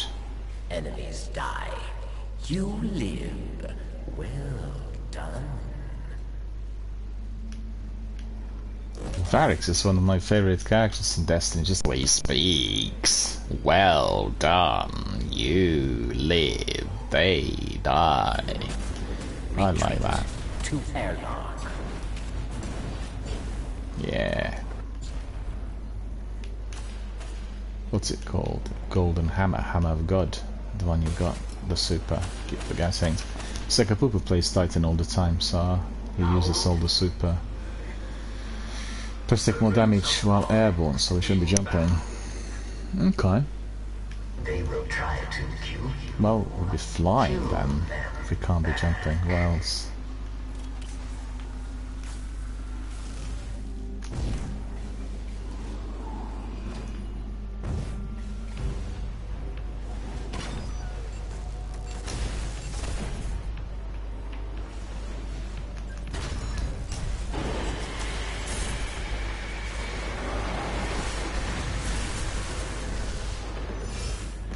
Yeah, missed it all.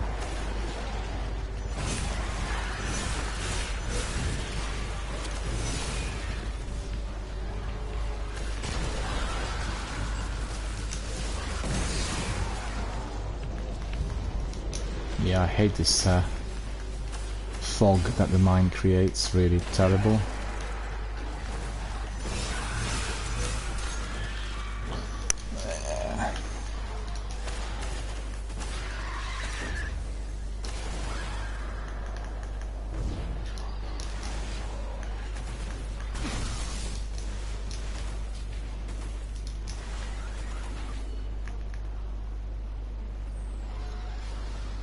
Oh, there's some enemies out there still. Hang on, there.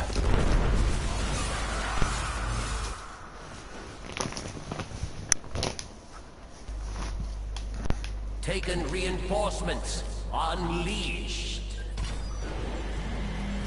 Destroy mines or die. Your choice.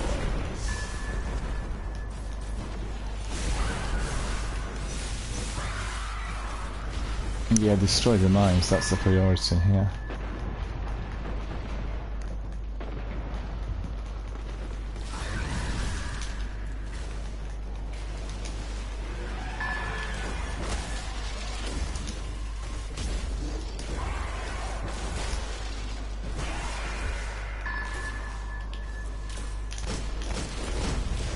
Okay, that's good. And then the last one. Success. Oh yeah, that's cool. You have done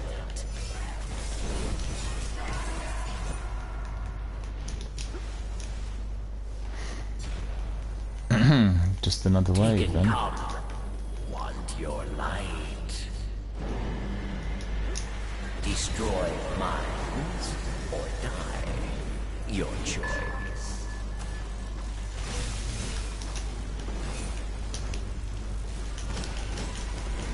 Oh, come on. Yeah, that's it.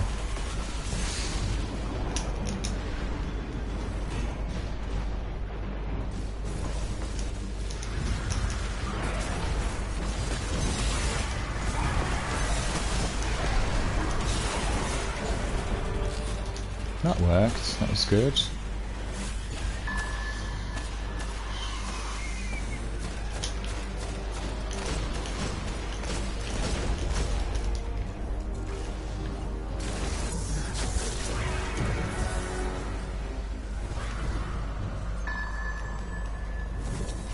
The last one.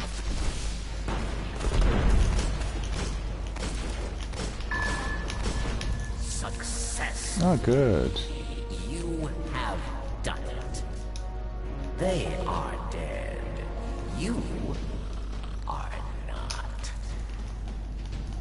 They are dead, and you are not.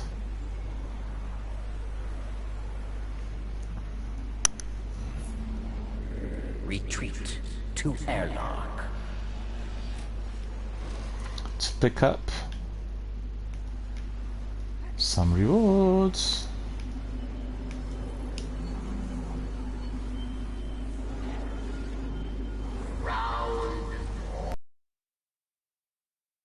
Not yet.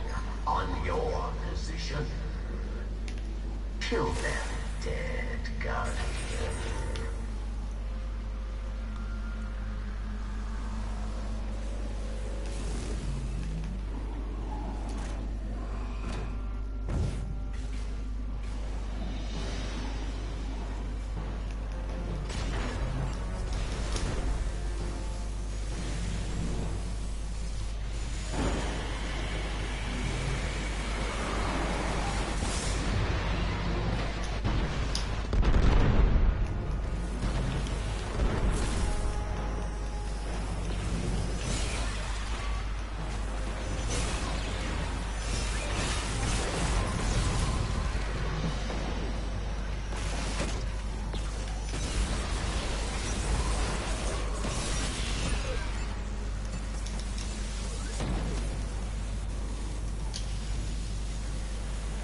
taken reinforcements. Unleashed. Minds must be dismantled. Or dead.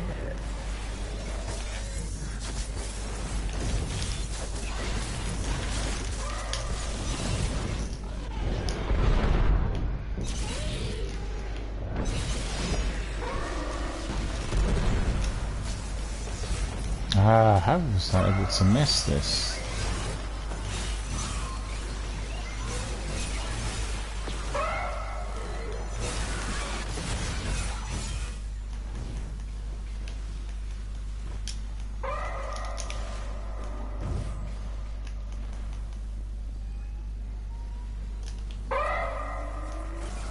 Yep, that's right, I was just about to fire. Success, Guardian. Success.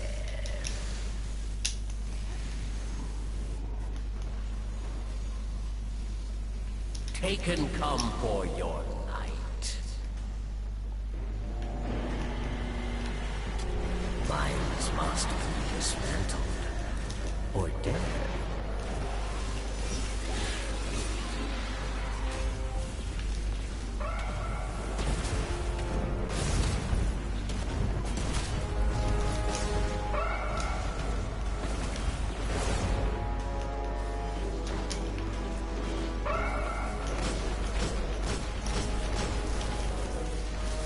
Yeah, I'm a bit far from there.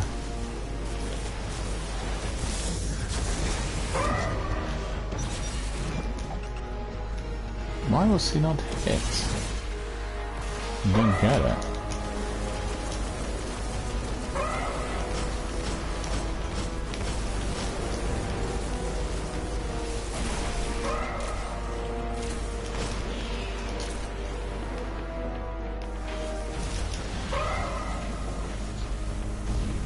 Success, Guardian.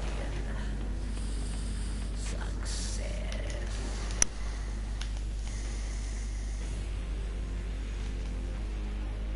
Your victory tells the tale.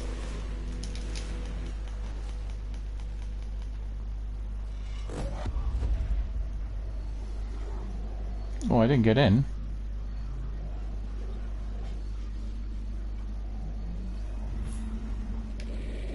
Return to airlock, Guardian.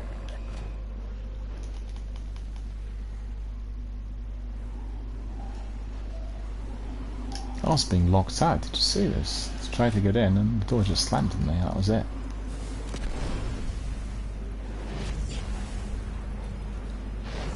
Final round. Final round. Let's see what the rewards are going to be.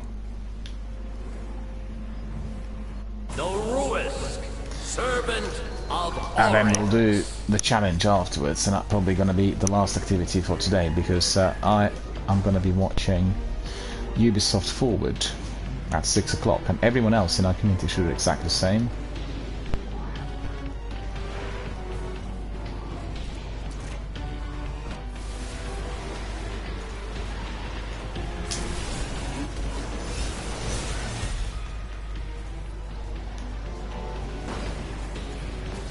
Heavy hitter completed. That's good.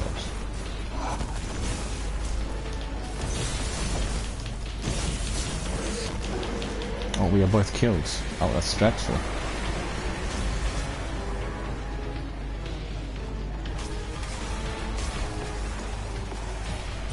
Yeah, our friend just needs to get away from everything before we revive. Don't try to revive us, because we are really stuck at that very difficult spot. There's only about a few seconds left.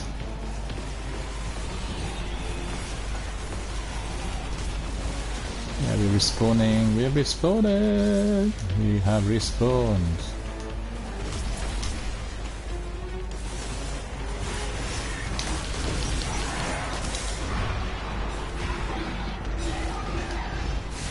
Well, this is quite difficult, I've got to say.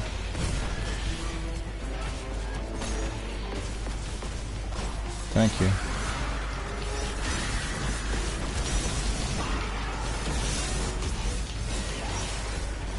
Oh, I'm out of ammunition. Supercharged.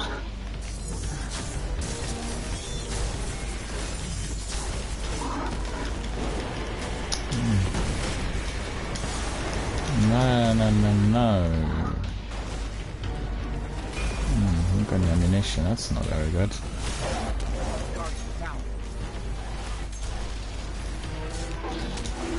I need to get some ammunition, I'm out. I'll revive you in a second, hang on. I'm out of ammunition.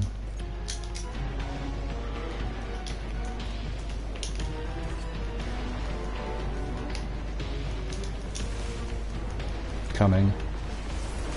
Yeah. He's just... I can't believe it.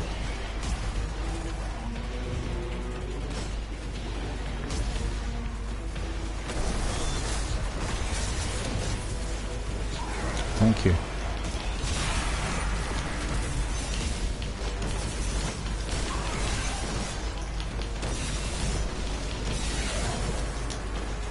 Okay, that worked.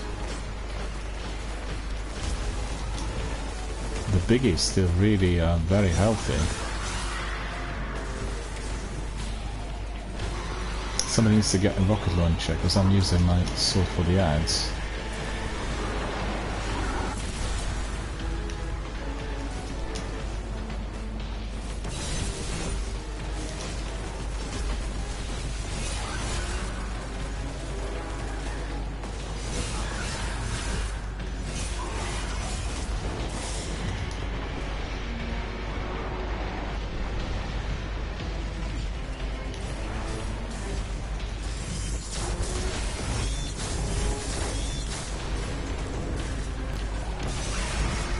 That's weird, really. I tethered him 3 times. He's like a red bar enemy and he's alive. Shouldn't realise. Oh, the boss is dead. Your victory tells the tale.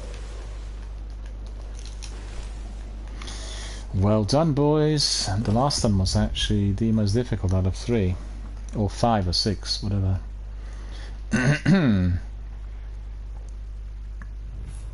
Go back to Airlock.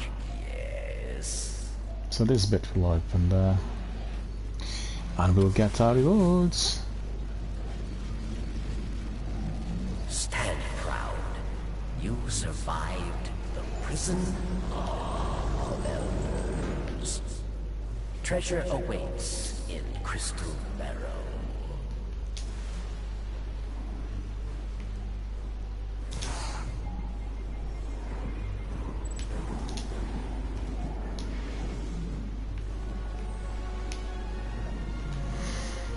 Let's see what the treasure is.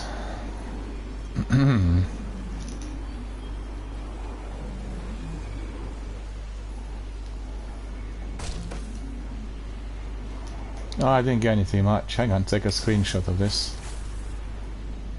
I don't... No, I can't see him now. Ah. Wanted to immortalize it with a screenshot.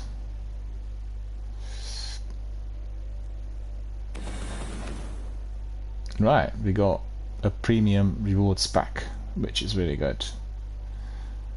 So we'll leave matchmaking and then we'll just go for the other one. We need to complete it in half hour. Is that going to be doable, do you think? Well, we'll see.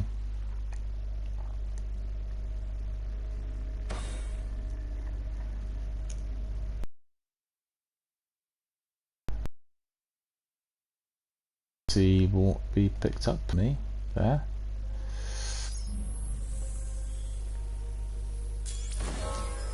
Spectre Grasps, Red Chroma, Reputation Booster. That's good. Mission. That's for the challenge. Okay, we've got that. Character. Picked up some blues. We don't want any blues.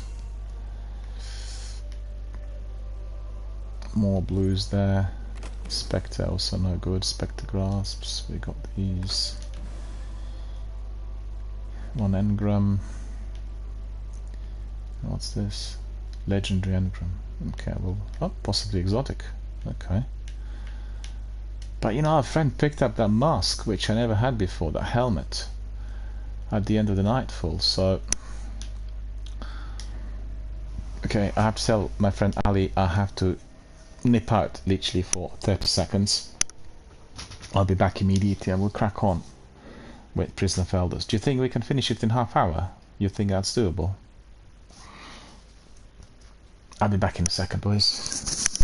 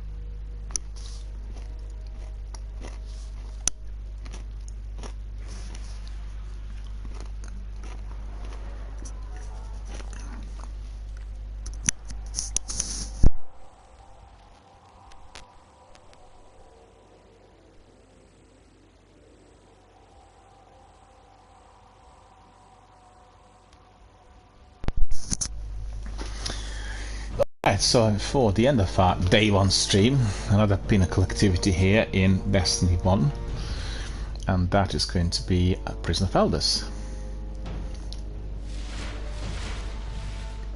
The challenge, that is. So we've done the first step, which was like a warm-up, and now it will be a lot more difficult. Prison of Elders welcomes you. Do not fail, Guardian.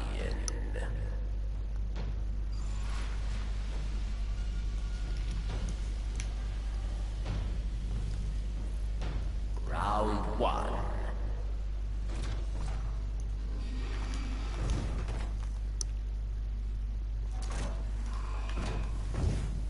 Kexis, the betrayed!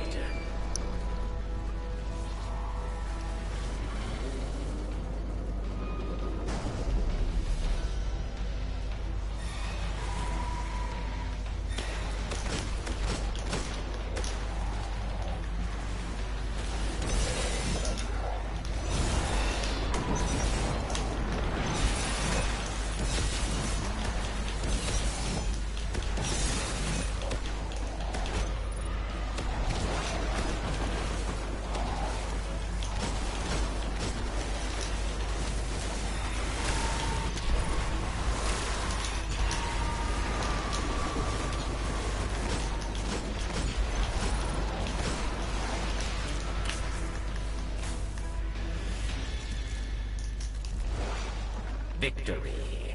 Well earned. Okay, so that's good. In airlock, Guardian.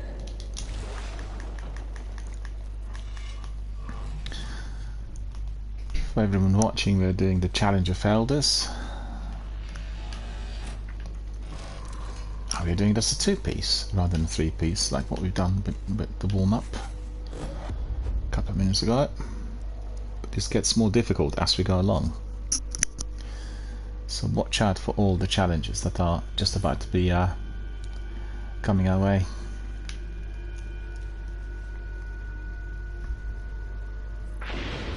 Round 2.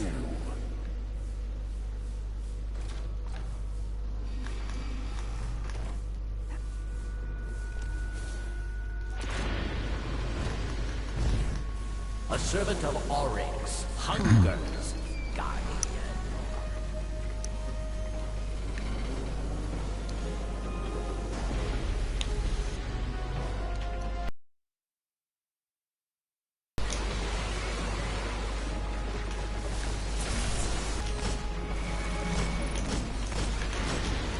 Oh, need to make sure that Guardian down. we all live. Hang on.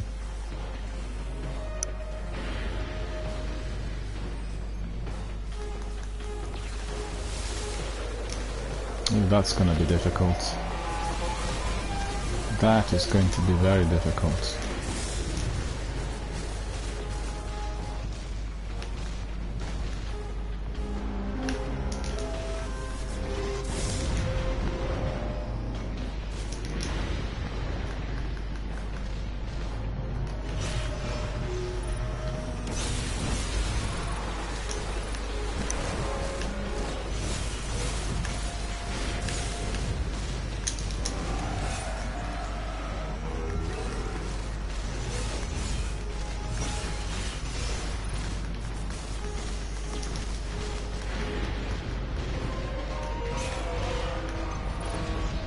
Ah, that's tricky.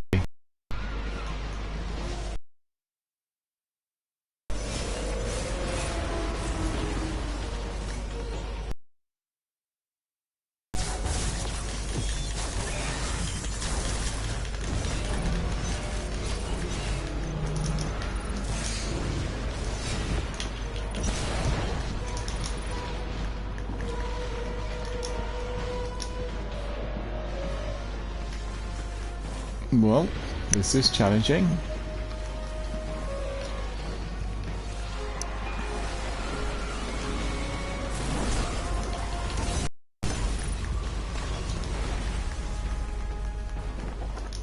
Enemies die.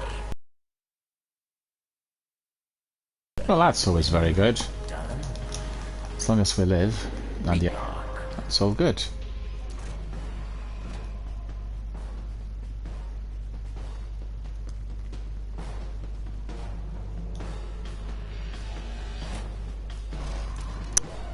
Dancing a bit and celebrating the victory in round 1.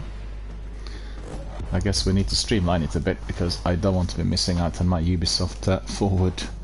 I'm really looking forward to it. I'm really quite curious to see what games Ubisoft are going to be introducing.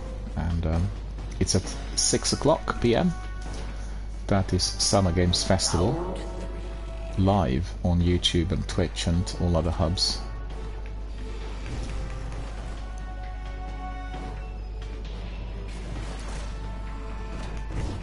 Yeah, this one's quite tricky. I remember doing this quite a few times.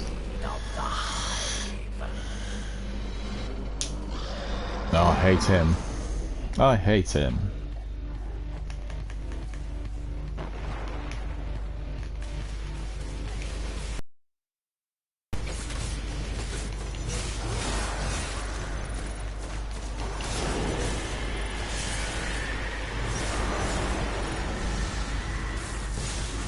No, no, no, no, no.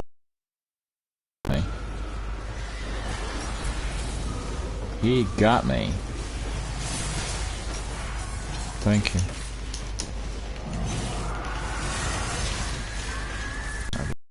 This one needs to be done as well.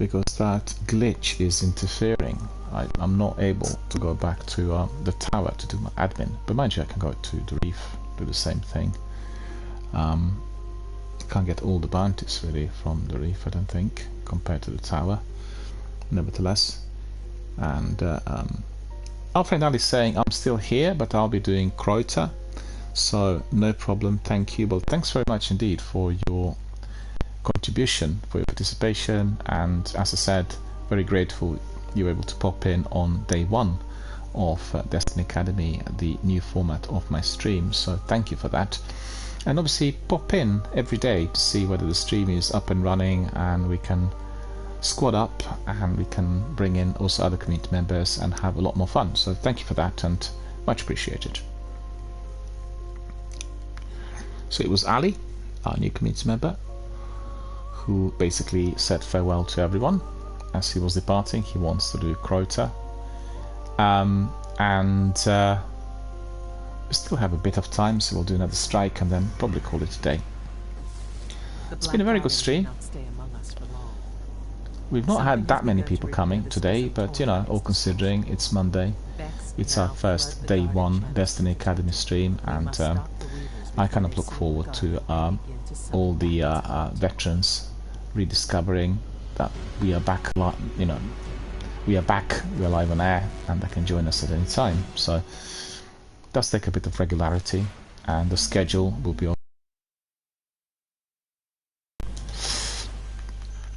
I like this place better when it's dead. What I do need to say is that the novelties here include overlays and other companies being involved in our streams, such as Lightstream and Stream Elements. But the biggest challenge, the biggest novelty, is our charitable fundraising, which is being done through Tiltify, and I'm supporting the Mind charity, the British charity that helps people who are experiencing mental health issues, and a charity that's been well established for many years, and you know, the organization that provides a variety of different professional services for anybody who's experiencing emotional pressure or any form of mental health difficulty. So I'm supporting that charity, and I'm fundraising, hoping to raise up to £1,000 by the end of this year. So anyone who is interested, anyone who wants to be involved, anybody who wants to support the charity, anybody who has come across friends, relatives, members of family who are experiencing the same sort of issue, please feel free to contribute, and every single contribution will be greatly appreciated by everybody who works for Mind and everyone who's using their services in our country. And don't forget, we also submit the papers on research, and we provide inductions for people who are attempting to run similar services in other countries. So, you know, at the end of the day, there is a multitude of benefits that is being given to everyone, not just people who are using Mind in Britain, but also people who are willing to learn on what support systems to use in order to improve the quality of their life and deal with certain anxieties. So altogether, that research is very any form of contribution will be greatly appreciated by us all, and most importantly by people who work for Mind and all of the service users. So remember that you can just click on that link and donate, or indeed approach myself personally through direct messages, or the charity, or indeed Tiltify if you want to be fully involved. Mind you, this was a bit of a strange decision on my behalf, because I'm doing the strike all by myself, and that's not really quite what I want.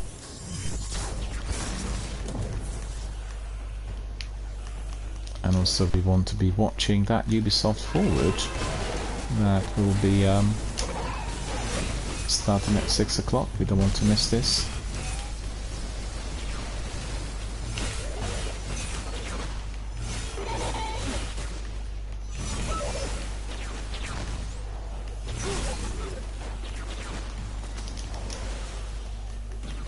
There is a beast up there sniping at me.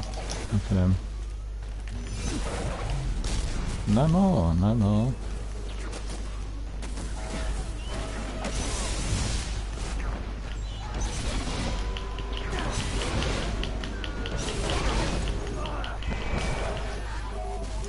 I got killed. That's too tragic. Is anyone gonna come in? Matchmaking here in the strike doesn't seem to work at all. It's just non-existent. I like this place better when it's dead.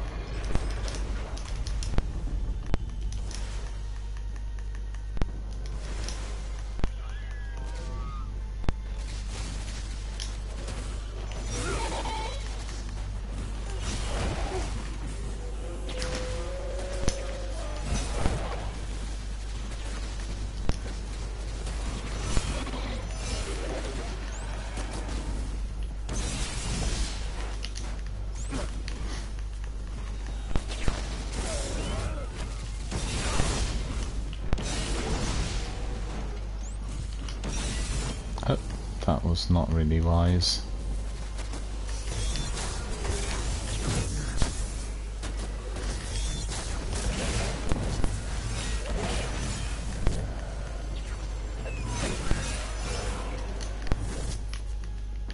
That super helped. No, we can't go in. Let's not forget. Special ammunition.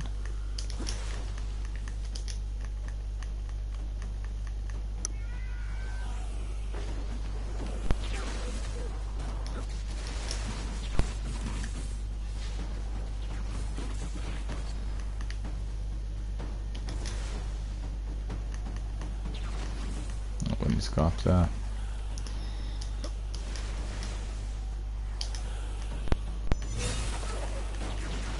Hasta la vista is what Schwarzenegger would have said a few years back. If you've watched Terminator, you will know the phrase.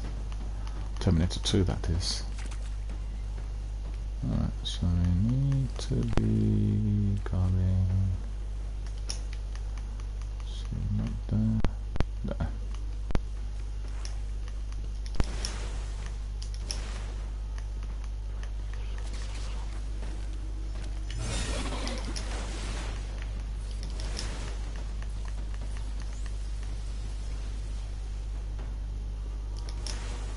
Oh no, that's the wrong way.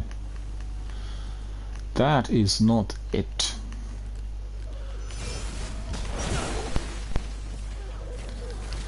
More ammunition.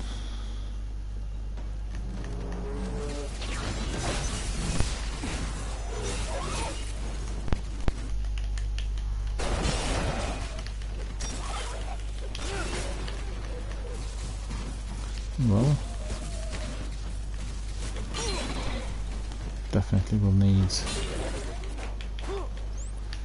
some extra ammunition, so we'll get on inventory synth.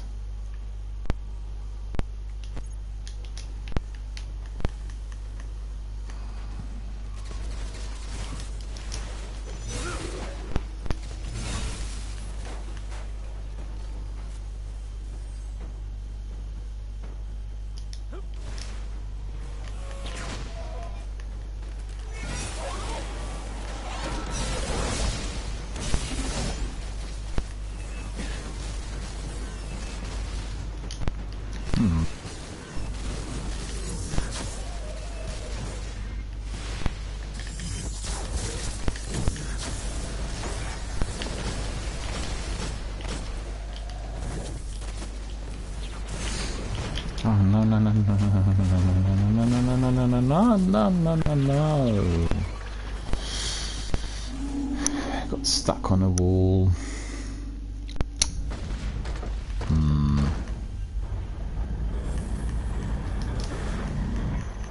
I like this place better when it's dead.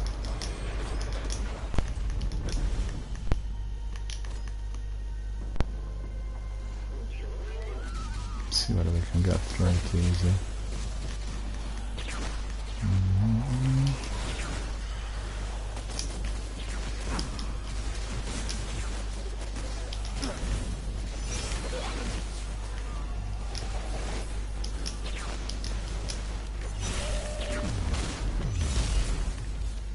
We can't. So we got to eliminate all the ads there.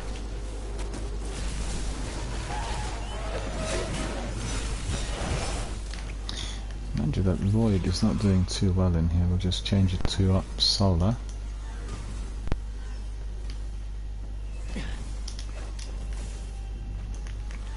Grenades are better there, and golden gun will be useful.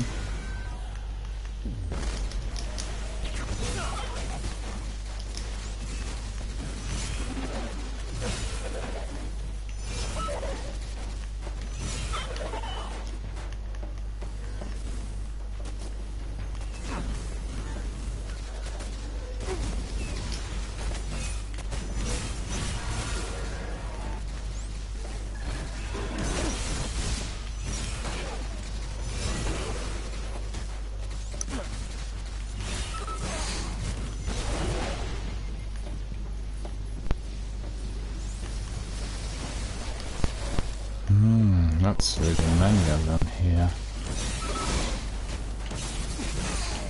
Oh, I missed them.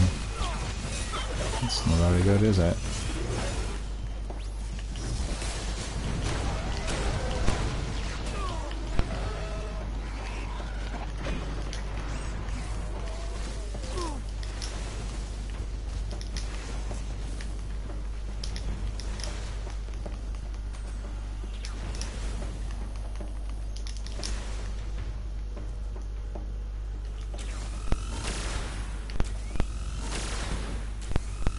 Yeah, he's gone, finally. Oh, him as well.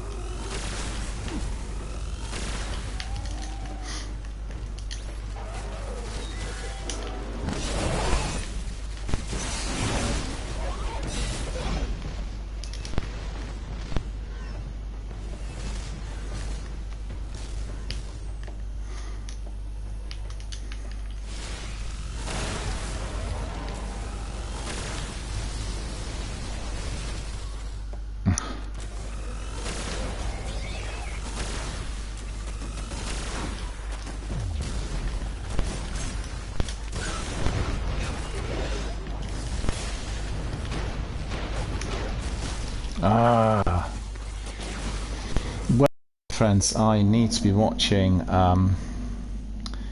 Ubisoft Forward, so I think we'll call it a day for today. We've had Prisoner of Elders, both the challenge as well as the rounds, which were thoroughly enjoyable, and I want to thank our friend Ali for joining us together with some of his mates. We've been able to complete everything in very, very good time without any major difficulties. And also for all the other activities that we completed together today. Some Sievers, a couple of Nightfalls. We have plenty of Pinnacle stuff in here for everyone to enjoy, and obviously for some people to learn from some of our shenanigans. And with that Nightfall, I didn't get any particularly good loot. I didn't have Skeleton Key, but one of our friends managed to get one of the rarest, I think, helmets that I've seen in Destiny 1. So that was obviously very, very good for him. Alright, so we've come to the end of our Day 1 Destiny Academy stream. Thanks very much for supporting us and for joining us. Thank you for being our valued community members. Thank you for reacquainting with the channel and all that we have to offer. Our community is large and vibrant and energetic and forward-thinking, and we'll have lots of our veterans popping in. I know that because they've been in contact with me asking when the regular streams are going to come back, and they've come back. So there are going to be everyday streams here of Destiny 1 and Destiny 2 on this channel in a somewhat different format, supporting charities, supporting people who are vulnerable, people who are experiencing certain amount of difficulty, and just make sure that anytime you come to the channel, you want to find out something about what we are doing next. First of all, you subscribe to Twitch, and then to Instagram, and to all the other social networking platforms. Twitter is the one where you're going to be getting most of the information on the streams, on the schedule, on the changes, cancellations, or anything else. Also click on About page, because you are going to be able to access the links both for charitable donations as well as for the tips that will be used in order to pay the bills for this channel. Don't forget, the channel is having considerable bills in view of all the changes, and any form of help and assistance would be greatly appreciated. So thank you for that. I've told you all about Xbox presentation, about Starfield, you all about the channel. We introduced you to some of our new community members. It's been a very, very good session, and thank you all for helping and supporting. So on that note, I shall wish you all a very good night. Hope you are going to be watching Ubisoft Forward and Capcom presentation, Capcom Showcase event at 11 o'clock PM, part of Summer Games Festival. Hope you enjoy it, and then I shall see you all tomorrow. Have a good night and take care.